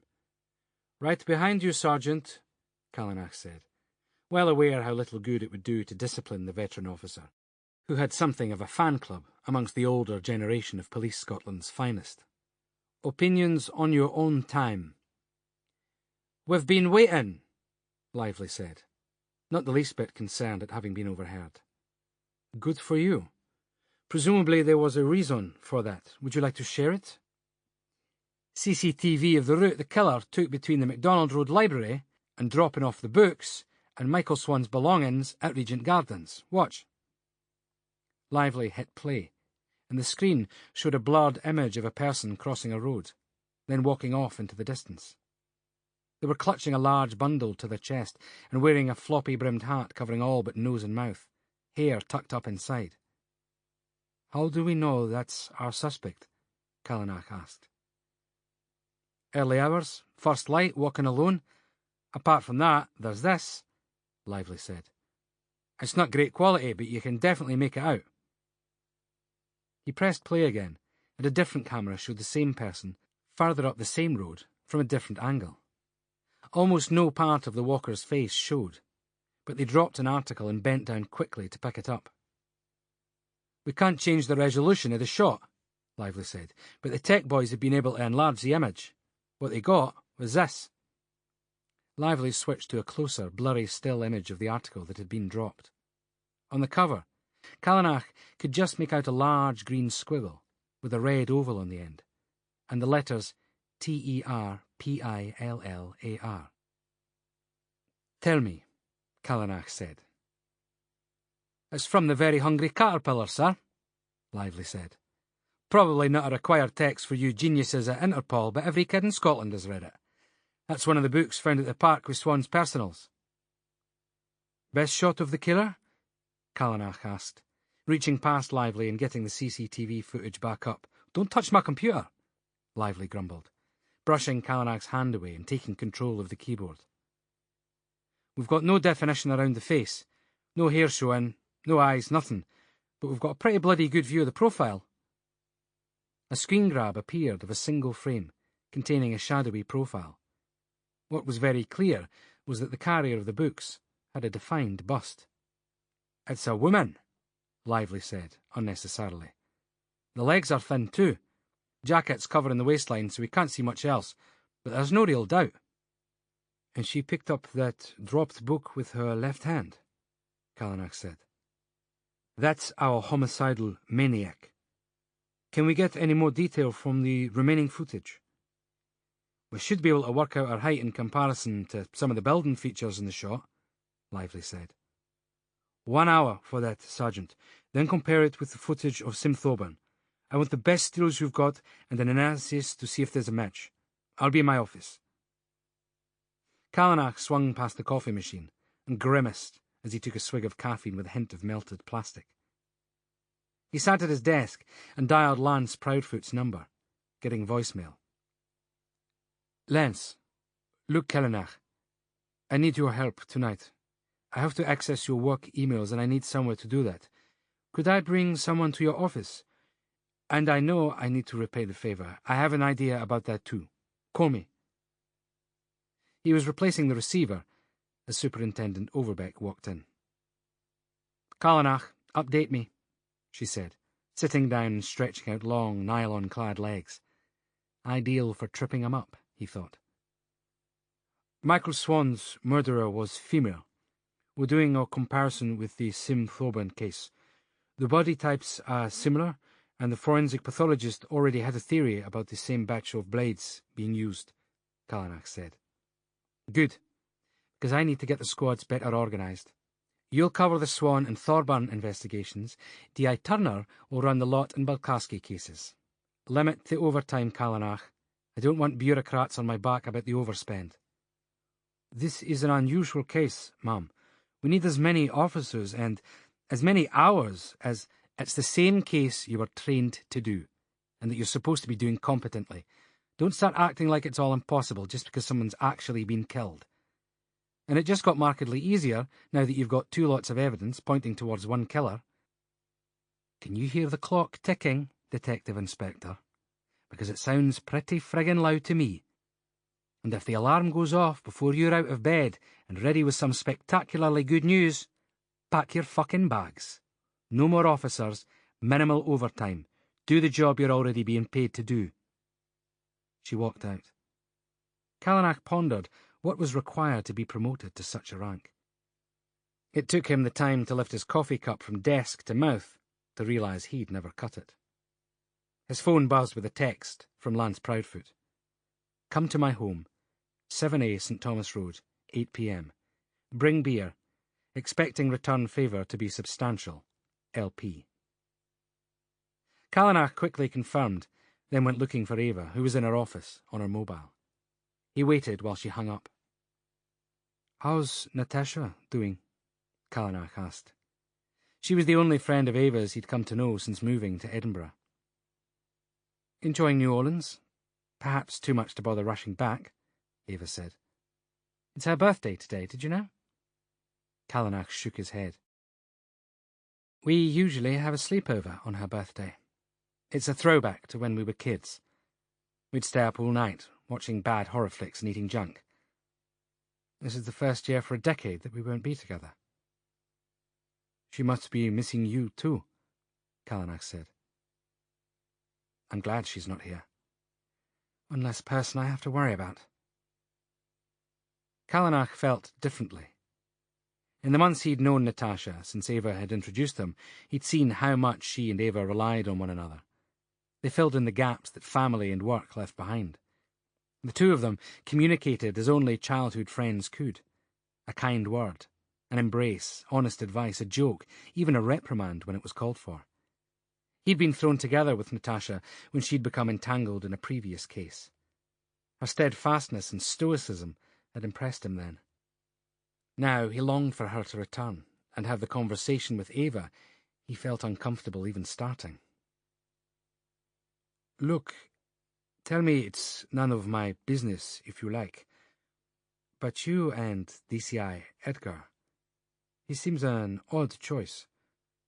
When I first came here, you were the one person I could count on not to be influenced by rank or class.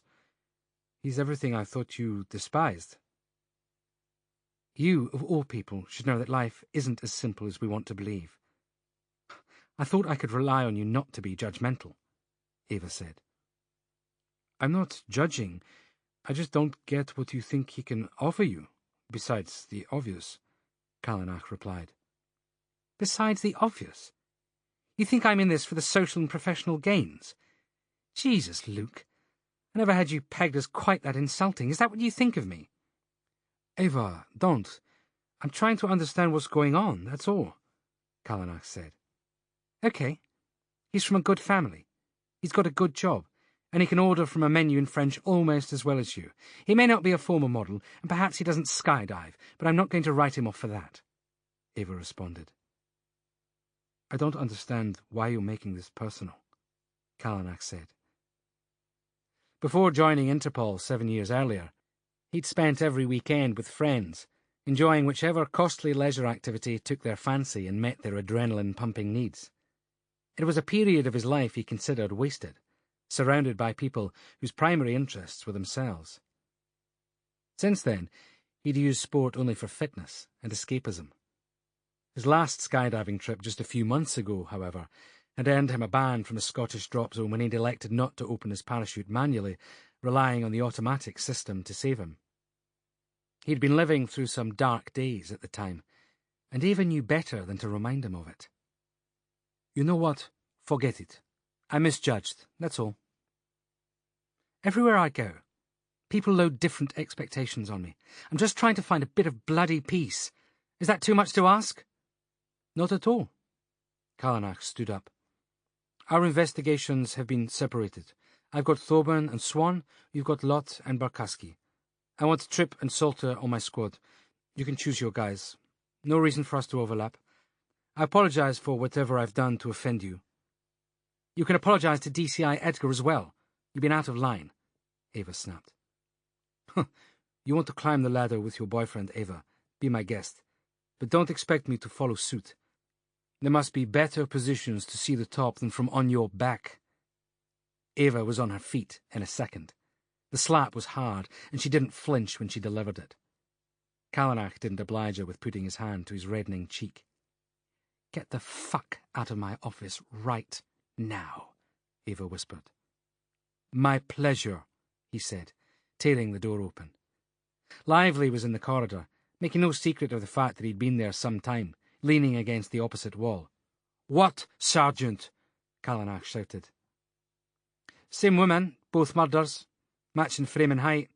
No facial details. She's good at hiding what she doesn't want anyone to see." "You're all right, sir, only your cheek's a wee bit red." Lively smirked. "Prepare a statement. Get as many details together as you can, excluding the book titles so we can eliminate time wasters. Call the media liaison office. Tell them I want a press conference at the end of the day. Should I get you an ice pack first? Only that may look a bit strange on camera. Truth be told, looks like someone just gave you a proper hiding. Will you be making a complaint, sir? Callanach leaned in and spoke into his sergeant's ear.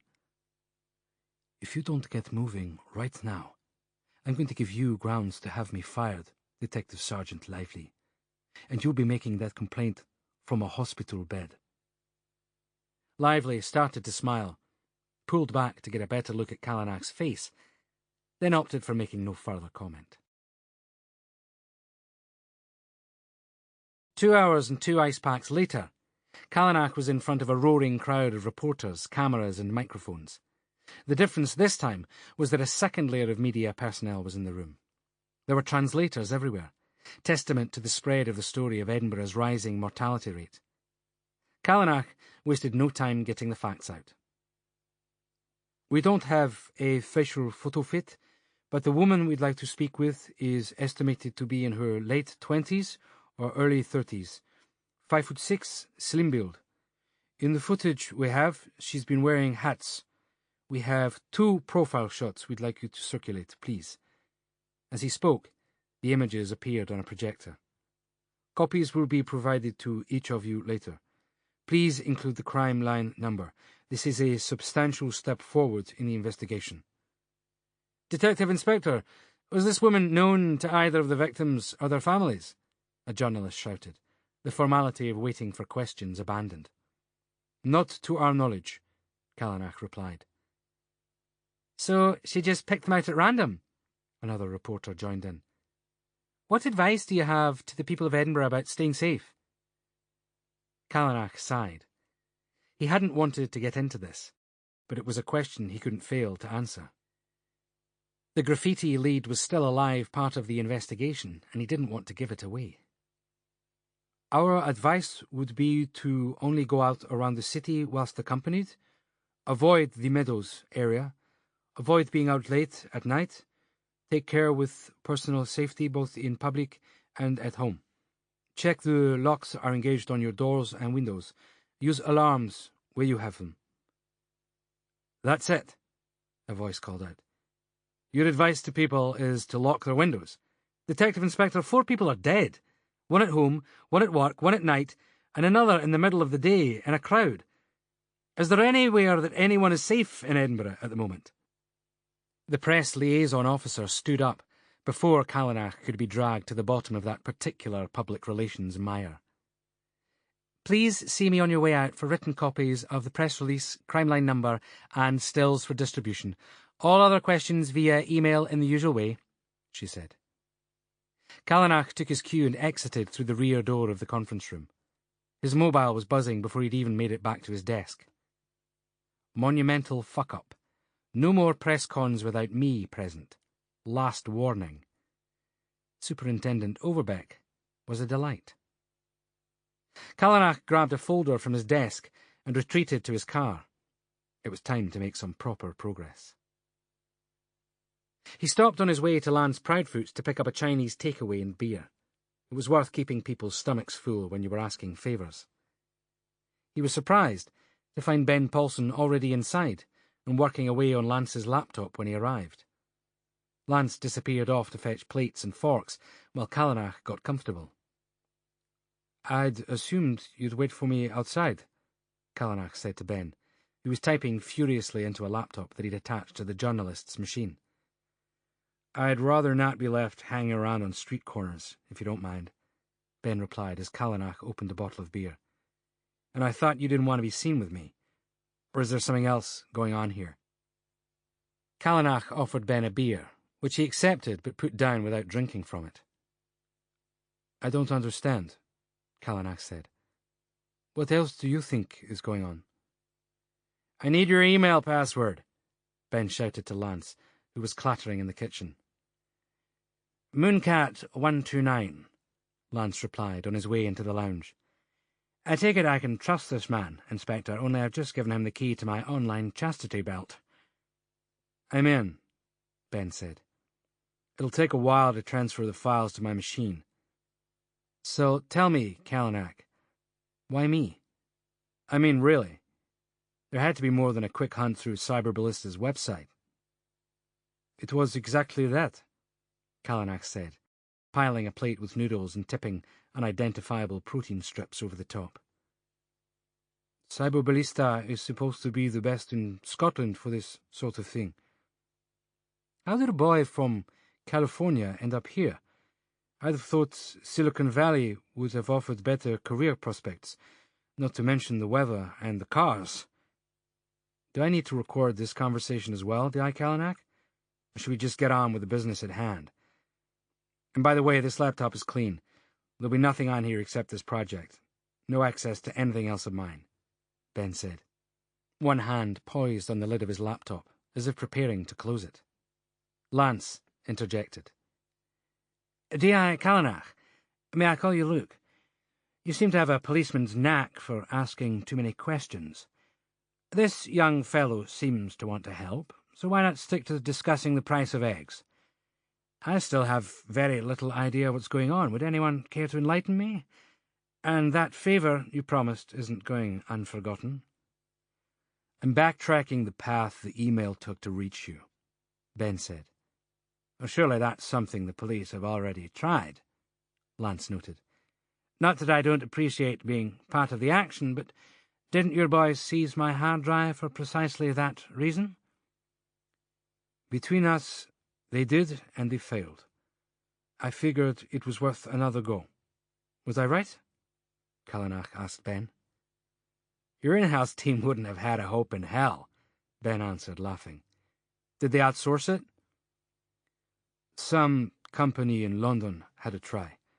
They got further, but said finding any firm information was impossible because of the number of times the email had bounced around the world.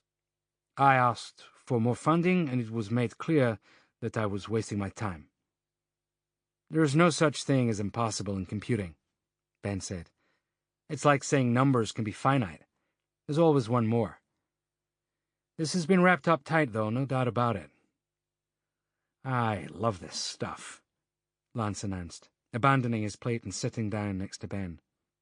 He leaned forward, staring at the screen, as if the answers were about to appear. Explain what you're doing. You can't print my name, Ben said. Not who I work for, nothing. You get it? Let me get this right, Lance said. Neither of you are in my house, drinking beer with me, talking to me, and conducting this investigation through my computer. And although I'm a journalist, you still both somehow thought this was a fair setup. I'll leave if it's a problem for you, Ben said. Just pulling your leg, son, Lance grumbled. You were never here. Help me understand how this works. Ben pressed a few keys, and the screen was suddenly filled with scrolling data. He sat back, hands behind his head as the program worked its magic. Every email comes marked, a bit like leaving your DNA on an envelope when you lick it and stick it. The problem these days is that you can create false email accounts, steal identities, use throwaway phones. Everything is disposable and virtually untraceable. But the email itself is ultimately linked to one IP address, an Internet protocol number that's unique to a computer, no matter how many different routes it takes to get to its destination.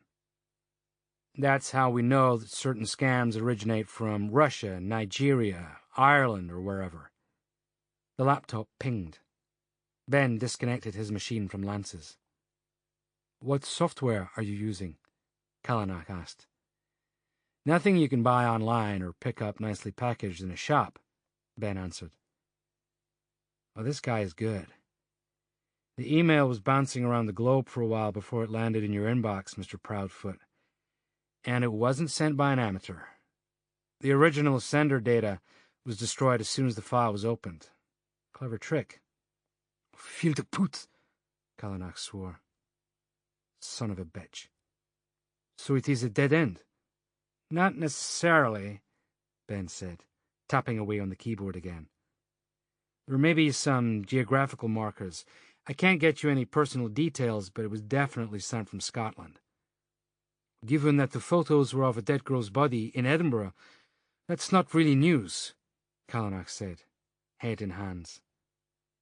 You mentioned something else, another lead to follow, Ben reminded him. Autopsy details were leaked, Callanach said. But that could have been anyone, either an insider with a grudge or a hack. Give me a minute, Ben said, typing at a speed Callanach had never witnessed before. I can't give you access to the forensic pathologist's intranet, Callanach said. I'd have to go a long way up the chain of command for that. You seriously think I need permission to get through this pathetic firewall? Ben asked. I'm already into their database. Aren't the files encrypted? Lance asked. They are, but they've used a standard encryption software. That's the problem. Once a code has been written to break down an encryption, you just have to apply the correct code to it. It takes minutes to get into files like this. Governments are the worst offenders for having sloppy digital guards in place. You should see how much more money private corporations spend protecting their data. Here you go. I can see a list of all autopsy reports for the last 12 months. What's the name? Callanach hesitated. It's a bit late to be coy now, Detective Inspector. A 12-year-old with a half-decent brain could have hacked in here. Whose report was it? Helen Lott, Lance answered. There were details about her. I haven't seen for any other victims, right, Luc? Callanach nodded. There's an access with no username here. No changes logged. It looks like a computer glitch, but that would have been the entry point. Ben tapped away again as Callanach joined the two men peering at the screen. There you go. It's not evidence, but it is proof. The same identification destruction has been used here. Follow the trail back and you hit a point where the file wipes itself clean like a booby trap, so you can't get a user ID. In plain English? Lance asked. It's not a coincidence. Programming at a certain level never is. Both the leaking of the photos and the hack into the mortuary reports end in the same way, when you chase the original IP address. There's a point when the software recognizes that it's being inspected and self-destructs. It's intelligent design. We push the self-destruct button ourselves by following the trail. How many people are capable of designing something like that? Lance asked. Globally, plenty, Ben said. But in Scotland, you're looking for a murderer who has the ability or the connections to do this, as well as the desire and motivation to kill. It's quite some combination. There can't be that many people who fit the description. I need to speak to Ava Turner, Callanach said. These two cases were assigned to her this morning. Would you mind meeting with her to explain what you've just told me? Callanach asked. Detective Inspector Ava Turner? Ben asked. Do you know her? Callanach countered. Ben slammed down the lid of his laptop, took his first and last swig of beer, and zipped up his coat. You know, I came here because I genuinely wanted to help. I gave you the benefit of the doubt through all the questions, and I checked you out. Interpol, a fabricated sexual assault charge, an understanding of how the system works against the little man. I thought you just might be genuine. But here you go, using the murders of innocent people to help some big faceless suits. Well, good luck with that, Callanach. You can tell DCI Edgar that it didn't work. I'm not going for a cozy chat with his girlfriend, and I'm done being drawn in. You'll have to find a different way. And I have a member of the press to back me up if you start getting creative with anything I've told you tonight. So good fucking luck using that in court. He stormed out, banging the door behind him, leaving Callanach and Lance with their mouths gaping. Lance reached for a fresh bottle of beer and popped the top. That's quite some talent for pissing people off you have, Luc, Lance said. Chapter 18. Callanach drove directly to Tripp's address, needing to ask a question he couldn't put into words. More importantly, he needed Tripp not to attempt to answer it. It was after 10 when he arrived. The door was answered by a man in his early 20s, maybe a year or two younger than Tripp. "Good evening. I'm Luc Callanach. I know who you are," the man said. "You better come in." "Max, your boss is here." Tripp dropped something loudly in another room, looking sheepish as he emerged. "Sir, is something wrong? I didn't know you were trying to get in touch with me. I'm sure I left my mobile on." "I didn't call. I apologise. To you both," Callanach said. "Oh, this is Duncan. I normally flat share with my brother, but he's away on business, so Duncan's staying a while. You don't have to explain. I have no right to intrude." Callanach looked over at Duncan, who was watching protectively. "And I apologise for asking this, but could I please talk with you privately?" "Of course. Duncan, sorry. Could you?" Tripp asked. "Headed for the kettle," Duncan said. "Do you want anything?" He looked at Callanach. "No, but thank you." Callanach paused while Duncan left, then looked straight at Tripp. "You warned me not to talk to anyone from Cyberballista. Only I was too busy worrying about the murders to consider the reasons behind your warning." "You mustn't, sir. It's a very close-knit industry, and any approach by the police would get around." "Ben Paulson," Callanach said. Tripp's eyes widened briefly. Callanach knew the name was exactly the one his detective constable had been hoping not to hear. Tripp began to stutter. Callanach held up a hand to stop him. "Not one word. You've done nothing wrong. I just had to know. I haven't asked you anything, and you've said nothing except that I should stay away from Cyberballista. If there's a backlash, it'll be mine alone." "Sir, I might be out of line here, but DCI Edgar's a balls-aching bastard. If he finds out you've made contact..." "I've done nothing, Max," Callanach said. "So don't worry about DCI Edgar. Forget I was here, and apologise to Duncan for me. I'll see myself out." Callanach drove slowly, considering whether it was better to go home or detour to Ava's and explain what had happened, risking seeing DCI Edgar. The seesaw landed in favour of keeping Ava out of it, not least because it seemed unlikely he'd get a sympathetic hearing. The slap she'd delivered earlier had been more than justified. He hadn't meant what he'd said. Edgar was just one of those people who wound him up, and he'd taken it out on Ava. Back in his apartment, Callanach kicked off his boots and opened a bottle of wine. He'd had to stick to a driving-appropriate amount of alcohol at Lance's, but not now. Enough was enough. He'd stumbled into the middle of Scotland Yard's hacking investigation, requesting help from the very man the cyber crime unit had pinned as their prime suspect. Tripp's face had made that abundantly clear. More than that, Ben Paulson plainly knew all about it, however clever and quiet Edgar and his squad thought they'd been. Ben was keeping tabs on both the investigation and DCI Edgar, extending to his newly rekindled relationship with Ava. Callanach wondered how much Ben knew about it that he didn't. Had he hacked their emails? Their texts? Could he listen to their telephone conversations? Callanach's mind began to wander, bringing up images of Joe Edgar with Ava. He pushed the thoughts away. It was none of his business what Ava did, or who she did it with. Even if Edgar was the last person on earth he'd have chosen as his friend's partner, that was her business. Callanach downed the glass of wine and poured himself another. Halfway through it, he heard the voice calling. "Luke! Are you in? It's Bunny. I thought I heard your door slam, only I've got a package for you." Callanach gritted his teeth and opened the door. Bunny was wearing shorts and a t-shirt designed to save on the cost of material. She smiled warmly. "I haven't seen you for ages," she said, handing over a large brown envelope. "I left you a note about a party I had. Sorry you couldn't make it."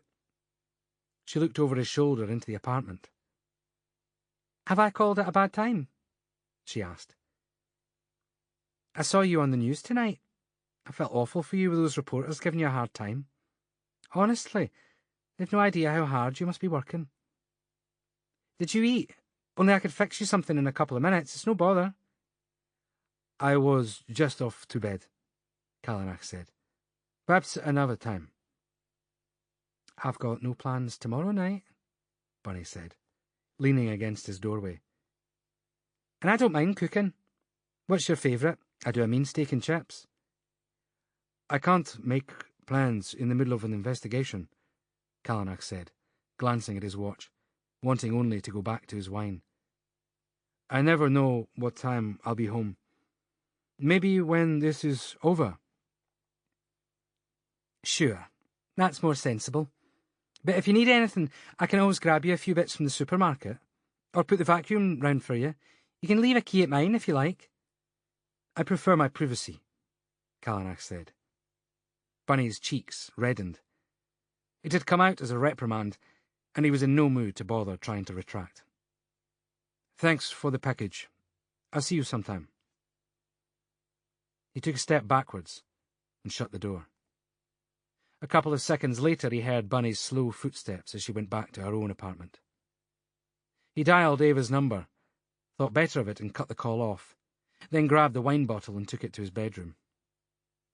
However much he tried to drink his memory blank on the subject of his clash with Ava, alcohol wasn't a strong enough drug. Remembering it was Natasha's birthday, Callanach did the next best thing to speaking with Ava herself, and called Natasha instead. The dialing tone wasn't what he'd expected. Too late, he realised he was phoning her in New Orleans, with absolutely no idea what time it was in the southern USA. Luke, Natasha said. What happened? Is Ava okay? How did you know it was me? He asked, wondering why it was such an effort to speak and sit up straight. Your name came up on my mobile. I'm pretty sure yours works the same way, Natasha laughed. It's 11 p.m. in Scotland. You all right? Just wanted to say happy birthday, he said, rubbing his eyes. You're slurring. Are you drunk? Is Ava with you? No, Callanach said. Ava's with Detective Chief Inspector Dickhead. Did I say that right? Your Scottish swearing has improved then, Natasha said. I'd forgotten Joe was around. You're not a fan. I hadn't even noticed him, Callanach said, finishing what little was left in the bottom of his glass. Natasha sighed. He could hear her taking in a slow breath. Have you spoken to her, Luke? She asked. Not since she slapped me this morning, no. I don't think she's in the mood for me right now. She's under a lot of pressure at the moment. I think this thing with Joe is just a symptom of that. 4 dead bodies, Tasha. Terrible murders. Ava's right. I'm glad you're away from here too. I just called to wish you a happy birthday. Callanach let himself fall back onto the pillow. He was finally ready to sleep. You already said that. But you need to listen to me. I can't speak for Ava. She's very private about what goes on in her life. Give her some time.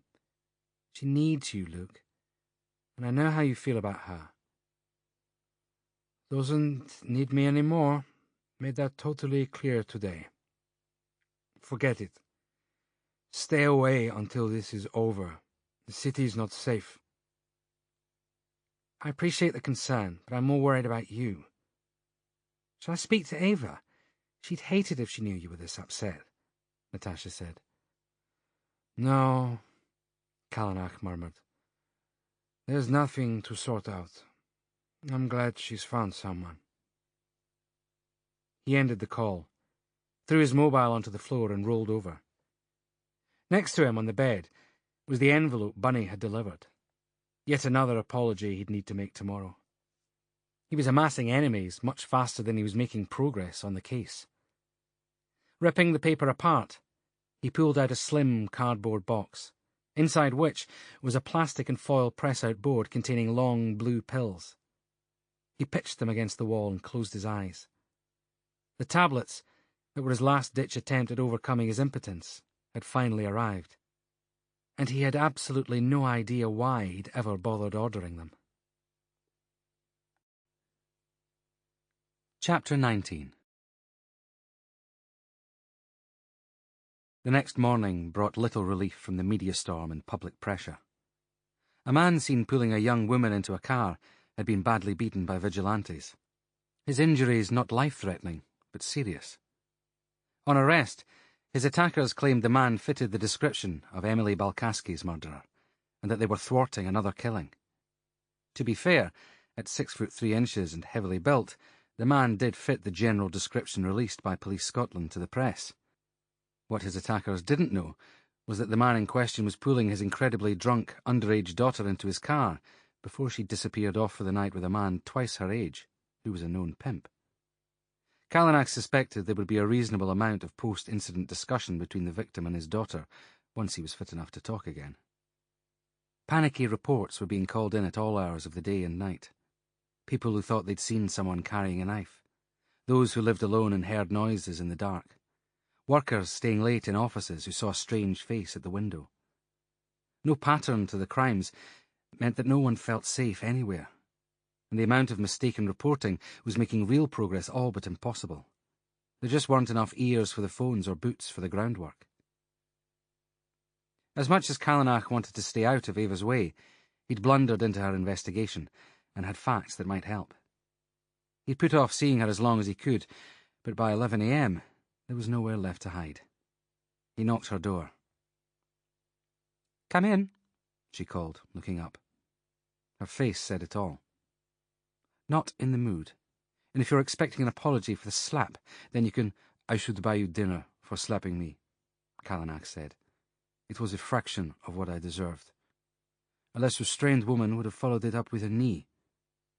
Ava glared and bit her bottom lip, fighting the upturning corners of her lips. "I'll remember that for next time," she said. "I'm not sure when we stopped being able to have a civil conversation, but I'd like to think it's not irreversible. This thing that's happening, it's getting to everyone. My squad are tense and defensive. It feels as if Edinburgh's streets are under attack." "I called Natasha last night," he said. "What did she tell you?" Ava leaned forward. "Only what I already knew. That you're under tremendous stress with these cases. That's why I'm here. I have a source, a journalist. He's investigating the murders and has shared some information. The software used to stop the Emily Balkaski email being traced ran on a homemade code, signature work. The same code was used to prevent anyone from tracking whoever got into Helen Lott's autopsy report. And that report was definitely hacked, rather than leaked." "How do you know all this?" Ava asked, walking to the whiteboard on her wall. "I told you. I know a journalist." "Who did the journalist get it from? That's not readily accessible information." Callanach had reached a decision about what he was prepared to say well in advance. He didn't skip a beat. "The source is anonymous, and will remain so, but it's from an expert. I've no reason to doubt the veracity of the claim." "We've had people analyse this, Luc. No one else could confirm that it was the same person involved in both incidents. You'll have to disclose your source to verify." "I don't have the information to give. I was just trying to help. How's Joe's hacker investigation going, by the way?" He'd promised himself he wouldn't ask. He wasn't even sure he wanted to know, but now that the box was open, Callanach found himself incapable of closing it. "Have they named any suspects yet?" "I think it's best we steer away from the subject of Joe, don't you? It's not exactly common ground," Ava said. "I've been an idiot about it. I think I was feeling protective, and maybe a little jealous of having my drinking mate stolen." Callanach delivered a smile he didn't feel. Ava didn't return it. "This thing with Joe, it's complicated," she said. "I know you don't think he's my type, and it's sudden, but the timing's right. Anyway, Joe doesn't speak to me about his investigation, so you shouldn't feel out of the loop. Security on this one's tighter than MI5's Christmas party list." Really? They've managed to keep a team here with no information getting spilled at all. That is impressive, Callanach said. The usual generic info is out. The hackers they're looking for, the Unsung, seem to be an international group. It's only their main man who's based here. No names yet, though. Joe's paranoid that they're even able to get into internal police communications. No arrests yet, and this was supposed to have been a done deal by now. That's tough, Callanach said, fraudulent sympathy on his face. Still, at least it means he'll be around longer for you. He stood up. Ava scribbled a couple of notes on her board, a shorthand version of the information Callanach had shared, then put the pen down. Do you mean that? She asked. And I thought you might... Her voice trailed off into a distracted silence. Callanach prompted her. You thought I might what? He asked. I thought you might feel like a movie later tonight. If you're okay with the Joe thing now. I'll text you the details later, okay? I'd like that, Callanach said, making for the door. He couldn't escape the feeling that he and Ava were avoiding having a real conversation. They used to find it easy to talk. Nothing fake, nothing formal. Lately she'd been different in a way he couldn't put his finger on. Perhaps it really was the stress of the investigation, or maybe Joe's appearance had made Ava view her own life differently. At least later he'd have the chance to see if they could salvage some of the closeness they'd once shared. An hour later, Ava sent a text with details for them to meet that evening. Callanach slogged through a few piles of paperwork, issuing orders to keep momentum on the investigations, but everyone knew they were flagging. So many murder cases involved perpetrators and victims who were known to one another. That was the well-trodden path that usually led the police to an arrest. Violent deaths involving strangers were rare, and unless there was a DNA match on the database or an eyewitness, it was hard to make ground. At 11 p.m, Callanach found himself waiting outside the cinema where he and Ava watched occasional reruns of old movies. Only late at night, of course, when most of the viewing public was either in bed or in bars. Tonight's offering was Alfred Hitchcock's North by Northwest. No popcorn tonight? Callanach asked as they sat down. I'm not hungry, she said, pulling out a hip flask and separating two metal caps. She handed one to Callanach and kept one herself. It wasn't like her to be drinking midweek, mid-case. Callanach had been amazed at her self-discipline since he'd joined Police Scotland. Tonight, she filled each cap with single malt and began sipping hers as she settled back with her feet up on the seat in front, the absence of any other viewers meaning they wouldn't get any complaints about either the whiskey or blocking anyone else's view. Cary Grant had witnessed a man being murdered in a restaurant and unwittingly made himself a suspect, when Ava leaned over to whisper in Callanach's ear. Why are these people being killed? She asked. For a moment, Callanach wondered if she was referring to the film, or to their respective cases. It was Ava's golden rule that no one spoke during the movie. He'd never known her break it, and he'd been told off by her a few times for doing the same. You mean, why now, in Edinburgh? He asked. Ava nodded. I don't know. Your killer is male. Perhaps it's a sexual thing. Power, dominance, woman-hater.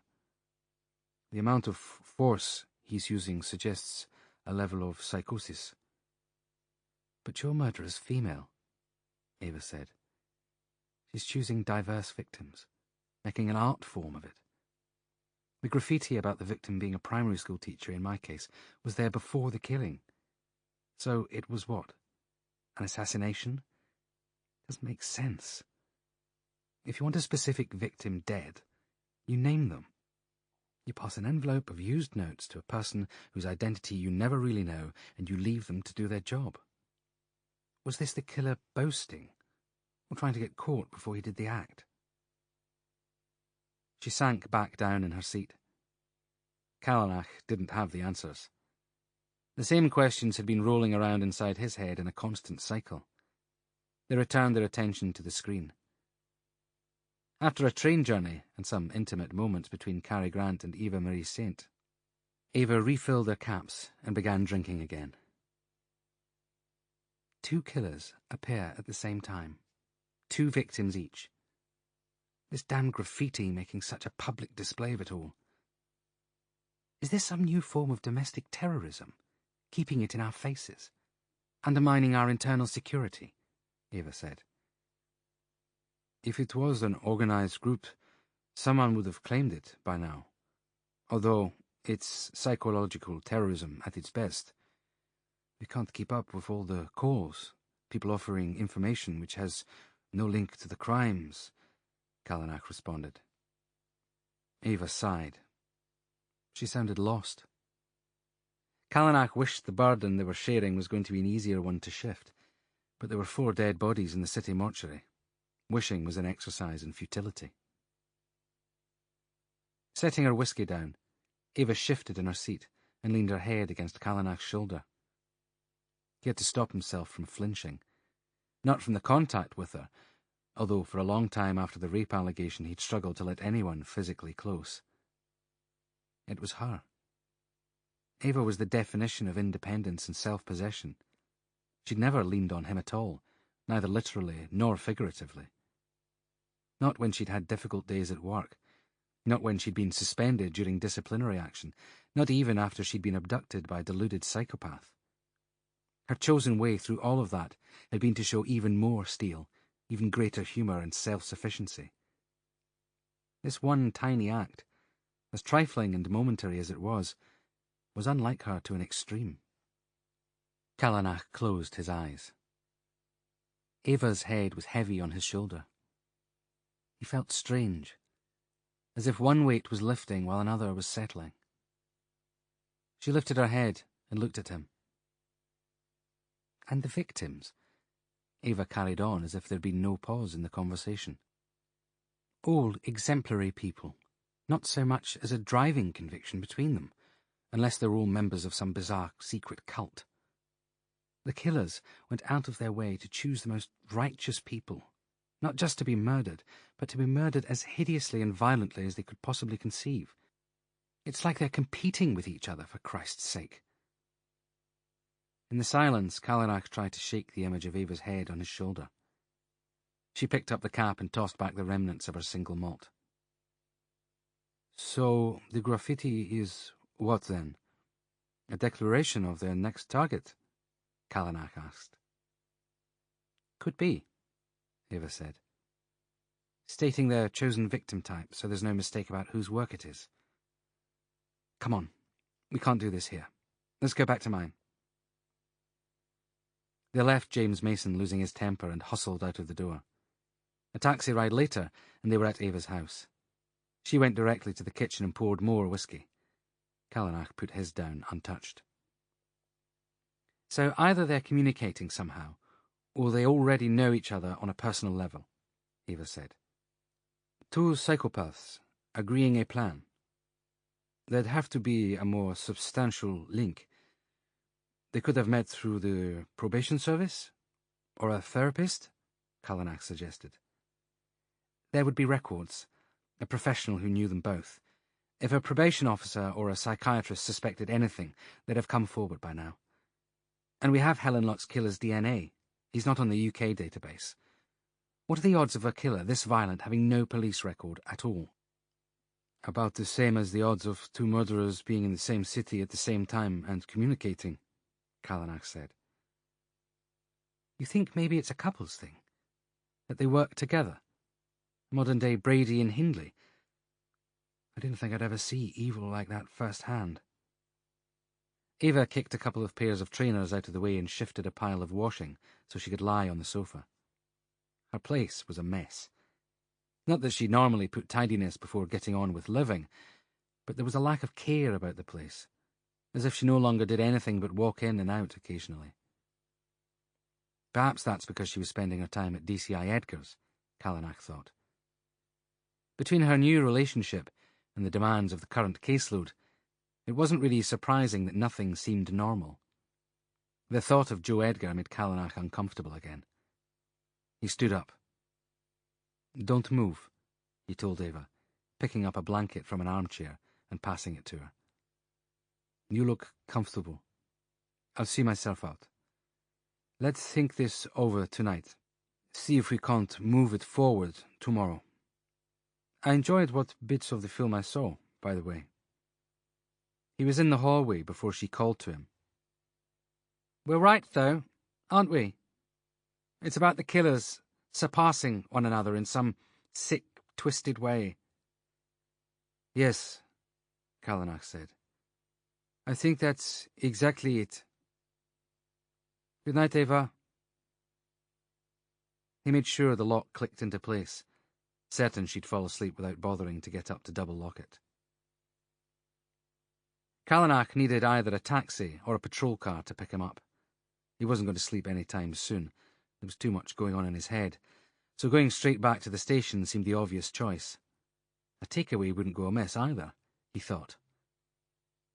The blow to the back of his head was hard enough to send him reeling. He'd have hit the pavement face down had two pairs of hands not caught him. Callanach did his best to stagger away, catching his breath sufficiently to try to scream for help, but something soft and spongy was shoved in his mouth seconds before a bag was pulled over his head. His assailants folded his arms behind his back, pulling them up tightly and leaving him no choice but to walk forwards when pushed. They didn't speak. Within seconds, he was shoved into a van, head held to the floor as his ankles were tied together. His mind was already conjuring the image of Michael Swan's body. He tried to thrash, realised the uselessness of wasting vital energy, and did the only thing left to do.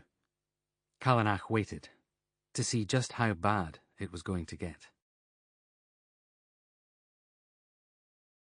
Chapter 20. Time was either rushing past or dragging intolerably. Callanach wasn't sure which. He wanted the rolling and bumping to be over and to get the sack off his head. At the same time, he knew that when the journey finished he would be facing an unknown enemy on their terms. He was powerless until he knew if he had anything to bargain with. His head was throbbing, but adrenaline had kicked in and he'd begun to formulate a scrap of a plan. He would tell his assailants that he was a police officer expected back at the station imminently. He could bargain with offers of prosecutorial clemency. Then again, he could just plead for his life. If he concentrated, Callanach could hear whispering. A couple of male voices, one giving orders from the tone of voice, another asking questions. No hint of a female on board, which seemed to rule out Michael Swan's killer in spite of his initial panic. Breathing slowly, he tried to get control of his body and his flitting mind. He needed to think. This was a well-organised assault. The men who'd abducted him were professionals. He hadn't seen them hiding or noticed a suspicious vehicle, and he was certain this was no random street crime. Whoever they were, they'd been waiting for him. People who knew him then, who were aware of his profession, and who presumably were undeterred by the potential consequences of their actions. Callanach cast his mind back over years of investigations. If he had to list the names of everyone with a grudge, the journey would need to be a long one. There were plenty of criminals who'd be happy to see him take a bullet, and a fair number who'd be pleased to deliver it to him personally. As the van swerved to a halt, hands hauled him first to his knees, then to his feet. "Out," a man commanded, cutting his ankle ties and pushing Callanach forwards. Another pair of hands stopped him from falling out of the back. Gravel crunched beneath his feet. What he registered was the lack of noise. The city centre's constant low-level hum, traffic, people, businesses, homes, faded. The ground changed to soft and yielding as he walked. Then a solid step, and the sound of a door opening. This was some door, though. Callanach could imagine the weight of it by the creak on the hinges. The tone of the echo as it slammed shut was metallic. Inside now, and he was walking on concrete. The sound of their footsteps rattled closely off walls, ceiling and floor. Callanach estimated himself plus at least 3 others. Blindly navigating a distinct downward slope, he breathed in hard, tasting the air, listening for ambient sounds, sniffing. It was dank, stale, the temperature inside markedly colder than out. At the end of the hallway, another door opened. This time, someone held Callanach's head down as he entered, slamming the door behind him. The room was freezing. The bag, finally, was pulled from his face. There was no chair to be strapped to, no bright light shone in his eyes. By the light of a small hand lantern, Callanach saw that there were 4 of them, dressed in similar black clothes, gloves, boots, and balaclavas to complete the look. Callanach leaned against a rough, unpainted wall in the low-ceilinged, windowless room. He said nothing. They would let him know what they wanted in their own time.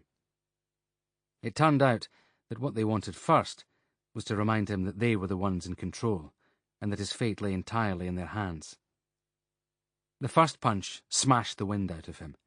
He crumpled, gasping for breath, his solar plexus spasming uncontrollably. A kick followed to the side of his left thigh, connecting hard with the bone, shooting pain down into his ankle and up into his hip. When the third strike came, he managed to block it, winning himself several extra hits to the face. "C'est assez! Qu'est-ce que vous voulez?" Callanach spat blood to one side, his tongue bleeding freely. A hand slapped the back of his head hard enough to jar his neck. "Speak English, you fucking froggy," one of the men ordered. Callanach hadn't been aware that he'd reverted to his primary language. His brain was all instinct. "What is it?" Callanach panted. "You've made your point. You obviously want something from me. Why not just tell me what it is?" Ever so slightly, 3 of the men turned towards the 4th, the one who hadn't punched or kicked yet. He was stood in the furthest corner, arms folded.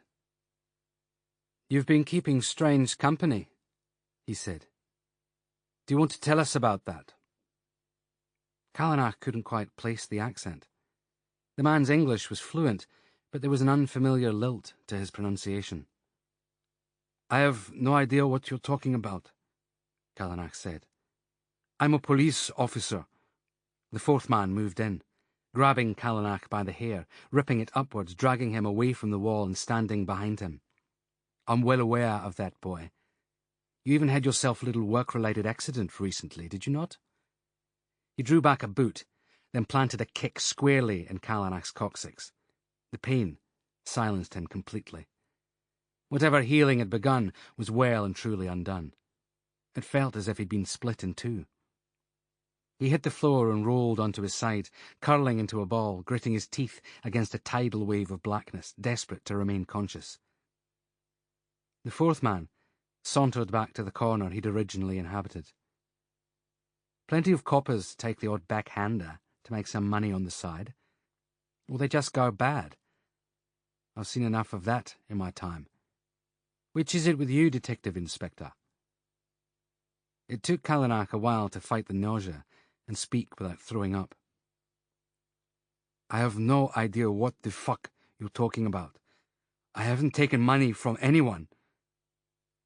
After a quick nod from the 4th man to his crew, a photo was shoved in front of Callanach's face. It took a few seconds to focus and recognize where he was when it was taken. The picture showed him entering Lance Proudfoot's house the evening he met up with Ben. "Any bells ringing yet?" the 4th man asked. "It's a journalist's house. He shared some information with me. Nothing that hasn't gone on the record. Why were you following me?" "Who else was with you?" one of the men asked, stepping forward, fist raised to stand over Callanach. 4th man held up one hand and the blow was delayed. "Who do you think was with me?"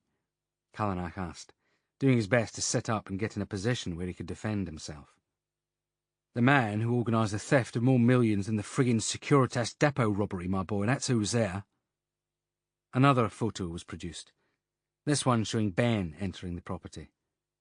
They'd been following him, not Callanach. These were police officers. Callanach didn't know whether to be relieved or even more scared.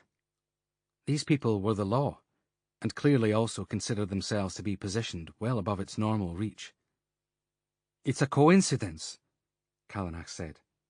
"I had no idea he was a person of interest. This is a misunderstanding." "Oh, is it?" Fourth Man asked, walking forward and pinching his fingers hard in the flesh at the base of Callanach's throat. "Because we're having some difficulty keeping track of what young Mr. Paulson is up to. He's never where his diary says he's going to be, always one step ahead. Is that because he's getting a bit of unofficial help from someone on the inside?" "This is about my case, not yours. I understand you're investigating a serious offense, but that's nothing to do with me. Paulson's name had never come to my attention," Callanach said. "Is that right? Not even courtesy of that little faggot in your squad who thinks he's so bloody clever? If you're talking about Tripp, he never said a word. Quite the opposite. He made it clear that he was under strict orders to maintain full silence, even to me." "So you asked him about our investigation, then? Did you ask him about Paulson?" Fourth Man asked. "Tripp refused comment," Callanach shouted. "You're sure about that, are you, sir?" The emphasis from one of the lower-ranking goons was on the last word. "Only we understand that DC Tripp has a bit of a thing about pretty men. Can't believe he hasn't got a crush on a piece of Euro-ass like you. He must have been desperate to win brownie points with his precious DI. You gay as well, are you? Do you encourage your men with special treats?" "He's not gay," Fourth Man cut in. "He was only a hair's breadth away from being a convicted rapist. Weren't you, lad?" Callanach stood up, fear gone, replaced by what might turn out to be either homicidal or suicidal rage, depending on how the fight went. "Who ordered an investigation into my squad?" Callanach demanded. "You've no fucking right to go prying into Tripp's private life. Mine either. And that rape charge was false, as you well know, given the access you seem to have had to my file." Fourth Man stepped up, so that his breath was going directly into Callanach's mouth. The man wanted the fight, and Callanach knew it. Only there was no way it was going to end with just the two of them going for it. "Tripp said nothing. It was an unfortunate coincidence. Paulson was tracing a hack which might lead to a murderer," Callanach reiterated, keeping his voice calm. "And what did you promise Paulson in return?" Fourth Man asked. "Nothing," Callanach spat. "He was just helping out of the goodness of his heart, was he? And you believe that?" Another man asked. They all laughed. It was Callanach's first moment of self-doubt, now that he'd had his suspicions about Ben confirmed. Why had Ben agreed to help if he knew the police were following him? Unless he was waiting for a better moment to ask a return favour. "Well done, Detective Inspector." Fourth Man clapped him on the back. "You're finally putting two and two together by the look on your face." He slid a hand around Callanach's throat and pushed him back against the wall. "I don't know what you've done and what you haven't, but that streak of American piss stole from some very powerful men and women. He got into their bank accounts, their emails, their private correspondences. I don't need to explain how nervous that can make those sorts of people. He's going to prison for the rest of his natural. Understand? And if you fuck up our investigation, you're going to be sharing a cell with him. Stay away from Ben Paulson. No phone calls, no emails, no texts. No more help." He pulled Callanach forward in order to shove him hard against the wall again. His already bruised skull struck brick. "We'll leave the door open for you. I suggest you stay here and lick your wounds for a good 20 minutes. You might want to let the stink of fear settle off your clothes before you walk home." They all laughed, big, fake belly laughs that lasted too long. They were each as scared of the Fourth Man as he'd been made to feel, Callanach realised. With a man like that, you knew he could be your friend one minute and your worst enemy the next. The fact that you thought you were playing for the same team was irrelevant. They began walking towards the door, one of them picking up the bag that had been over Callanach's head and shoving it in his pocket. No evidence left behind. The three lower ranks went first, leaving the fourth man to issue one last threat in the semi-dark. "There'll be no more late-night rendezvous with Ava Turner, or next time DCI Edgar might send you a more permanent message. Not a word now, D.I. Callanach. Joe Edgar has friends in places so high they could spit on you and it would take a week for your hair to feel wet. And if you go down, your squad'll go with you. That's quite some responsibility, son. Ease your pain with the knowledge that silence makes you a martyr." His footsteps took an age to cease their echoing through the hallway. Only when certain they had all gone did Callanach allow himself to sink to the floor and assess his injuries. His jaw was throbbing. The back of his head was badly bruised. Too shaky to stand for 5 minutes, he did his best to rest, while his abductors created some distance between him and them. When he finally emerged from the room, he saw that the corridor was an arc of metal-lined tunnel, ribbed with steel. Long since defunct electric panels spewed out their wires where rats had made homes. He plodded upwards towards the dim light at the surface. At least, as promised, they had left the door open. A nearby signpost directed visitors to the bunker entrance. That explained where he'd been. He followed the directions towards a main gate. Edinburgh's old nuclear bunkers had been converted into a visitor attraction, although they hadn't opened all of the tunnels.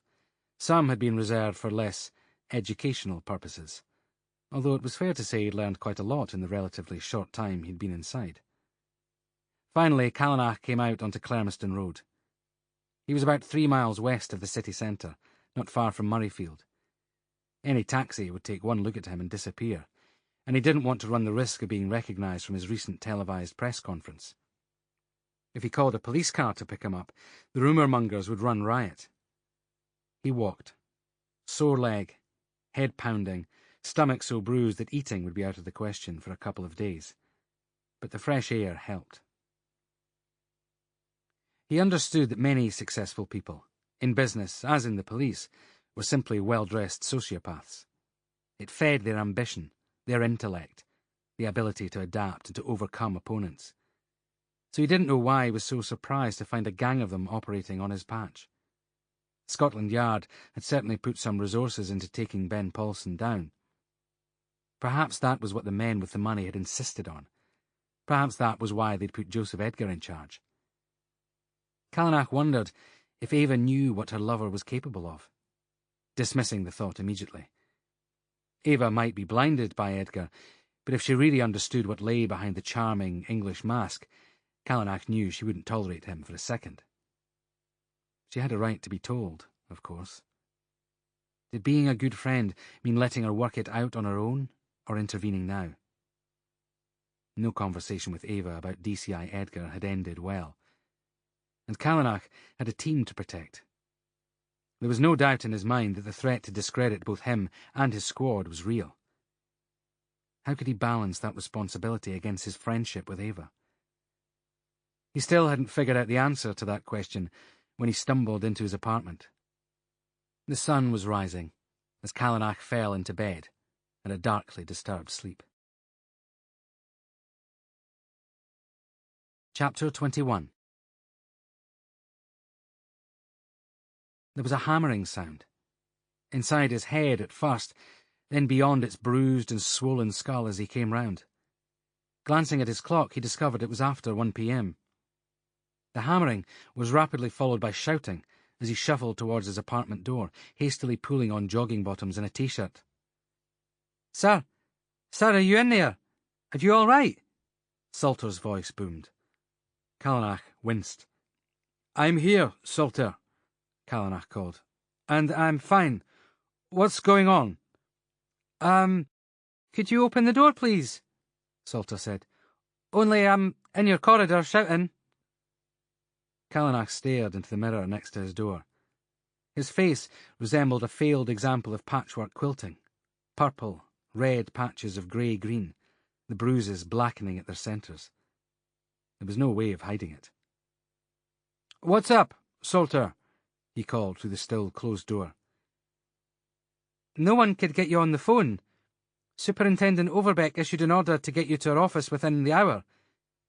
Could you let me in? Next step might be to break your door down if one of us can't confirm face-to-face contact." Merde. Callanach swore under his breath, opening the door enough that Salter could confirm it was him and that he didn't have some unwanted visitor holding a knife to his throat. He stifled a laugh at the irony of that. "Bloody hell, sir," Salter said. "Do you need a doctor?" "No, I'm fine. I overslept, that's all. You have to let me in, sir, right now, or I'm calling Overbeck and telling her everything." Callanach tried rolling his eyes, realised that even that small action was going to cause too much pain, and caved in. DC Salter pulled Callanach by the sleeve into the window light. She whistled as she inspected his wounds. "You'll need a heavy dose of arnica, not to mention witch hazel. We can stop at the chemist on our way to the station. What other injuries are there?" Callanach lifted his shirt, more out of his own curiosity than to show Salter. His ribs were black and red tram lines of contusion, and the tip of a boot was marked plainly on the skin over his stomach. He wasn't prepared to think about the pain in his lower back. The kick to his coccyx had made the fracture worse than even when he'd first done it. "Painkillers?" Salter asked. Callanach pointed in the direction of the kitchen. "If you don't mind my suggestion, sir, you should take a shower. I'll make coffee and dig out some paracetamol." "Are you not going to ask what happened, Salter?" Callanach asked. "Not my place. Unless you want to tell me. Just so long as you're okay." Callanach nodded. "I'll get that shower," he said. "Call in and tell them I'm sick and that I'll work from home today, would you?" "Not sure that'll wash with the evil superintendent overlord. There was a reason she sent me to get you." Callanach stopped on his way to the bathroom. "There's some new graffiti. A uniformed officer called it in early this morning when he passed it on his regular beat." "What does it say?" Callanach asked. "It says, 'Lollipop Lady.' I'll get you that coffee now." Salter headed for the kitchen. Callanach was resigning himself to comprehensive lying over the next few hours when Salter appeared with her handbag as he was tying his shoes. "I thought you might like some help with, your face," she said. "Sorry, Salter, not with you," he said. She held up a variety of brushes and tubes. "You think that'll work?" Callanach asked. "Can't look any worse than you do right now. No offence." "None taken," Callanach said, feeling the painkillers he'd taken starting to breach the surface of his discomfort. "Give it a try. Anything to reduce the amount of time I'll have to spend explaining myself." He allowed Salter to dab and brush him with themes on beige. "Best I can do," she said. "Are you sure a doctor wouldn't be wise?" "What's wise and what I've got time for are two different things," he said. Salter held up a small mirror for him to inspect his face. At least it looked more credibly like a minor car accident, or as if he'd stumbled off the treadmill at the gym. Before, it had virtually screamed fistfight. "Thank you," he said. "Woman of hidden talents." "Best get going," Salter smiled. "The super'll be spitting nails by now." "Well, never mind, Overbeck," Callanach said. "Drive straight to the site of the new graffiti. I want to see it firsthand. Have we had forensics out there yet?" "No, that's your call. D.I. Turner thought you should be consulted before we touched it." "Have we set up surveillance?" Callanach asked. "From a building opposite. Local CCTV's being checked.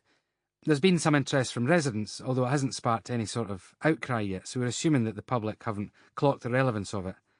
They will soon, though, if the next victim matches what was spray-painted there. It's on a previously clean wall, so no chance of it blending in with the other tags this time.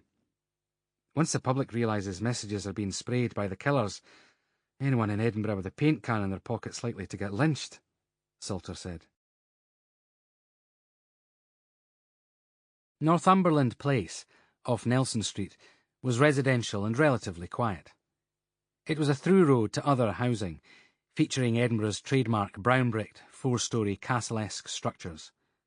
There was a humble-looking bar opposite the graffiti, but no witnesses to what would have seemed a trifling offence, probably done late at night, well after closing hours. It wasn't a heavy footfall part of the city. There would have been few passers-by after lights out.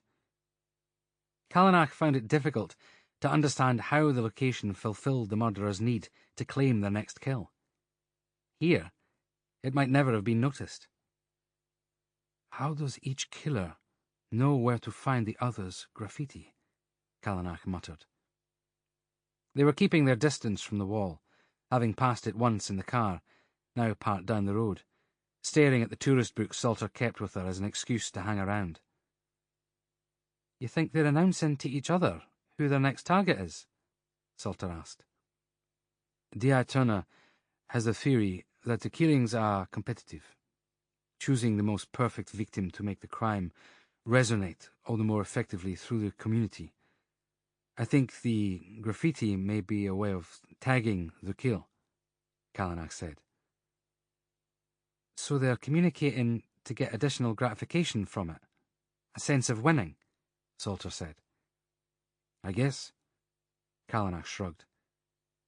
Unless it's all about the reaction from the press, and given that the global media is branding Edinburgh hell on earth, I suppose they both think they're winning at the moment. Get photos of the graffiti over to the handwriting expert. It may not hold up in court, but I want to know if we can liken it to any of the other graffiti at the original sites. Keep surveillance on it 24 hours for the next week. I want to know who passes by, reads it, adds to it. The best photographic evidence we can get. Anyone matching the descriptions of our murderers to be followed immediately and calling backup. Got it, Salter said. Sorry, but I'm bursting. Did you need to do more here, or shall we head for the station? Let's go, Callanach said. I'm way overdue a disciplinary hearing. Perhaps we should stop on the way so I can buy the superintendent some chocolates. Maybe try putting her in a better mood. Do you not think she's sweet enough already? Salter grinned. Overbeck was less entertaining in person. She managed to rant without visibly pausing for breath for several minutes. The only blessing was that her obsession with her own public status completely overrode any careful inspection of Callanach. He blamed an ongoing problem with pain in his coccyx for the need to take additional painkillers, and thus failed to wake up or hear his phone ringing. That was, at least, partially true. So given that your slipshod investigative powers have led us to the point of simply waiting for another murder, and the victim's profession has actually been identified, what's your plan of action? Keywords for whatever you're about to say to me are foolproof, fast, and inexpensive. Go. If we release this publicly, there'll be panic. Probably more false alarms, resulting in assaults on innocent people. But if we don't act and a lollipop lady is harmed, we'll be accused of incompetence, Callanach began. What are the numbers? Overbeck asked. 158 lollipop persons working for Edinburgh City Council. 102 of those are female, Callanach said. Thankfully he'd made the relevant call before the meeting. We will approach the potential targets privately. Sooner or later it'll get out anyway. Someone will speak to the press whether we ask them to or not. Couple that with the issue of people asking for protection, demanding around-the-clock officers outside their address, the investigation will grind to a halt while we try to prevent the next crime. Not we, Detective Inspector. Don't drag me into your logistical nightmare. This is your investigation. Yours and D.I. Turner's at any rate. Do we know which of the murderers graffitied the wall this time? We don't. It's still only a theory, and with the exception of the primary school teacher, graffiti. We can't identify what other scrawling might belong to a suspect. The handwriting expert says there are similarities between the two samples, but this is spray painting, not penmanship. We're never going to be able to draw definite links. 102 potential victims. Bravo, Callanach. You may as well inform Police Scotland's lawyers of the impending negligence suit right now. Perhaps I should complete the job by writing a few incompetence headlines for the popular press and save everyone's time. What a sodden mess. And where's Turner? No idea, Mum, Callanach said. He'd been wondering the same thing himself. Not that he was keen to see Ava. She wouldn't fall for the make-up and lies, and he had no intention of telling her the truth, a decision he'd made overnight. Find her and light a fire under her equally lukewarm arse. Make an arrest, Callanach, and hand the file over to the Procurator Fiscal. I want someone in the dock being charged with these crimes before I face my next professional review, and that's not far enough away for my liking. D.S. Lively was at the coffee machine when Callanach went in search of sustenance. "Bless my bollocks, sir," Lively said. "Is that make-up you're wearing?" "Where's D.I. Turner, Sergeant?" Callanach asked. "She was called to the hospital about an hour ago. Did someone throw you a blanket party? Only they made substantial improvements to your face." "Not DCI Bigby again?" Callanach asked, ignoring the inquisition. "Do you think I'd be standing here if it was? I do respect a few of my senior officers, you know," Lively laughed. Callanach bent down to take his coffee from the machine, wincing as he went. "The chief's flown out somewhere sunny to recuperate from what I hear. Looks like you should do the same." "And be parted from your delightful company, Lively?" Callanach asked, taking a sip of what tasted like hot, caffeinated bracken water. "Why would I do that?" Callanach texted Ava to let her know what was happening shortly before a senior administrator from Edinburgh City Council turned up at his office. 4 hours later, Callanach was stood in front of 86 lollipop ladies. It wasn't a bad show out of the 102 they needed to locate. Some were on leave, others weren't contactable. Uniformed officers had been sent out to make contact with the missing 16. "We have reason to believe that one of you may be the target of a crime," Callanach began. There were some jokey whistles which he ignored as he carried on. "You've been asked to attend because there may be a link to other murders recently in the city." He paused. No jokes or amusing noises issued from the crowd this time. The shock was plain on their faces. "We may be wrong, and we very much hope that this is an error or misreading of the evidence. But we've taken the view that you are better forewarned." "Are you saying that one of us might be killed?" a woman in the front row asked. The following barrage of questions was inevitable. In their position, Callanach knew he'd be reacting the same way. The thing to do was head it off and keep the crowd calm. Staring across the sea of faces, he supposed there wasn't a collective noun for potential murder victims. "It is only a possible threat. There's nothing concrete. You do, however, need to be vigilant. You shouldn't go anywhere alone. Avoid public places where you might be vulnerable. Keep a mobile phone and personal attack alarm with you at all times. Make sure your homes are secure. Lock your car doors when driving. Do not open your door at all to people you don't know." "For how long?" another asked, standing up. "We're supposed to hide away until when? The rest of us will be safe once one is dead, is that it?" "Aye. Is that the best you've got on offer?" "What are you going to be doing to make us safe?" the first woman asked, before turning around to address the crowd. "This isn't on, is it, ladies? Why are we being left to protect ourselves?" That started a riot of heckling. "We can't take you all into protective care," Callanach said. "Our advice would be to leave the city if you have relatives elsewhere. No one is obliged to attend for work. The council has made that clear. The precautions we're asking you to take are the same as have applied to everyone in the city since this began. It's just that you need to exercise a special level of awareness about your circumstances." "That's it," a woman shouted. "Special level of awareness. For goodness sake, is my husband supposed to give up work and stay home and look after me?" "I'm not running scared," another responded. "They can try me. I won't be a prisoner in my own home." "It's important that you tell as few people as possible about this. I can't insist on it, but it might make matters worse if any of you speak through the press. These people seem to be courting publicity. I prefer not to give it to them." That went down about as well as he'd expected. Callanach listened to another hour of alternating anger, fear, confusion, and insults, then called time. He phoned Ava from his car, curious when she didn't answer her mobile, leaving a brief message about the crossing guards and asking her to call when she was available. A text came through as he was finishing the voicemail. 30 Broughton Street, 1 hour. Callanach checked the number. It was sent from Lance Proudfoot's phone. He considered the possibility that it was some new fun that DCI Edgar had planned for him, but it seemed unlikely in such a public place. He went home and changed, then walked the 2 minutes from his apartment to the given address. It turned out to be a wine shop Callanach frequented, although he'd not been aware of the precise address before. It was filled with enough shelves to allow privacy from the window view and to enable a private conversation.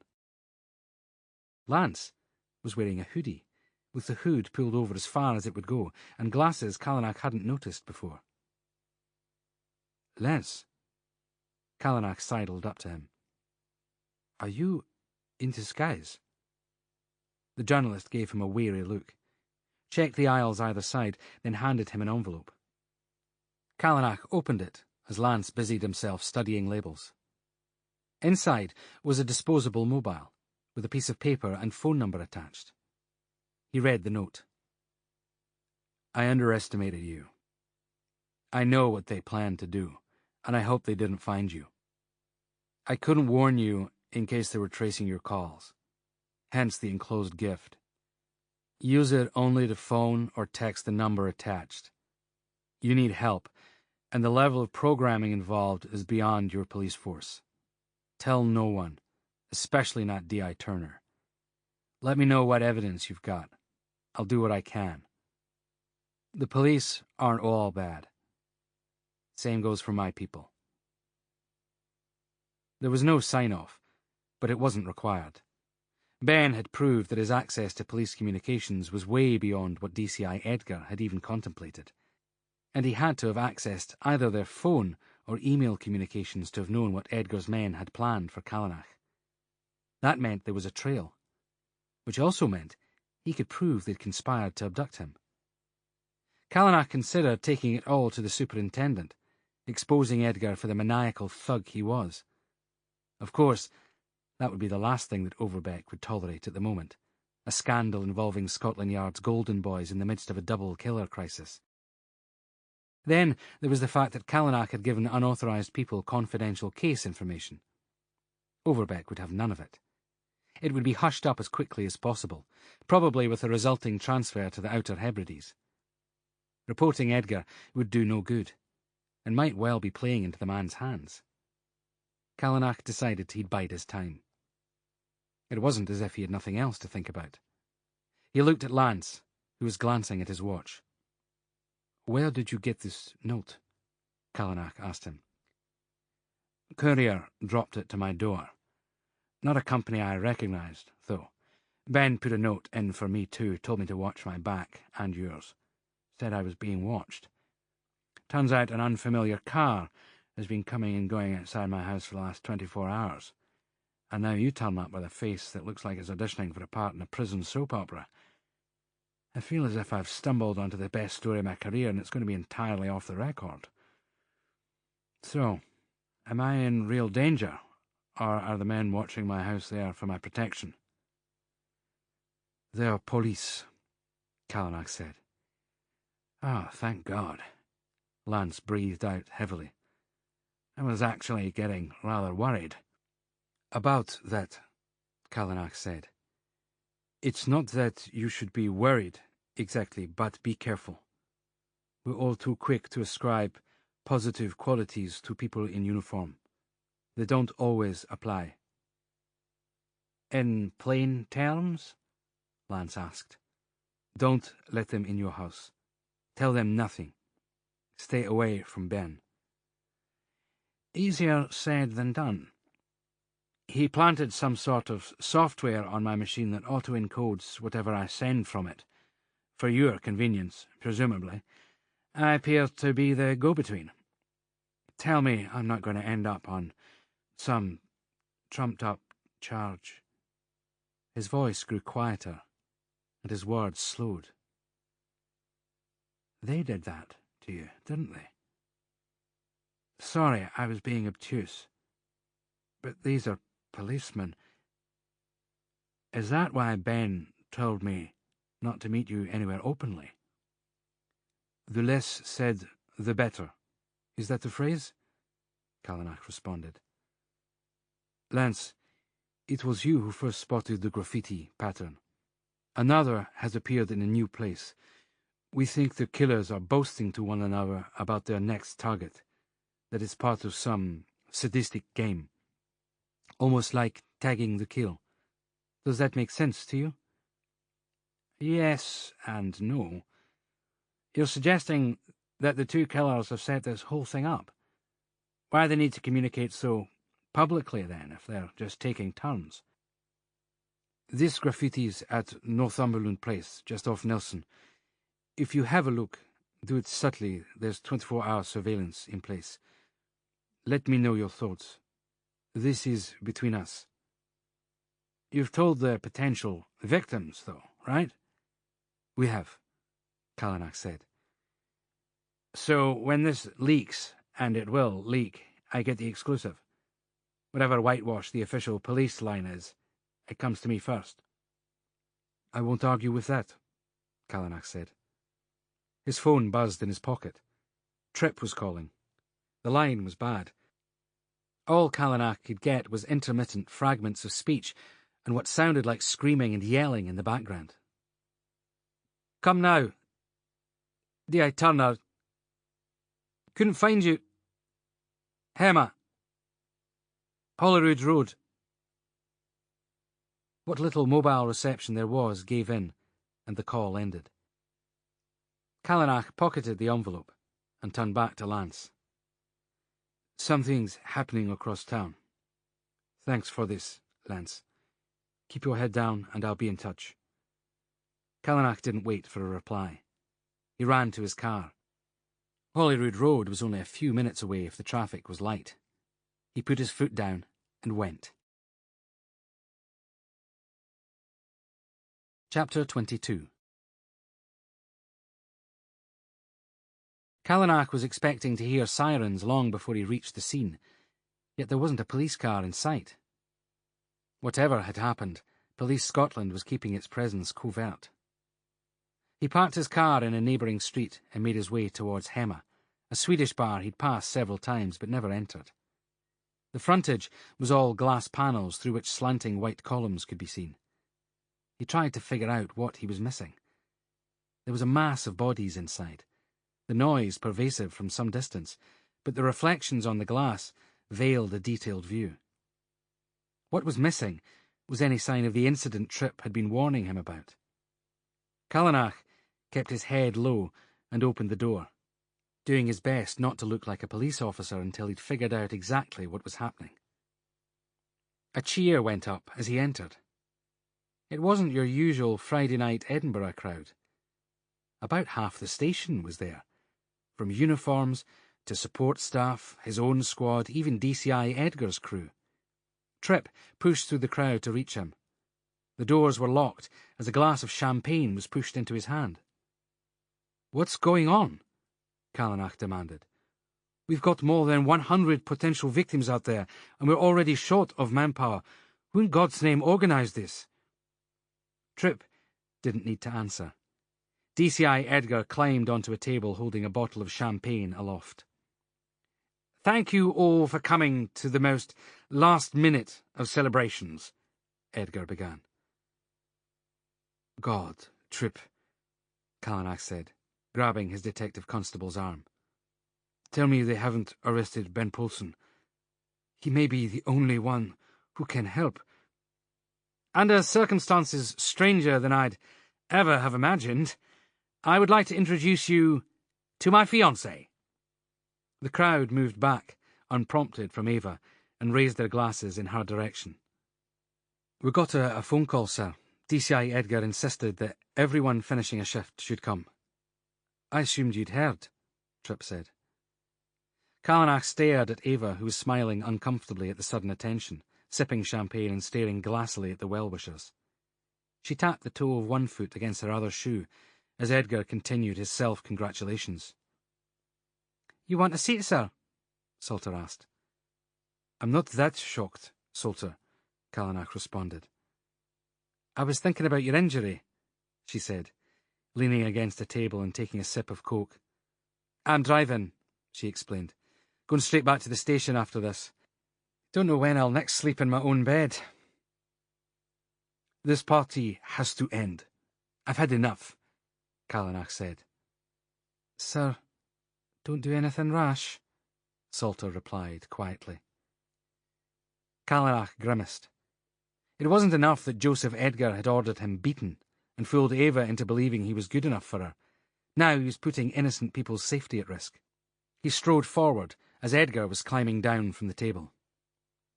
"I want my squad and any uniformed officers back at the station immediately," Callanach announced to the crowd. "Whatever you've got in your hands, put it down. Report to the incident room, and—" "D.I. Callanach!" Edgar shouted. "Everyone's on their way back to work right now. I simply borrowed my friend's bar for 30 minutes. Scotland Yard is well aware how little progress is being made in the murders, and of how much help you need. Your team could do with a morale boost. They're all still on call. I've got it under control, don't worry yourself." There was an embarrassed silence as Callanach figured out how to respond. Ava was already nowhere to be seen. "Phone call for you, sir," D.S. Lively called from the back of the crowd, waving his mobile in the air. "Urgent. Sorry to interrupt."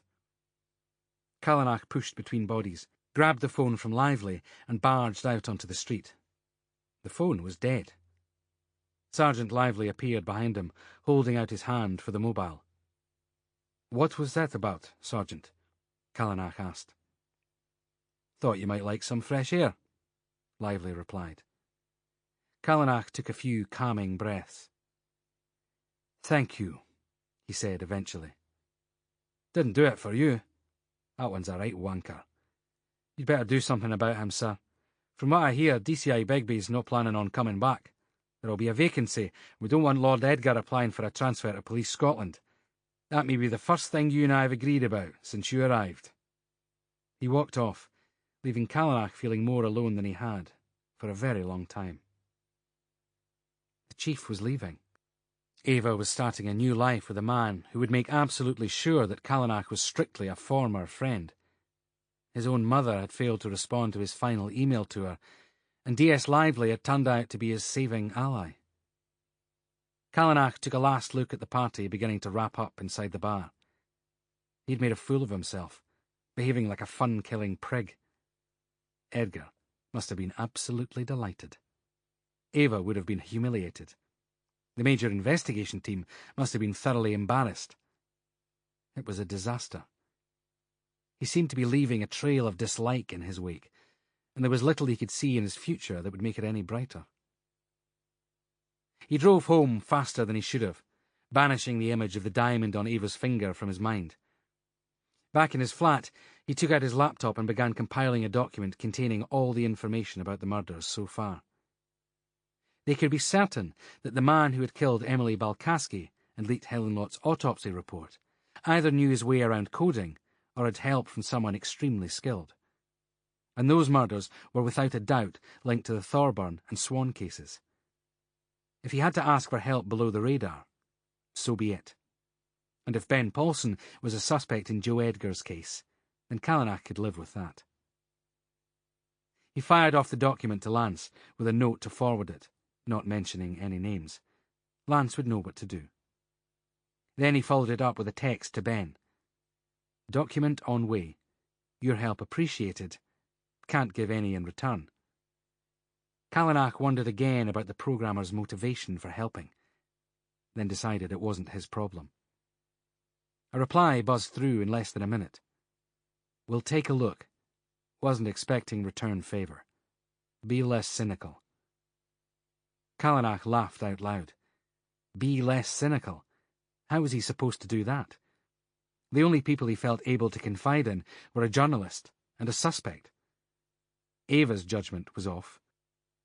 Everything about her life was alien, even the choice of bar for the impromptu engagement party, so unlike her preference for pubs with fireplaces and overused leather sofas. Had she changed so dramatically, or had Callanach never really known her at all? He tried to settle with a glass of wine, flicking on the television to drown out the din in his head, but all he could feel was the ghost of Ava's head on his shoulder. Fragments of conversations from when they'd first met, times she'd joked with him, sided with him. When he'd opened up to her and found someone utterly without judgment or bias. Long nights spent talking about nothing, sharing treasures from their childhoods. A day fishing when she'd taught him to cast a line. He'd flicked it clumsily and caught it in her hair, spending the next half hour getting the hook out and patching up the scratch below her ear. He remembered the slender curve of her neck, her lightly tanned, smooth skin, and the moment when he'd brushed his fingertips downwards, releasing her hair, both of them silenced in the midst of their chatter by the unexpected, intimate contact. Ava had shaken her head suddenly, as if waking up, reaching for the rod and busying herself with clearing up. But she hadn't met his eyes for several minutes after that. The glass of wine he'd been holding flew from his hand and smashed against the wall before he'd even realised he was going to throw it. He stormed across the room away from the shards of glass, slamming his fist down on the desk. The drugs he'd been intending to throw away were still there. He pushed 2 tablets from the plastic and swallowed them. The shower was cold when he stepped in, the shock welcome. Comfort wasn't what he was looking for. Conscious of how wrong his plans were, he dressed and walked across the hallway. Bunny opened her door almost immediately. Luc, I was wondering if you'd come in yet. Are you hungry? I've got loads of stuff in my freezer, and my new couch has arrived. We should toast it with something bubbly. You all right? Callanach stepped through the doorway, his eyes locked on Bunny's. She was wearing a denim shirt, tied at the front with a miniskirt. He reached one hand out slowly, flexing his jaw, breathing in deeply as the first wave of liberating endorphins hit his system. Hooking one finger inside the knot of her shirt, he tugged it hard, both loosening the knot and pulling Bunny towards him. She raised an eyebrow and laughed nervously, but allowed herself to be pulled into his arms. I never thought you'd be interested, she said, as he began kissing her neck, pushing his hands into her hair, running the tip of his tongue along her collarbone. Did you want to go somewhere more comfortable? She asked. Okay, he said, letting her lead the way into the kitchen, where Bunny took a bottle of Prosecco from the fridge and grabbed 2 glasses. Callanach poured the drinks and walked into the lounge, getting comfortable on the couch. Bunny clinked her glass against his and smiled. I've been hoping this might happen, she said. I did wonder the day that lady came to your door. It was the way she looked when I talked about you. I figured you two must have had something going on. Callanach realised she meant the day Ava had come looking for him. Ava had never explained what she'd been doing there. He took Bunny's glass from her hand and kissed her, crushing his lips against hers, sliding one arm around her shoulders, silencing her and forcing the image of Ava from his mind.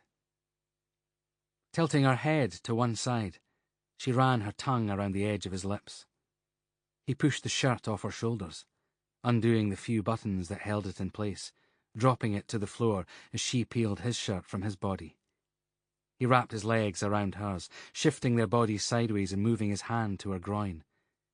She closed her eyes, lifting her chin, tipping her head over the arm of the sofa, panting softly as he touched her. He could feel the drugs working, reigniting the maleness he'd grieved for so long. Bunny ran a hand down the outside of his jeans and clutched the hardness there. This time, he wouldn't fail. Bunny lifted her head back up as he began to undo his jeans, putting her hand lightly over his. "Shall we slow down?" she asked. "We've got all night, and this isn't really very comfortable." She picked up their glasses, handing Callanach his and sipping from hers. He did his best to mask the frustration on his face and smiled as they drank. "So what made up your mind?" Bunny asked. "I was about to give up hope that you'd noticed me. That first night when you got my power back on, I couldn't believe I was living opposite you. My mates joke about stuff like this happening. You move into a new building, the guy opposite just happens to be gorgeous and has an amazing job, and he's single. I've been telling everyone about you." Callanach sat up, feeling his coccyx and ribs complain. He'd been able to ignore the pain until now, the sensation of grinding in his lower back, the stabbing around his lungs when he rolled over. "Do you think you could make it to dinner on Friday night? There'll be 8 of us. We could have a takeaway here, then go to a bar." "I don't know," Callanach said, downing the overly sweet liquid and placing his glass on the table. His groin was throbbing as hard as he could ever remember, as if a spring had coiled and was building up an unstoppable force. But his head was thumping. There was a growing itch inside him, accompanied by a rising tide of panic that he might end up out of control. "Shall I put some music on?" Bunny asked. "What do you like?" He knew he had to leave. Bunny was a good person. Not his kind of person, but sweet and well-intentioned. He'd come here without thinking it through. The shameful truth was that he'd come here to use her. "I have to leave," he said, head hammering and lower back protesting as he got up. "You could stay here tonight," she said, reaching for his hand. "I can't. I have to work early in the morning." "Stay a while longer. We could watch a movie," she asked. Callanach saw the plea in her eyes, the disappointment. He'd been a complete bastard. The least he could do was let her down gently. "I shouldn't have come," he said. "It was a mistake." "Friday, then, with my mates. It'll be a laugh. You like them." "I think I'll be working. You know how it is." He put his shirt back on, not bothering to button it up. His body was burning, as if it had become one single organ, pulsating, ready to burst. He kissed Bunny on the cheek. "I understand," she said quietly. "I'll be here if you change your mind. That's what good neighbours do, isn't it?" She tried a smile, failed and hid her tears by pouring herself a fresh glass of Prosecco. Callanach left. Inside his flat, he headed straight back to the shower, cursing his selfish destructiveness. Bunny hadn't deserved to be the target for his attempt to repair himself. She'd been more graceful in defeat than he'd any right to expect. And now he'd made life awkward where he lived. Don't shit where you eat. Wasn't that the rule? He was left with the crawling sensation that his body had been invaded by a creature demanding to be fed. It should have been cause for celebration. His body was working again, and yet he couldn't face the prospect of having sex with Bunny. She was attractive, bubbly and sweet, but not what he wanted. He'd imagined, after all that time, that the prospect of having sex at all would have been sufficient. But it was a false god. He hadn't arrived there through free will and the power of his mind. He'd overwhelmed his body with chemicals, tricking his brain. And now he was stuck in pharmaceutical limbo, waiting for the drugs to wear off before he could rest. There would be no easy resolution to his impotence. Drugs had fixed his dysfunctional body, But the root cause was in his mind, and he wasn't a single step closer to fixing that. Chapter 23. He awoke at 7 a.m., tasting chemicals, and went straight to make coffee. Last night was a half-drawn sketch in his mind, and he chose not to fill in the blanks. Some things couldn't be mended. He checked his messages to make sure there had been no attacks overnight. It seemed Edinburgh's lollipop ladies were safe. There had been extra units on duty overnight in case of any incidents. Superintendent Overbeck wouldn't like accounting for the overtime, but that was her problem. Once the murders were resolved, if the chief wasn't coming back, Callanach had already decided that he'd be looking for a post elsewhere. Anywhere in the world that would have him. Except France, of course. When he heard buzzing, his first reaction was to check his phone for texts. Only when that came up blank did he remember there was a second mobile in his flat. He hadn't realised it was still switched on. "I have something. We'll call at 10 a.m. Pen and paper ready." Ben had obviously spent his night more productively than Callanach. He checked his watch. He had 2.5 hours to kill. The answer to filling that expanse of time was waiting in an almost feral pack outside the police station. The cameras were set to roll as he walked in. Questions were fired. Lights flashed. No hope, then, of concealing from the murderers that they'd figured out the role of the graffiti. Every major newspaper and television channel was represented. What sickened Callanach was the sense that what they needed now was an actual lollipop lady victim to complete their story. He liaised with the press office and composed a statement. As he left the Police Scotland media team to deal with it, he recalled his promise to give Lance the first reveal when the story broke. It was close to 10 a.m. Lance would have to wait a few more minutes until he'd finished speaking to Ben. Callanach grabbed a notebook, then retreated to his car and waited for the other mobile to ring. "Where are you?" Ben asked. "In my car," Callanach said. "Do you have something?" "Only numbers, as yet," Ben said. "But it's a start. I'm sending you an image now. Have a look." Callanach opened it. Not that it made much sense. LA 55.957.410.754.89907. LO -3.1956.857.417.8561. He put the phone back to his ear. "Got it, but I have no idea what I'm looking at," he said. "Those are GPS coordinates. That location is exactly where the Lollipop Lady graffiti appeared," Ben said. Callanach scribbled notes. It hadn't occurred to him to look up the GPS coordinates. The positioning of the graffiti had always seemed more casual than that. "I typed in every possible description of the graffiti sites and trawled the net for road names, GPS, any search term I could think of. The only match was the coordinates," Ben continued. "For all the graffiti sites where the victims' professions were listed?" Callanach asked. "I found coordinates for 4 of the graffiti sites in the city," Ben said. "In what context?" Callanach clarified. "Was it a website or search engine?" "Nothing so simple," Ben laughed. "I was trawling chatter on the darknet, the part of the internet that exists only for people to do things unseen. Most computer users don't even know it's there. Precious few are able to access it." "So you found the people sharing the coordinates, then?" Callanach stopped writing, closing his eyes. This was the moment he'd been waiting for. A real break. The point where he could finally be sure there would be no more victims on the mortuary table. "All I have at the moment is a heavily encoded website with restricted access and invitation-only usability. The reason the GPS coordinates got a hit is because they're numerical. My software picked up the fact that the numbers had been bounced around in exactly that order. It'll take more work to get in deeper." "You have to show me," Callanach said. "If this turns out to be the only evidential trail, then I need to be able to follow it myself." "Too risky," Ben said.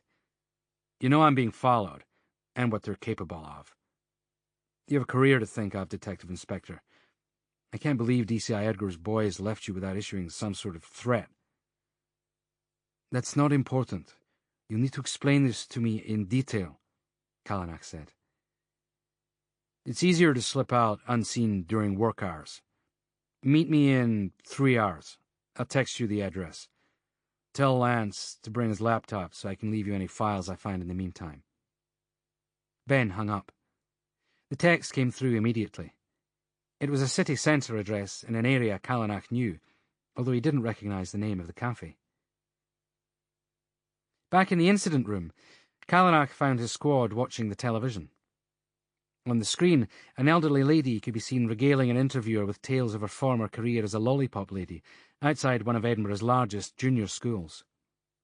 The graphics at the bottom of the screen declared her to be Gladys Talthwaite, 80 years of age. She had retired years earlier, but her brain was obviously as active as it had been in middle age. The interviewer was milking it for all it was worth. So, how do you think they'll be feeling now, Gladys, those women who spend their working hours making the city roads safer for our children to pass? The interviewer asked. I should think they'll be terrified, dearie, don't you? Gladys said. In the war, we faced these sorts of enemies and we rallied. Of course, back then we had communities where everyone knew each other. A stranger in your road stood out a mile. Nowadays, no one has a clue what's going on in the house next door.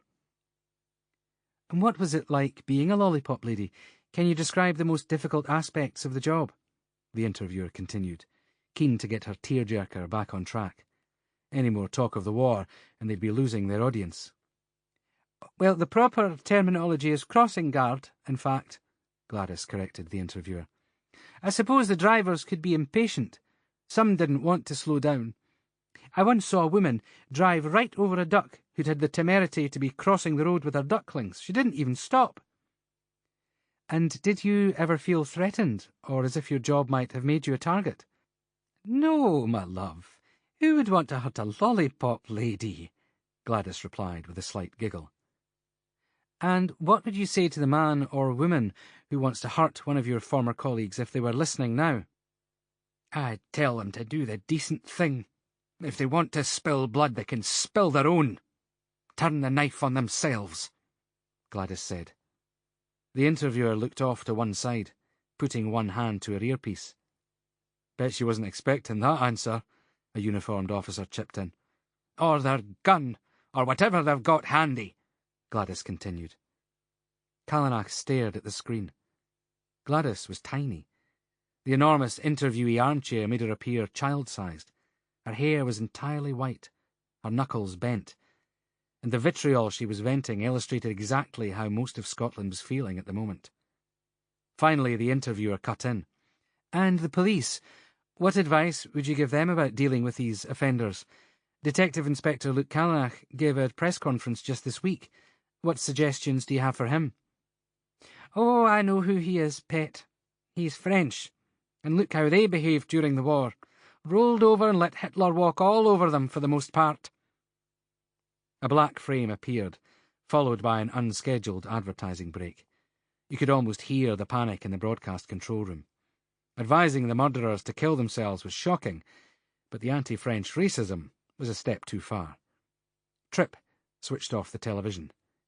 D.S. Lively stood up from the desk he'd been perching on. I rather liked her, Lively said, grinning. I'm getting coffee while DCI Edgar's cyberwank crew are out on their raid. Last time I tried to approach the coffee machine, I found one of those tosspots putting coconut oil into their cup. I asked if it was for laxative purposes, and the wee pish gave me a lecture on fat absorption. How long are they going to be here, sir? The sergeant's right, they're a pain in the arse to have around, Salter said. As long as it takes, I guess, Callanach said. No more than another week, I heard, one of the uniforms called out. One of them was on the phone to the place they're staying last night. Never mind the cybercrime unit, Callanach said. Start running searches for any crossing guard who might be of special note, won an award, being celebrated by their community, that sort of thing. Already tried it, sir, Salter replied. Got hundreds of results. Children drawing their local lollipop person in competitions, schools nominating their lollipop person as an outstanding community member.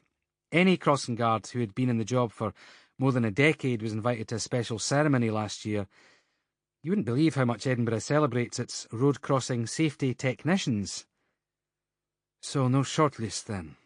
Callanach asked, rubbing his eyes. Nobody bothered to answer. He left his team to their work and went back to his office. Edgar's squad were closing in on Ben Paulson, who was just starting to prove useful. Callanach had a straightforward choice. He either warned Ben about the raid, completely illegally, of course, thereby protecting his own investigation, or he kept quiet and let possibly his only lead disappear without a trace. He tried to keep the memory of what Edgar had done to him out of it. Instead, he wondered what advice he'd give a colleague who came to him with the same dilemma. He knew very little about Ben, and there was still a question mark over his motives. Perhaps this was exactly what the hacker had banked on. Callanach feeling beholden or reliant so that help would be available whether he asked for it or not. After an hour of staring at paperwork, issuing orders, and going over and over the same ground in his head, Callanach did the thing he'd sworn he'd never do, having left France. He picked up the phone and dialed Interpol's headquarters in Lyon. Jean-Paul had been his best friend. During their years together at Interpol, they'd shared holidays, an apartment for a while, more meals than Callanach could count, and a host of memories that ranged from taking down an international paedophile ring in New York to trekking the Sahara as a bet. Then Jean-Paul had arranged a date for him with Astrid Bord, and so started a chain of events that ended in a rape allegation. Jean-Paul had slipped away from him, as had so many others. But of all his colleagues and friends, it was Jean-Paul's disloyalty that had hurt the most. No doubt it had been hard for him too, his best friend, the rapist. Did people tar them with the same brush? Did Jean-Paul suffer for their association?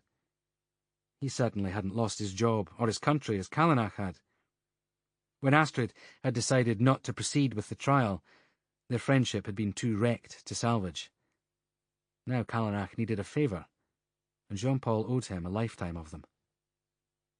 "JP," he answered. Callanach hadn't thought how he might feel hearing his voice. He pushed the memories away and focused on what he needed. "Hello, Jean-Paul," he said. "This is Luc Callanach." He chose to speak English, knowing his friend spoke it equally fluently. Callanach wanted to pretend that it was automatic for him now, but the truth was less noble. He was making a point. This was his new life.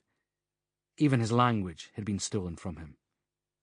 There was an audible intake of breath at the other end of the line. "Luc," Jean-Paul said. "How are you?" "Busy. We have a situation in Edinburgh. 4 murders, and we're bracing for more." "I've heard," Jean-Paul said. "So this is an official inquiry?" "Not exactly," Callanach replied. "After all these years, does it really need to be?" There was a long pause. Callanach heard a door slam. He could imagine JP's office, his friend with his feet up on his desk, reading or writing notes. If the door had ever needed closing, he'd stretched out a foot to kick it. It was as if he was right there in the room with him. "I can't do anything without proper authorization. You know what procedure is like here." "You can if it's your own research, rather than an intelligence request. You'll find a way to link the name to one of your own investigations," Callanach said, refusing to be put off. He could hear the shame in JP's voice. Hopefully that shame would be enough to close the deal on an unofficial background check. "And if that name also happens to be linked to a major crime in Scotland?" Jean-Paul asked. "He's an international player, not a Scottish national, ex-Silicon Valley. Make it work." "Why did you call me?" Jean-Paul asked. There was an edge of whininess to his voice. Callanach felt a surge of irritation. If anyone deserved to be feeling sorry for themselves, it wasn't his former friend. "Maybe I was missing you. Or perhaps I need to get a job done because lives are at stake. Does it matter? I need the background check. Everything. Family, work, education, criminal investigations, non-associates. How long do I have? Jean-Paul asked. Callanach was relieved that he hadn't wanted to dwell on the reasons why he should play ball. It was as much recognition as he was going to get that his friend felt some guilt for what had happened. Now, on the phone, I have a meeting shortly, Callanach said. The name? Jean-Paul asked. Ben Paulson, U.S. citizen, currently residing and working in Edinburgh. He may be flagged in relation to cybercrime. Working on it, Jean-Paul said. So why is this off the record? It wouldn't have hurt to come through formal channels. Sounds like a legitimate request.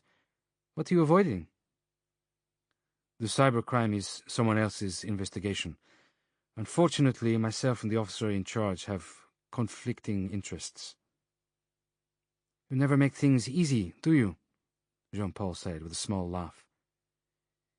The easy way was an option I lost when I had to start my career all over again, Callanach said.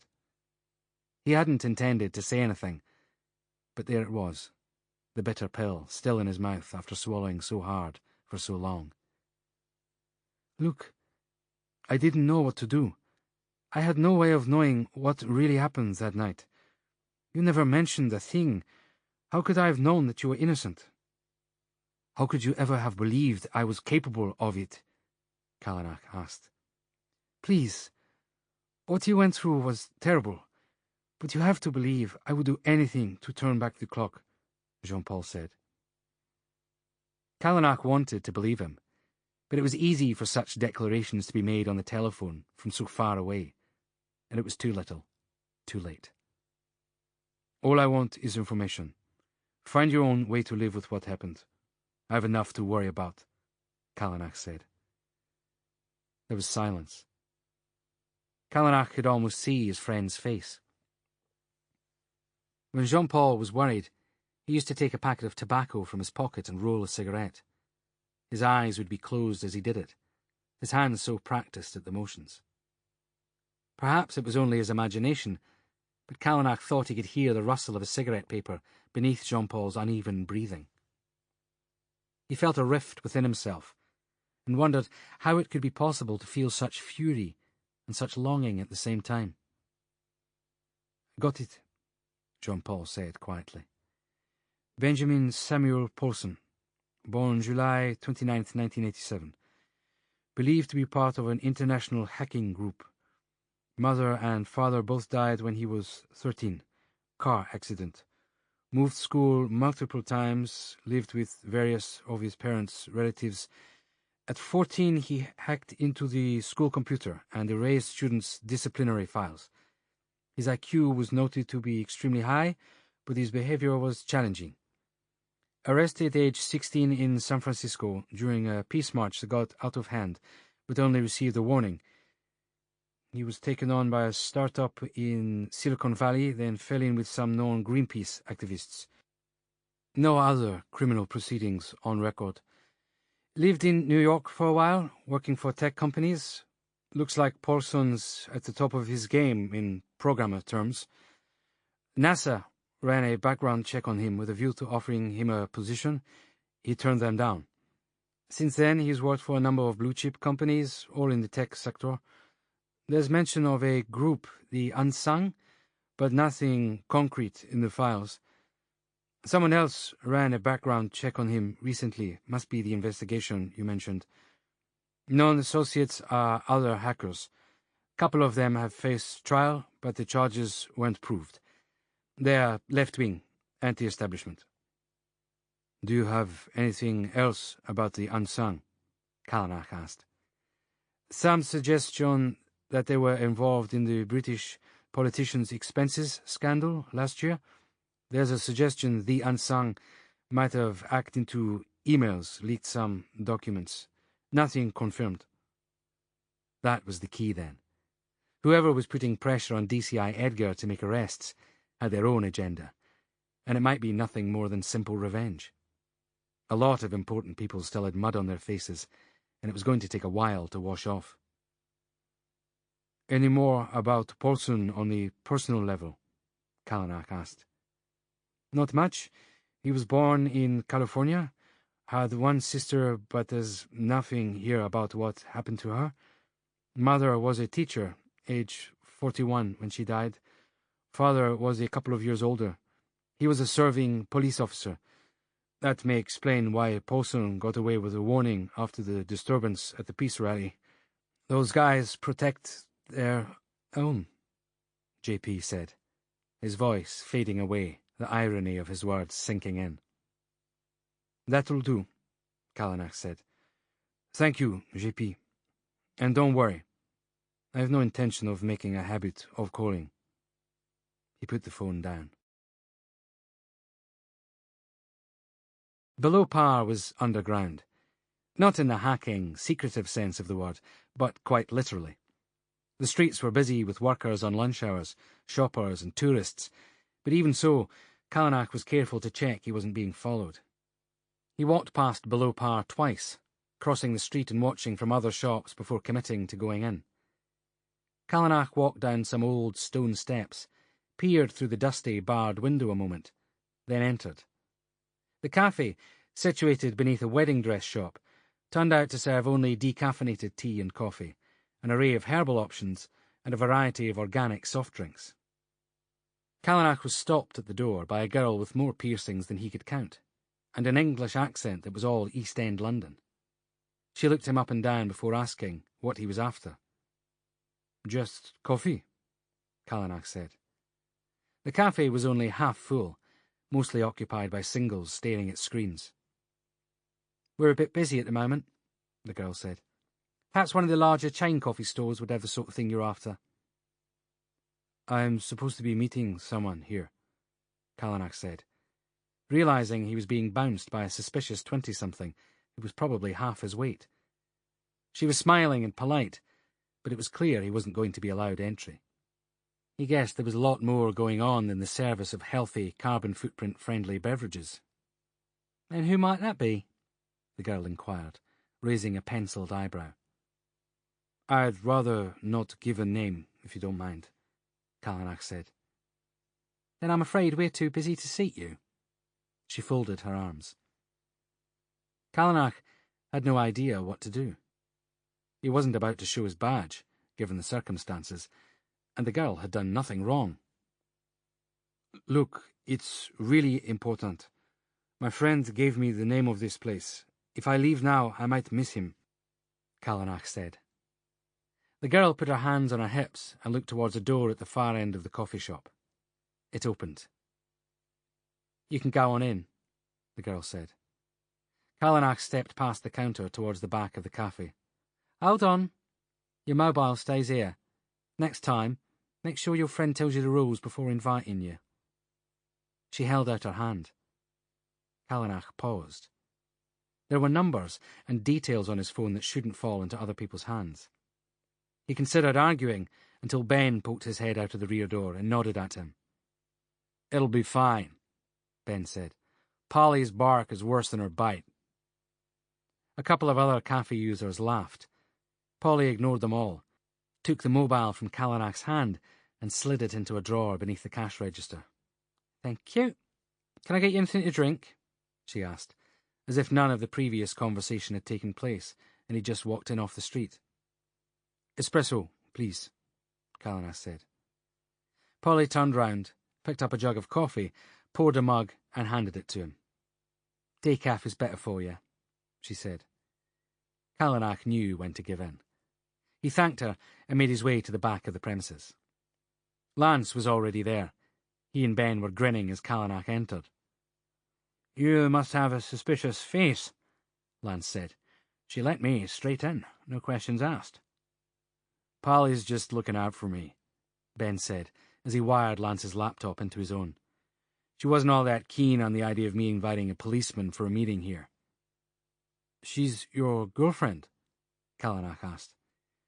Necessary disclosures only, if you don't mind. Personal questions make me nervous. Ben glanced at his watch. I have a client consultation back at the office in an hour, so I can't be long. Let me show you what I've found. He tapped through a series of passwords and logins at a pace Callanach couldn't follow, and landed on a page with a green flashing tab in the top left-hand corner. The only other graphic on the screen was a tiny yellow bottle at the bottom. The bottle slowly disappeared from sight. When it had gone completely, Ben refreshed the screen, and it appeared again. "What is this?" Callanach asked. "This is where the GPS coordinates for your graffiti turned up. I suspect they're within chat folders, but I can't get in at the moment, so I can't give you the context." "What's the website? Can you not just give us the internet address?" Lance asked. "It's Darknet," Ben said. "Like Silk Road, the online drug marketplace the FBI shut down. It's all encoded. You need the right software and to know how to use it. And most people who try only succeed in getting their own computer hacked. The majority of Darknet websites are traps or scams." "So there's no way to find out who's posting or visiting the website?" Callanach asked. "There's no such thing as no way when you're talking about the internet. It's just that some hacks take longer than others. This site is set up for specific users who will have been identity checked by a moderator. The thing is, I can't find any information on what type of site we're dealing with. It might be pornography, pedophiles, drugs, even arms dealing. So, you need to set up a profile as the sort of scumbag who might genuinely be interested in this stuff, a generally violent, evil pervert," Lance said. "Exactly," Ben replied. "The problem is that you can't just create that person from nowhere. A moderator capable of setting up this site would have a new applicant checked out in minutes. A newly faked identity would stand out a mile." "Not if he's real," Callanach said. "What if we use someone who already exists, whose background I know? Someone who might genuinely want access to this sort of material?" "That's identity theft," the Callanach. "We'll need to give real details. If you have someone in mind, I'll need to hack them first. Are you willing to take responsibility for that?" Ben asked. Callanach sat back in his chair, hands behind his head. "I'm sharing confidential information with a journalist, having lunch with someone who—" He didn't finish that sentence. "I'm off the record and chasing leads I'm not sharing with my squad. If this gets out, borrowing a criminal's identity will be just one small charge among the many I'll be facing." Ben grinned and opened a new page on his laptop. "You've got someone in mind, I take it?" he asked. "Absolutely," Callanach muttered, remembering his first case with Police Scotland. "Rory Hand. He has previous convictions for some nasty sexual offences. Nothing serious recently, so he's in the community and will have access to the internet. He falsely claimed responsibility for a couple of murders last year in order to have access to the autopsy and crime scene photos. This is exactly his sort of thing. Identity checks will come back positive and make sense. I'll need details. Date of birth, last known address, passport number if he has one, that sort of thing," Ben said. "Not a problem," Callanach said. "But won't Rory Hand be sent an access code or password by email?" Lance asked. "Hand will know something's going on." "I can control his emails, like putting a fishing net in front of everything that goes in. Whatever we don't need, I let go to him. Anything of interest to us, he'll never see," Ben said. "And even if he suspects anything, the police would be the last place he'd go for help," Callanach added. "He's on the sex offenders register and still having to report to probation. Hand's no threat to us. I'm more concerned about the timing. We're at the mercy of the person in control of the website, the webmaster, as to how quickly he checks Hand out. I've got more than 100 women waiting for a murderer to turn up, and I'd sooner meet him or her before one of them does. Is there nothing else we can do to speed things along?" "One thing at a time," Ben said. We need to become Rory Hand. Type his email address into the box you saw flashing on the website. Access will be denied, but the webmaster will check out the attempted entry anyway, and then we wait for an invitation. No shortcuts, I'm afraid. Polly put her head round the door, passing in a plate of biscuits and 3 small cups with a glass teapot containing a green liquid. "Anything else I can get you, Ben?" she asked. "No, thanks," Ben replied, pouring a cup of herbal tea. Polly remained as Lance began to speak. "Sorry, but this conversation can only be for the 3 of us," Callanach said, trying not to look at the girl, keeping his voice friendly. "You're safe with Polly," Ben said. "You keep us safe from the prying ears and eyes of the world, don't you, babe?" "Bloody Americans," Polly said, smiling. "Think you can call me babe and get away with it? I'll leave, and I when I'm not wanted." "I don't suppose you're free Friday night," Ben called after her as she turned to go. "Supposing's for idiots," Polly replied, shutting the door after herself. "So, not your girlfriend, then?" Lance smiled. Ben glared, and Lance slurped tea before beginning to speak again. "I've been thinking. The emailed photos of Emily Balkaski and leaked autopsy report are about publicity. But the police have kept the details of Michael Swan's death very quiet. I ordered Swan's details to be kept offline after Helen Lott's autopsy report was hacked," Callanach said. "Exactly," Lance continued. "Which may be why Emily Balkaski's murderer had to go to the lengths of taking photos and emailing them himself. We kept the details of Michael Swan's death quiet for a reason," Callanach said. "What the killer did is too awful for public consumption. It'll have to come out if there's a trial, but for now, his family shouldn't have to deal with any more press coverage. I'm not suggesting you let those poor people suffer any more than they already have. I may be a journalist, but I'm not a sadist. Why not release the wrong details? Issue a formal statement through me stating that Mr. Swan died painlessly, swiftly, and that he wouldn't have been aware what was happening." "You want to see if the killer will make contact to put their side of it across?" Ben asked. Lance nodded. "Yeah, you got some balls. I wouldn't want one of those guys coming around to correct my copy," Ben said. "Might it give us another chance to trace them, if we were waiting and watching?" Lance asked. "It's possible," Ben said, "but I can't guarantee anything." "Possible is better than waiting for the next corpse," Callanach said. "Let me warn Mrs. Swan what we're doing first, Lance. Then we'll agree the wording." The door opened, this time with no warning. "Ben," Polly said, "you better get back to your office. We've got a call. The police are there asking questions, and your name has come up." Callanach ran a hand through his hair. "Did you know about this?" Ben asked Callanach. "You know what? Don't answer that." "Ben, even if I told you, there's nothing you could have done. If you'd started wiping files off your computer, they'd have known." Ben leaned down to whisper in Callanach's ear.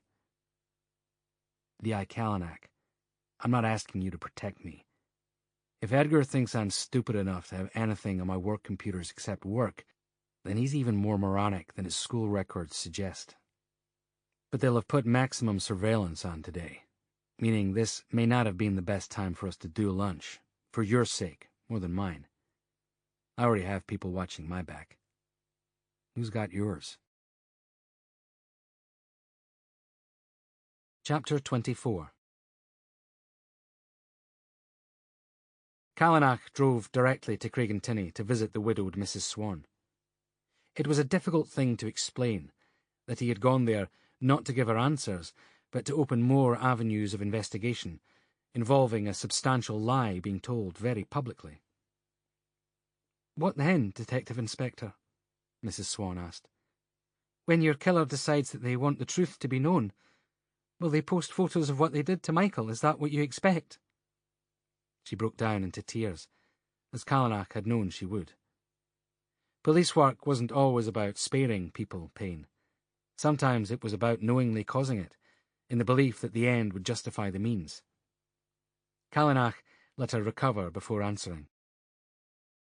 I don't believe the killer has a photographic record, or they'd have released it before now. They're more likely to give a written account of what they did. We need them to do that so we can trace their communications. I would hope that the press would be careful in publishing details, especially as they won't be able to verify the source. It's a risk, though, and one I need you to be aware of before I take this any further. And if I say no? If I say that my husband being taken from us is terrible enough, without my family suffering further, will you accept that and reconsider? Mrs. Swan, you've seen the papers. There are other people under threat now. The whole city has been overtaken by a sense of panic, Callanach said. As well it might be, she replied. Did you know the pathologist thinks my husband might have taken an hour to die? An hour. You should be going door to door, checking every single person and asking what they were doing that night. Writing a new press report and hoping the murderer will give herself away. My God, if that's the best you've got, then the people of Edinburgh shouldn't just be worried. They should be fleeing. Callanach could do no more. Nothing he said was going to soften the blow. And Mrs. Swan was right. Callanach wasn't going to change his mind.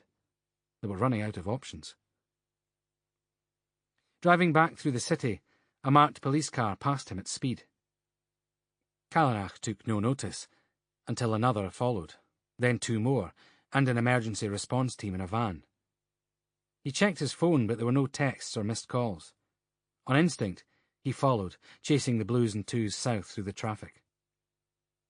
The parade of police cars stopped at the corner of Findhorn Place with Grange Lone, in the Blackford area of the city.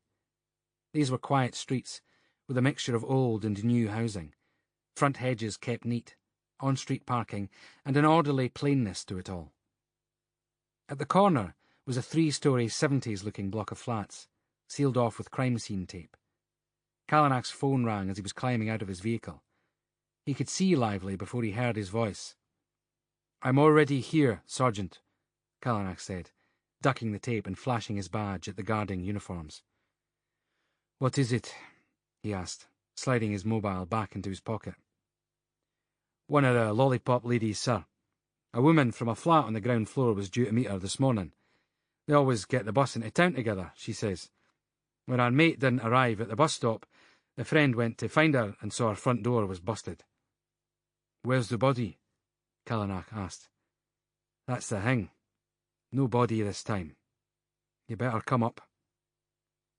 Lively was already pulling on shoe covers and an overall. Callanach followed suit, making the forensics team aware of his presence and grabbing a pair of gloves. "What's the missing woman's name?" Callanach asked. "Julia Stimple, age 64, divorced, lives alone. One son, one daughter, but no one's been able to reach them yet. She doesn't own a mobile. It's a one-bedroom flat on the 2nd floor." Callanach stood on the front step of the flats, looking around. This was the sort of neighbourhood where people knew each other. Beyond the crime scene tape was a growing wall of faces, united in their silence. Some wrapped arm in arm, others standing respectfully with heads down. All expecting the worst. The juxtaposition from the stillness of the onlookers to the business of the forensic team was jarring. The other flats had been cleared, the residents moved elsewhere to have statements taken. Callanach climbed the stairs. It was not lavish accommodation by any stretch of the imagination. The internal doors had lost their former blue and were now a mottled grey. The walls were stained nicotine yellow. There was an obvious lack of recent redecoration. It was more functional than comfortable, but within the affordability range of a woman living between state allowance and the top-up wages from the few hours spent seeing people safely across busy roads. The door to Julia Stimple's flat stood open. Callanach took his time walking through, trying to imagine it without the ant-like procession of white-suited technicians inhabiting the place now. Not one piece of furniture had been left upright.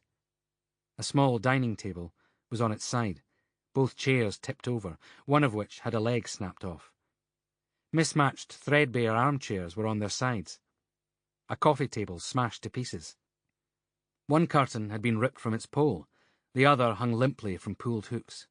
Crockery and glasses was smashed on the floor, and the remains of a half-eaten dinner lay in a congealed trail across the kitchen linoleum. Callanach went into the bathroom. A swing seat that should have helped its owner in and out of the bath had been broken. The contents of the bathroom cabinet were scattered over the sink, the floor, the windowsill. In the bedroom, sheets and an old patchwork quilt had been dragged from the bed, twisted, then left hanging where they'd been tucked in at one corner, as if they'd clung to the bed in terror.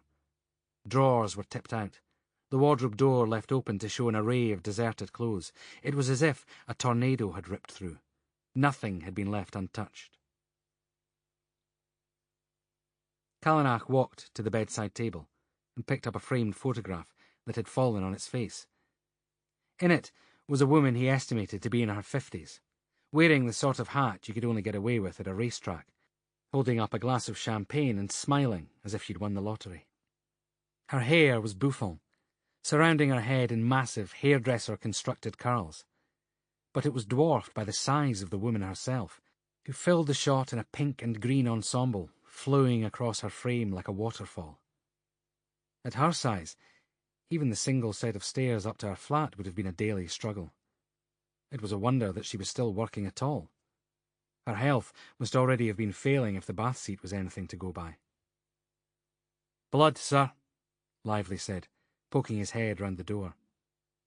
Callanach handed him the photo by way of reply. "Bag the photo, and tell forensics we need to take it with us once it's been logged. If we can't get hold of a family member soon, this will be the only identification we'll have for a press release." "Where's the blood?" "Kitchen," Lively said, grabbing an evidence bag from a passing crime scene officer. Callanach retraced his steps, watching the progress forensics were making. The blood was a stream of drips rather than the dramatic pooling found at the previous murder scenes. It ran from the dinner table to the kitchen, as if she'd been trying to stem the flow as she'd walked. Samples and photographs were taken as a blood spatter analyst marked the pathway and plotted it on a plan. "Anyone found a weapon?" Callanach called. There was a ripple of negative responses. It wasn't a surprise.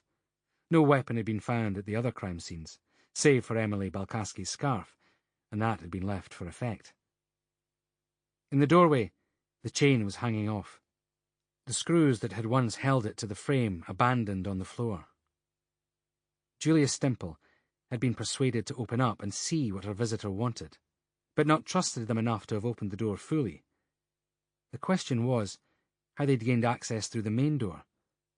There was a buzzer, but no camera feed. Either her visitor had persuaded her to let them in, or waited and followed someone else up the stairs. "Anything obviously missing?" Callanach asked the nearest officer. "Her purse isn't in her handbag, and it hasn't been located anywhere else in the flat. Other than that, it's hard to know what we're looking for. It was a hell of a fight, though. I'm not sure how they managed to create so much devastation in every room," the technician replied. Lively stepped back through the door as Callanach was getting ready to leave. "What a bloody mess," Lively said. "You'd think someone would have heard something, wouldn't you?" Callanach stared at him. "Nothing. Quiet as a poxy church mouse. Everyone was in, and I mean everyone. Residents above, below, and opposite. No one was aware of a stranger in the building. No one saw her being taken out." "Oh, give me a break," Callanach said, stretching his neck and rolling his shoulders. "Too much even for a genius like yourself, is it, sir?" Lively asked, although his usual grin was missing. "To be fair, these are people who go to bed early. Some are hard of hearing, probably have their TVs turned way up. But this—" He gestured around the room. The chaos was quite an achievement.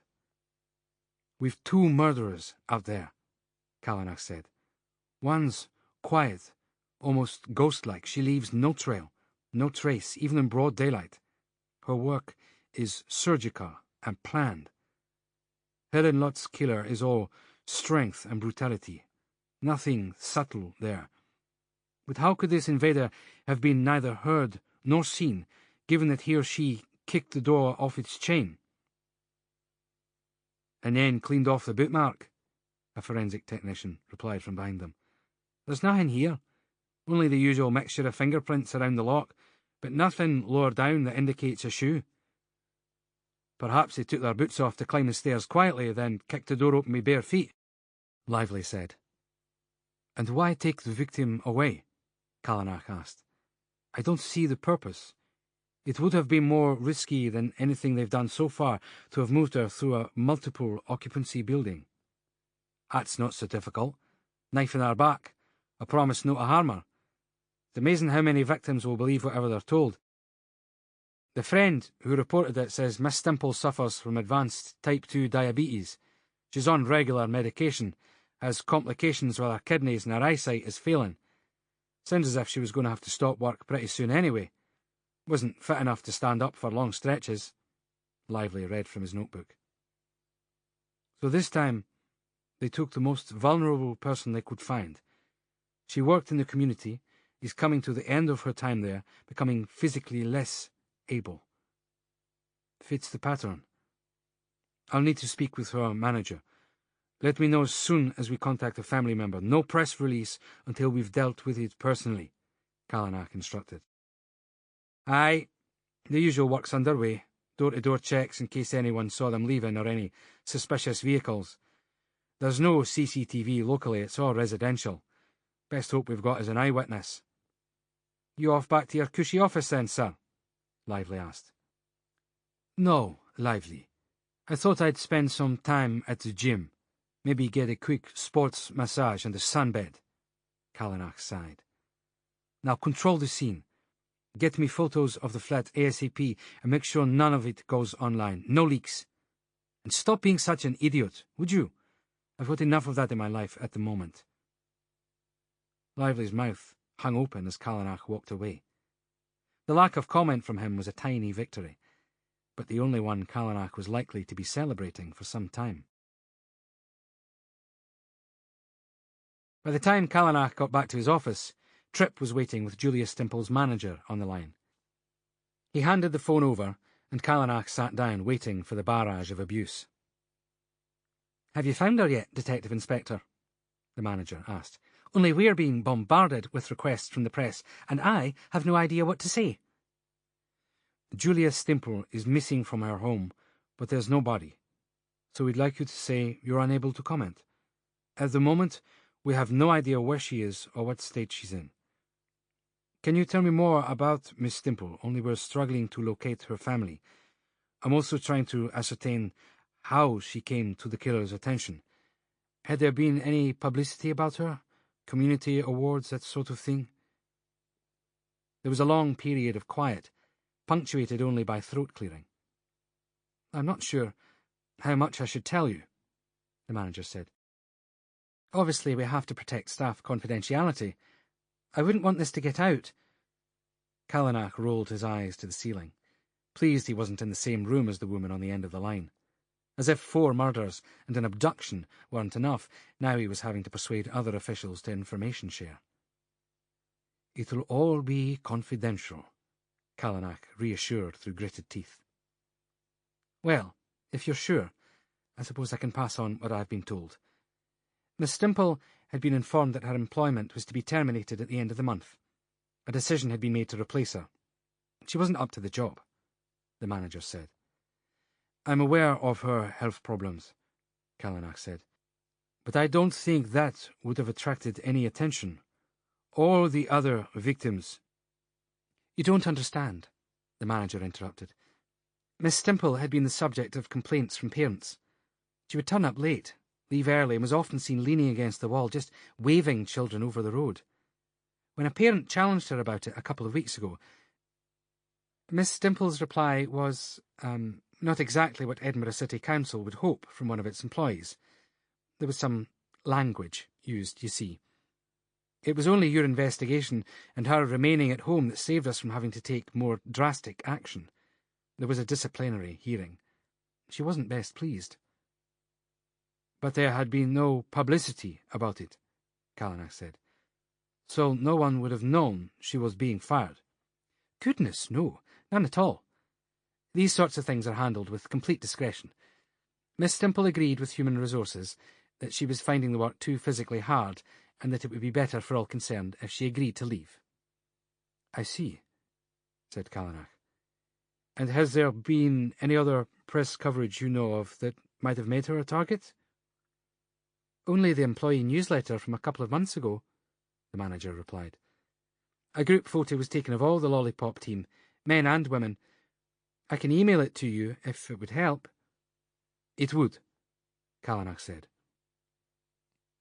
Please get in touch if you think of anything else. We'll let you know as soon as there's an update.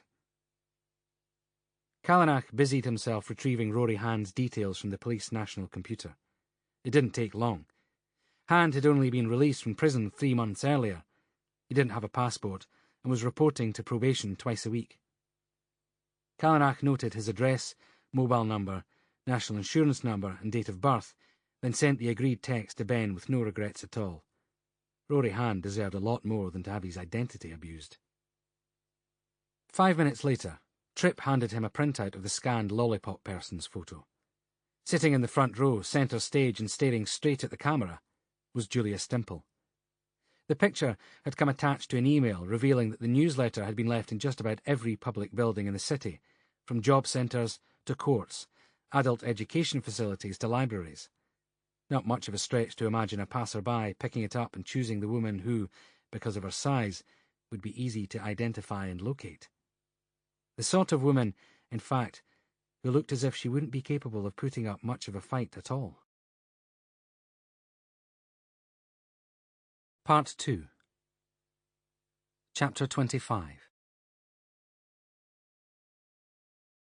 The moderator, always with a capital letter in his own mind, made sure his office door was locked, left his work system uploading some new code, and plugged in his laptop instead. He told his personal assistant he would be on a conference call and should not be interrupted. It was a reasonable excuse for having his door locked should anyone attempt an unscheduled visit. He logged onto the darknet site of which he was the creator, designer, webmaster, and overseer of all things, and made sure secure encoding was enabled. He had set up 6 different levels of security, including 20-character passwords, randomized personal knowledge questions, a thumbprint scan, and a mathematical formula that had to be solved against a countdown clock. Every aspect had been designed and built by him. The encoding software was commonly downloadable, but then he had to make sure that the site users he wanted to attract would be able to find their way in. Today, there were 3 new applicants requesting access to the site. More than he was expecting, but things were heating up. He had a global audience, albeit with specific appetites. In a new and braver world, had this been a reality TV show, he'd have been a billionaire by now. He scrolled through the applicants' names. Travis Stopper, from Utah, Axel Lund, from Denmark, and Rory Hand, from Scotland. He paused on the third name, making some cursory checks and finding an address for him in less than a minute. Was it coincidence that Hand was from Edinburgh, or had he moved to be closer to the action? There was no referral username given in his application. The moderator didn't like that. He preferred it when he knew which current user had shared the site information. It meant he would have to be that much more thorough with the background checks. Standard internet search engines were always the first port of call, but they usually had low information yield. Not so this time. Rory Hand had been a busy boy. A variety of unimpressive sexual offences had earned him the usual prison sentences. The more interesting press coverage detailed Hand's attempt to pass off Dr. Reginald King's murders of 3 prostitutes last year as his own. That had earned Mr. Hand another spell at Her Majesty's Hotel for those who couldn't commit crimes without getting caught. The moderator confirmed Hand's previous convictions and checked his personal information against local authority records. The pervert certainly had the motivation for joining the group, although he wasn't as well qualified as certain of its members. There were hundreds of them now from all over the world. A fair proportion were from Russia, many from China, and the predictable crowd from the United States. Large population masses, where individuals could disappear and live virtually undetected. That was where his followers liked to exist. Under the public radar, beneath the governmental administrative net, in their own little worlds. More importantly these days, the place they really liked to live in was the world the moderator had created. There was some Bitcoin exchanged. No one used real money on the darknet. Real money was too traceable, too regulated. In fact, the site had generated more Bitcoin than the moderator had anticipated. But that wasn't the point. The point was to get all the right people together in the right place. He felt a momentary flush of embarrassment at his own pomposity, then thrust it aside. Why shouldn't he feel proud? He'd planned it, spent a punishing amount of time learning the coding, taken some risks at the start, contacting the sort of people who might be interested. He was entitled to be self-congratulatory. Not yet, though. Not too soon. There was still a way to go. The moderator sent Rory Hand an email containing a link to click. Once Hand had done so, the moderator would be able to look through his emails, check his internet use, see what hidden horrors lurked in his deleted folders. That was where the telling information sat. It was in the nooks and crannies of the digital world, in the places people thought it couldn't be found and seen. He could have blackmailed hundreds of people by now with what he'd found, or become the online equivalent of a comic book hero, ridding the world of a fair selection of deviants, abusers, and sadists. Other men would have allowed themselves to become heady with the power of it. Lesser men would have taken sexual gratification from some of the material he'd seen in his site users' inboxes. His purpose was more practical than that. He spent another 15 minutes checking out the other two applicants, then turned his attention to the site. The police had finally figured out the graffiti communications. About time, too. He'd been almost at the point of sending an anonymous tip to help them out. The setup had been simple. For every victim, each site member was entitled to suggest one profession as a target. The moderator secretly notified the kill target to one of the players who had to graffiti it at a given location for their opponent to act upon. Grom notified Sem Culpa, who her next kill was. Sem Culpa did the same for Grom, and so on. Every part of the process served a purpose. The poll gave the members a sense of drama and involvement. Impressing the members was the driver for Grom and Sem Culpa to make the kills. The graffiti, all part of the showmanship, enabled the police to see a pattern. And crucially, every part of the scheme created a world in which two psychopathic murderers could draw the world's attention. The targets were random, unfortunate, chosen courtesy of the global appetite for online media coverage.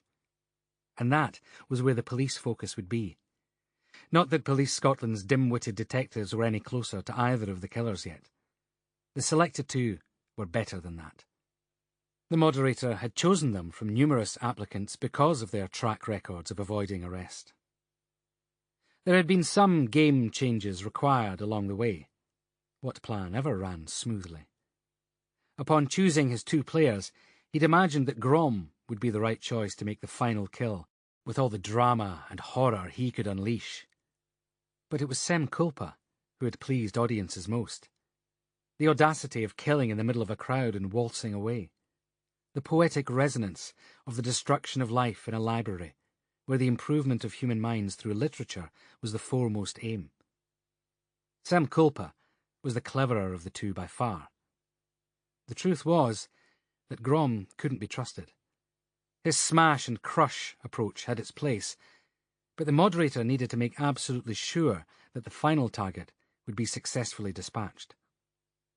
It had required some rejigging of the order of things, but that wasn't the end of the world. What really mattered was getting Sem Culpa to the right place at the right time. Whatever Grom did from now on was entirely a matter of keeping the public entertained and keeping the police busy. Last thing before logging out, he posted a few online articles that would take time to rise up the search engine rankings, enabling them to be found quickly when the time came. There was always groundwork to be done. Nothing could be left to chance. His phone beeped to let him know it was time to get back to the day job. He would still need it for a while. Chapter 26. D.I. Ava Turner stood outside Superintendent Overbeck's door, twisting her newly fitted gold band, complete with oversized diamond, round and round her ring finger. It was fractionally too large, although that did make it easy to slip off, as she had last night once Joe had fallen asleep. She was too aware of its weight for comfort. "Come in," Overbeck shouted. Ava obeyed. "Sit down, D.I. Turner," Overbeck said. She was being friendly. Ava's hackles rose. "I gather congratulations are in order. Sensible girl, marrying well." The chief, old school though he was, would never have called her girl. Coming from a fellow female officer, it seemed even more offensive. Or perhaps that should have made it acceptable. Ava tried to focus. She was oversensitive and off her game. "What was it you needed, ma'am?" Ava asked. "How's the investigation going?" Overbeck asked. "Any forward momentum?" "There's a video reconstruction of the Emily Balkaski murder scheduled for television broadcast tonight. We've been flooded with so many false alarms and wrong identifications that we're chasing our tails. I'm waiting to hear back from Interpol about the DNA found at the Helen lot murder scene.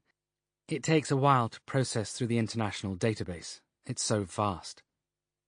"Speaking of Interpol, I've had a complaint about D.I. Callanach," Overbeck said. So that's why she'd been called in, Ava thought. So much for subtlety. "Who?" Ava asked. "I beg your pardon?"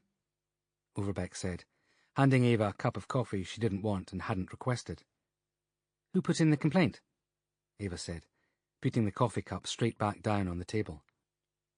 "That's not important. What interests me is how much you know about his current activities.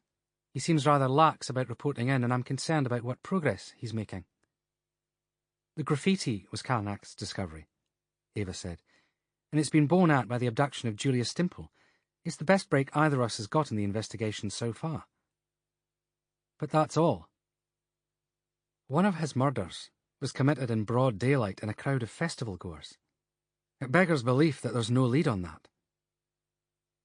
None of these murders were impromptu. They were professionally planned and executed. If Callanach hasn't got anything concrete yet, that's just the way it is." "What exactly was the complaint against D.I. Callanach about?" "A variety of things. I'd appreciate your input. There are some changes coming, and I need to know where all the pieces fit in the puzzle." Ava frowned. It wasn't like Overbeck to be anything less than brutally direct. She was even more dislikable in pleasant mode than when she was being deliberately harsh. "If you don't mind my saying, ma'am, you should be asking Callanach himself about this. It's not for me to comment. Was there anything else?" Ava asked. "Are you in a particular hurry?" Overbeck arched an eyebrow. "Tell me what your plans are once you marry. Will you remain in Edinburgh or move to London?" "I hadn't thought that far ahead," Ava said, her face reddening. "It's all happened so fast. DCI Edgar has a bright future ahead of him at Scotland Yard, by all accounts. I'd have thought you'd be excited about an opportunity to move to London. It would be easy for you to find a post. And then I suppose you'd be thinking about children." "Do you have children then, Mum?" Ava asked, her tone harsh enough to earn a glower from Overbeck. "I don't," Overbeck said. "But I know Joe is keen to start a family. I'd assumed you two would have discussed it." Ava stood up. Overbeck could order her to remain and talk work, but she couldn't be forced to spill her guts about her private life. "I'm needed in the incident room. We're already short-handed. If there's nothing else," Ava said. "One more thing about Callanach. Are you aware who he's been spending time with lately, or what channels he's pursuing?" Overbeck asked. "No," Ava said. "We communicate professionally, and that's it." "Oh. I thought you two were friends outside of work, Overbeck said. Some people seem to attract trouble wherever they go, don't they? Has something specific been raised about D.I. Callanach's private life? Ava asked. I thought you were in a hurry, D.I. Turner. Your squad will be waiting. Ava had been dismissed. She made her way back to the incident room, passing Callanach's office on the way. She wondered if he was in, considered knocking, reconsidered, and went to her own office instead. Callanach had been absent from the station a lot lately. Somebody had it in for him, though, and if Ava were in his shoes, she'd want to know. She thumped down hard into a chair. Callanach had behaved like an idiot at her engagement party, storming in and issuing orders to get back to work. Jo had been so nice about it afterwards, hypothesizing that it was hard for Callanach to see her starting a new life when he'd had to leave his behind in France. That was probably right, but still, Callanach's reaction had been childish. Ava considered phoning Natasha in the States. She hadn't told her about the engagement yet. It had been years since Tasha had met Jo, and Ava had been avoiding the subject of their renewed relationship, knowing that Natasha and he had never really hit it off. Jo had changed, though. He was what Ava needed right now. Natasha would understand. A uniformed constable slid a note onto her desk, bearing an Interpol heading and a tiny font. Ava began to read. The International DNA Database had come back with a hit for Helen Lott's killer's DNA. Her initial excitement morphed into frustration. It was an empty hit, meaning they had a DNA match on file for another murder, but no one had ever been apprehended. She read the summary of the related offence. Ljubljana, Slovenia. 4th of May, 2011. Corpse of male, 23 years of age, found in trunk of car, left undisturbed in public car park for 3 weeks. Police alerted to scene by passer-by concerned over smell issuing from vehicle. Extreme violence. Cause of death, massive brain trauma. Weapon used, hammer, found in boot of car with body. Skin scrape beneath victim's fingernail provided DNA sample. Believed defensive injury. Autopsy shows 24 hammer blow sites to head and torso. No DNA match on Slovenian police database. Victim had recently moved to area. No known motive. No persons of interest identified. So the murderer had struck once in Slovenia, twice in Scotland, and who knew where else? Without a criminal record, he was free to move across much of Europe unchecked. The offences were notably similar in the degrees of violence, but in Slovenia he'd sought to cover his tracks, hiding the body to allow time for escape. And the only reason to need time to leave the area was if he had links there. It was an assumption, but a reasonable one, that Ava was hunting for a Slovenian national. She called in a detective sergeant. Follow up this Interpol report. I want to know if the Slovenian police publicised the fact that they had the killer's DNA. If not, our killer won't be bothering to hide the fact that he's Slovenian. Text me as soon as you have an answer. And let the media team know I may be calling a press conference tonight. Chapter 27. Grom sat opposite the lollipop lady. He'd expected her to be scared, but she had either misunderstood her circumstances or she was the bravest person he'd ever met. Then there was the dementia option. He hadn't bothered tying her up. It wasn't as if she was in a fit state to run anywhere. His English wasn't great, and the Scottish accent made it that bit harder, but he'd been able to settle in relatively well.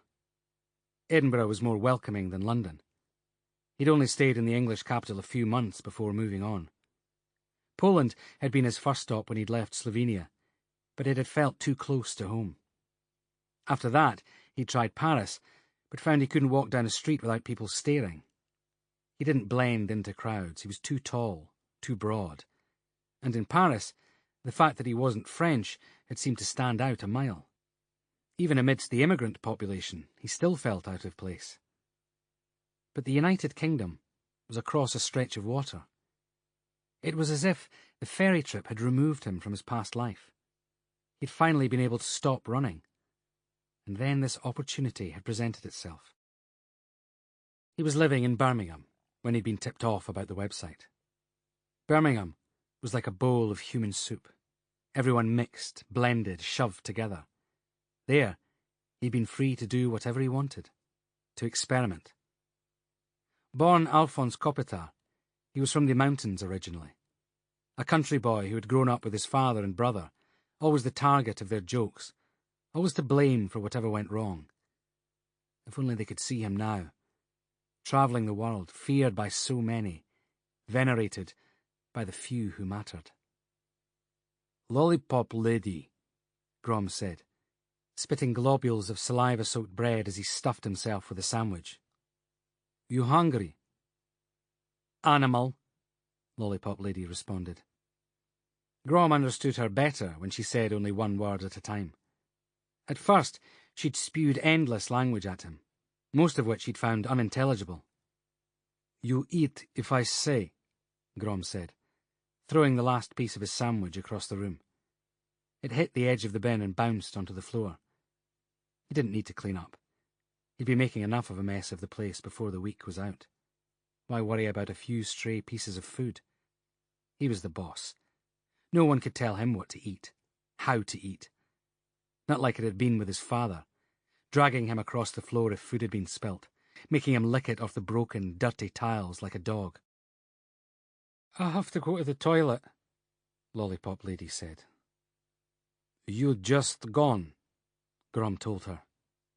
He hated that aspect of having a prisoner, the need to care for them, the demands. Killing quickly was easier. "I have a weak bladder, and my medication has a diuretic effect." "Not understand," Grom said, pushing his face into hers. He couldn't allow himself to lose his temper. One punch from him, and it would all be over, and he hadn't yet figured out how to kill her. It had to be spectacular. He had to win back some of the ground he was losing to that bitch Semkulpa. That was her username. He had a much better picture of her now that she'd been careless enough to get caught on CCTV after murdering the librarian. Grom was Kopitar's username. It meant thunder in Slovenian. He preferred it to his given name. Grom was everything anyone needed to know about him. He was unstoppable, a crack of pure energy that would be heard across the globe. And he'd thought of it, all by himself. "I need to pee," Lollipop lady said.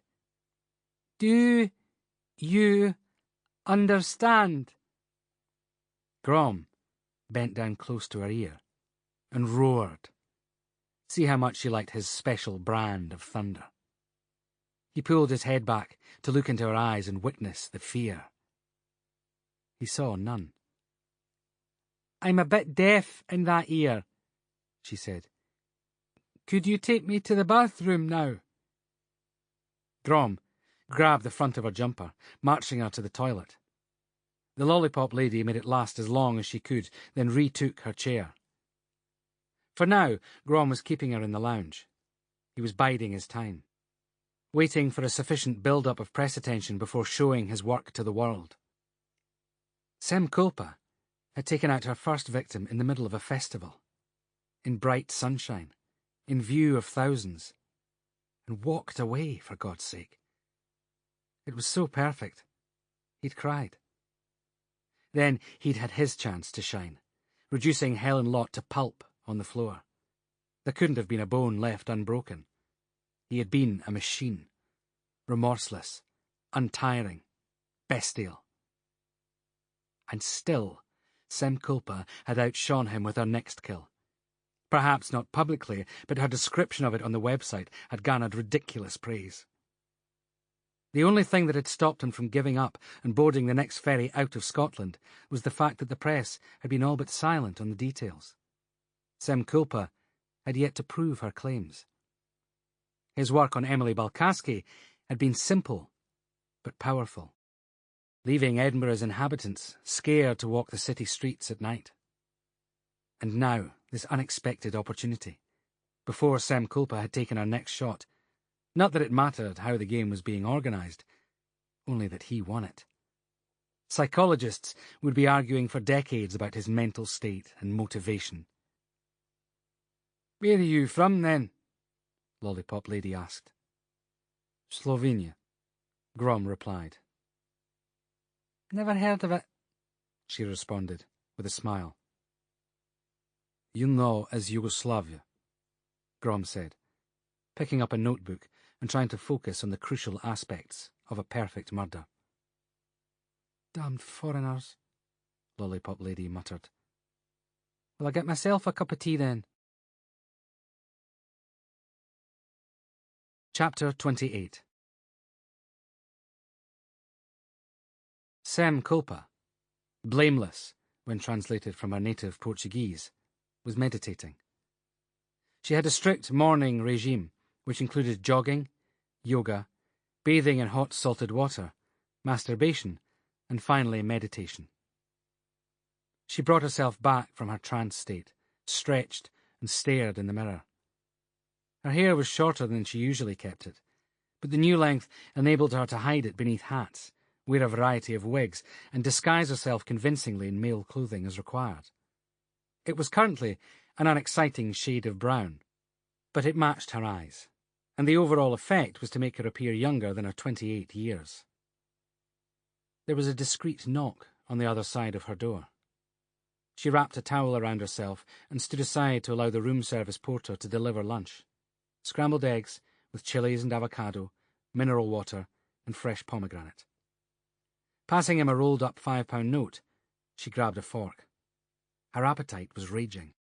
Not that she would gain weight.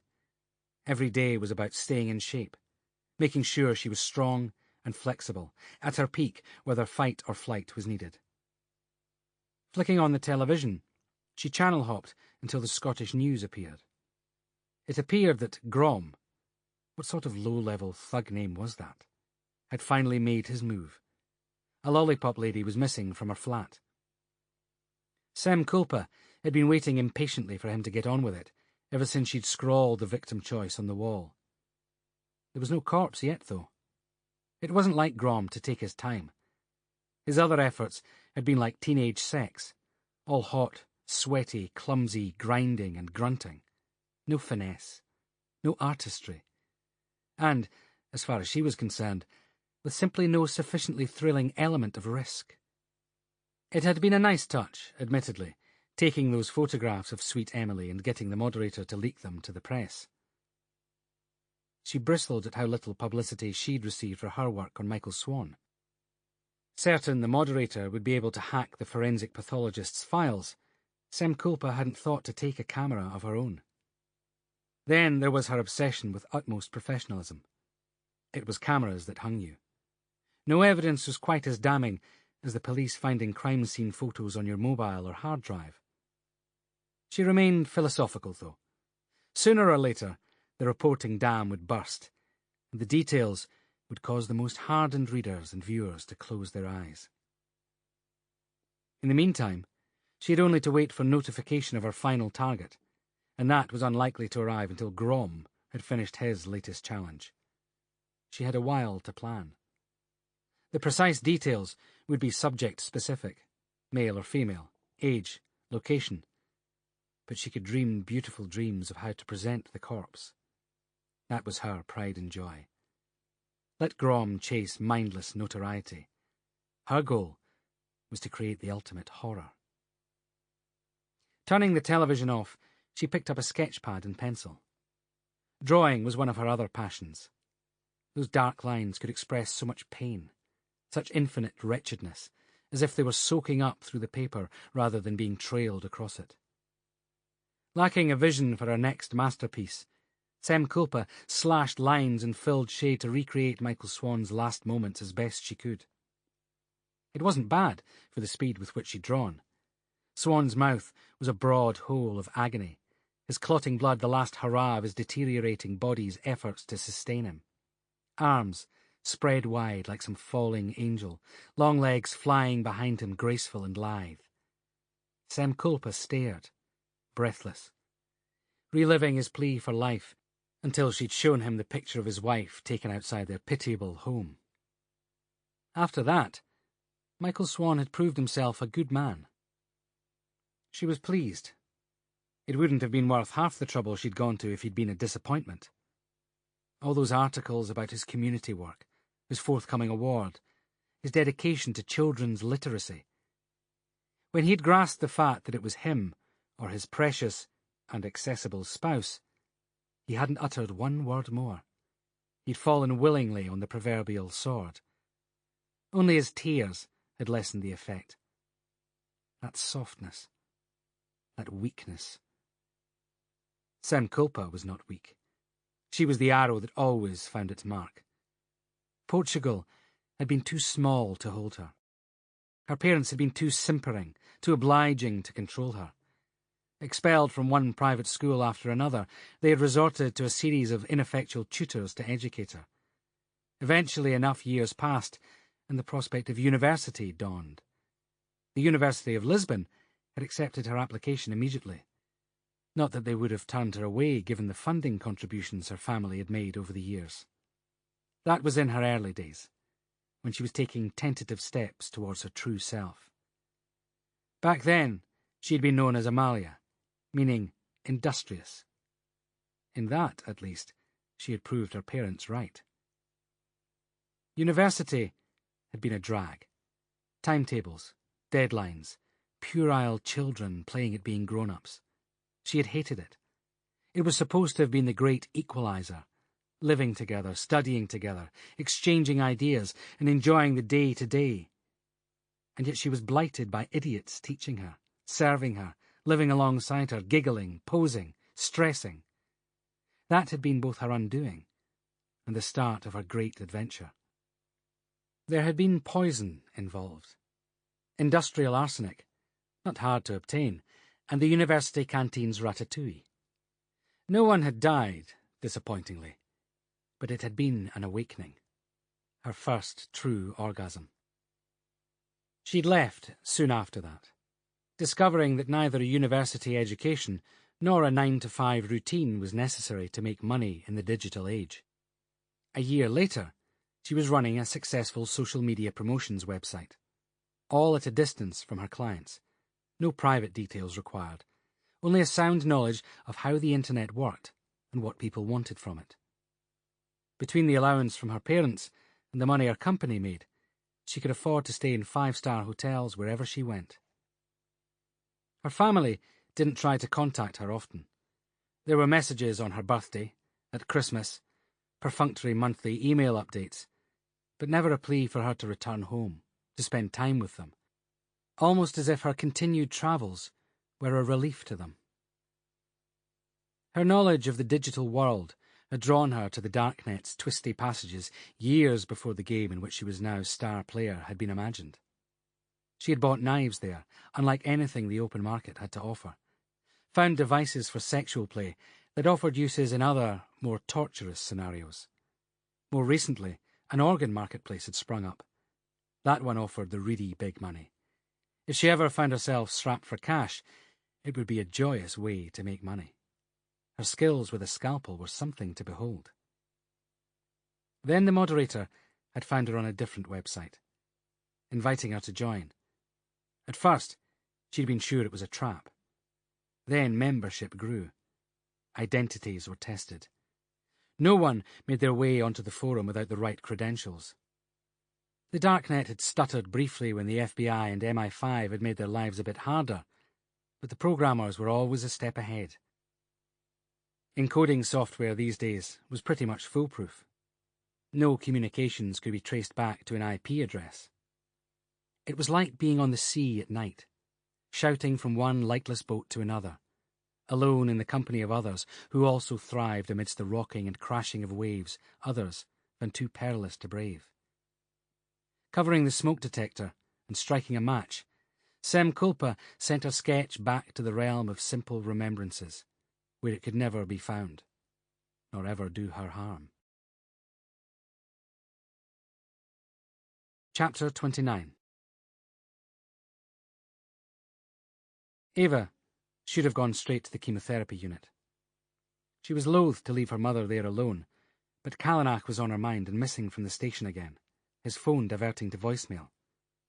The only place left to check was his apartment, not that she held out any great hope of finding him there.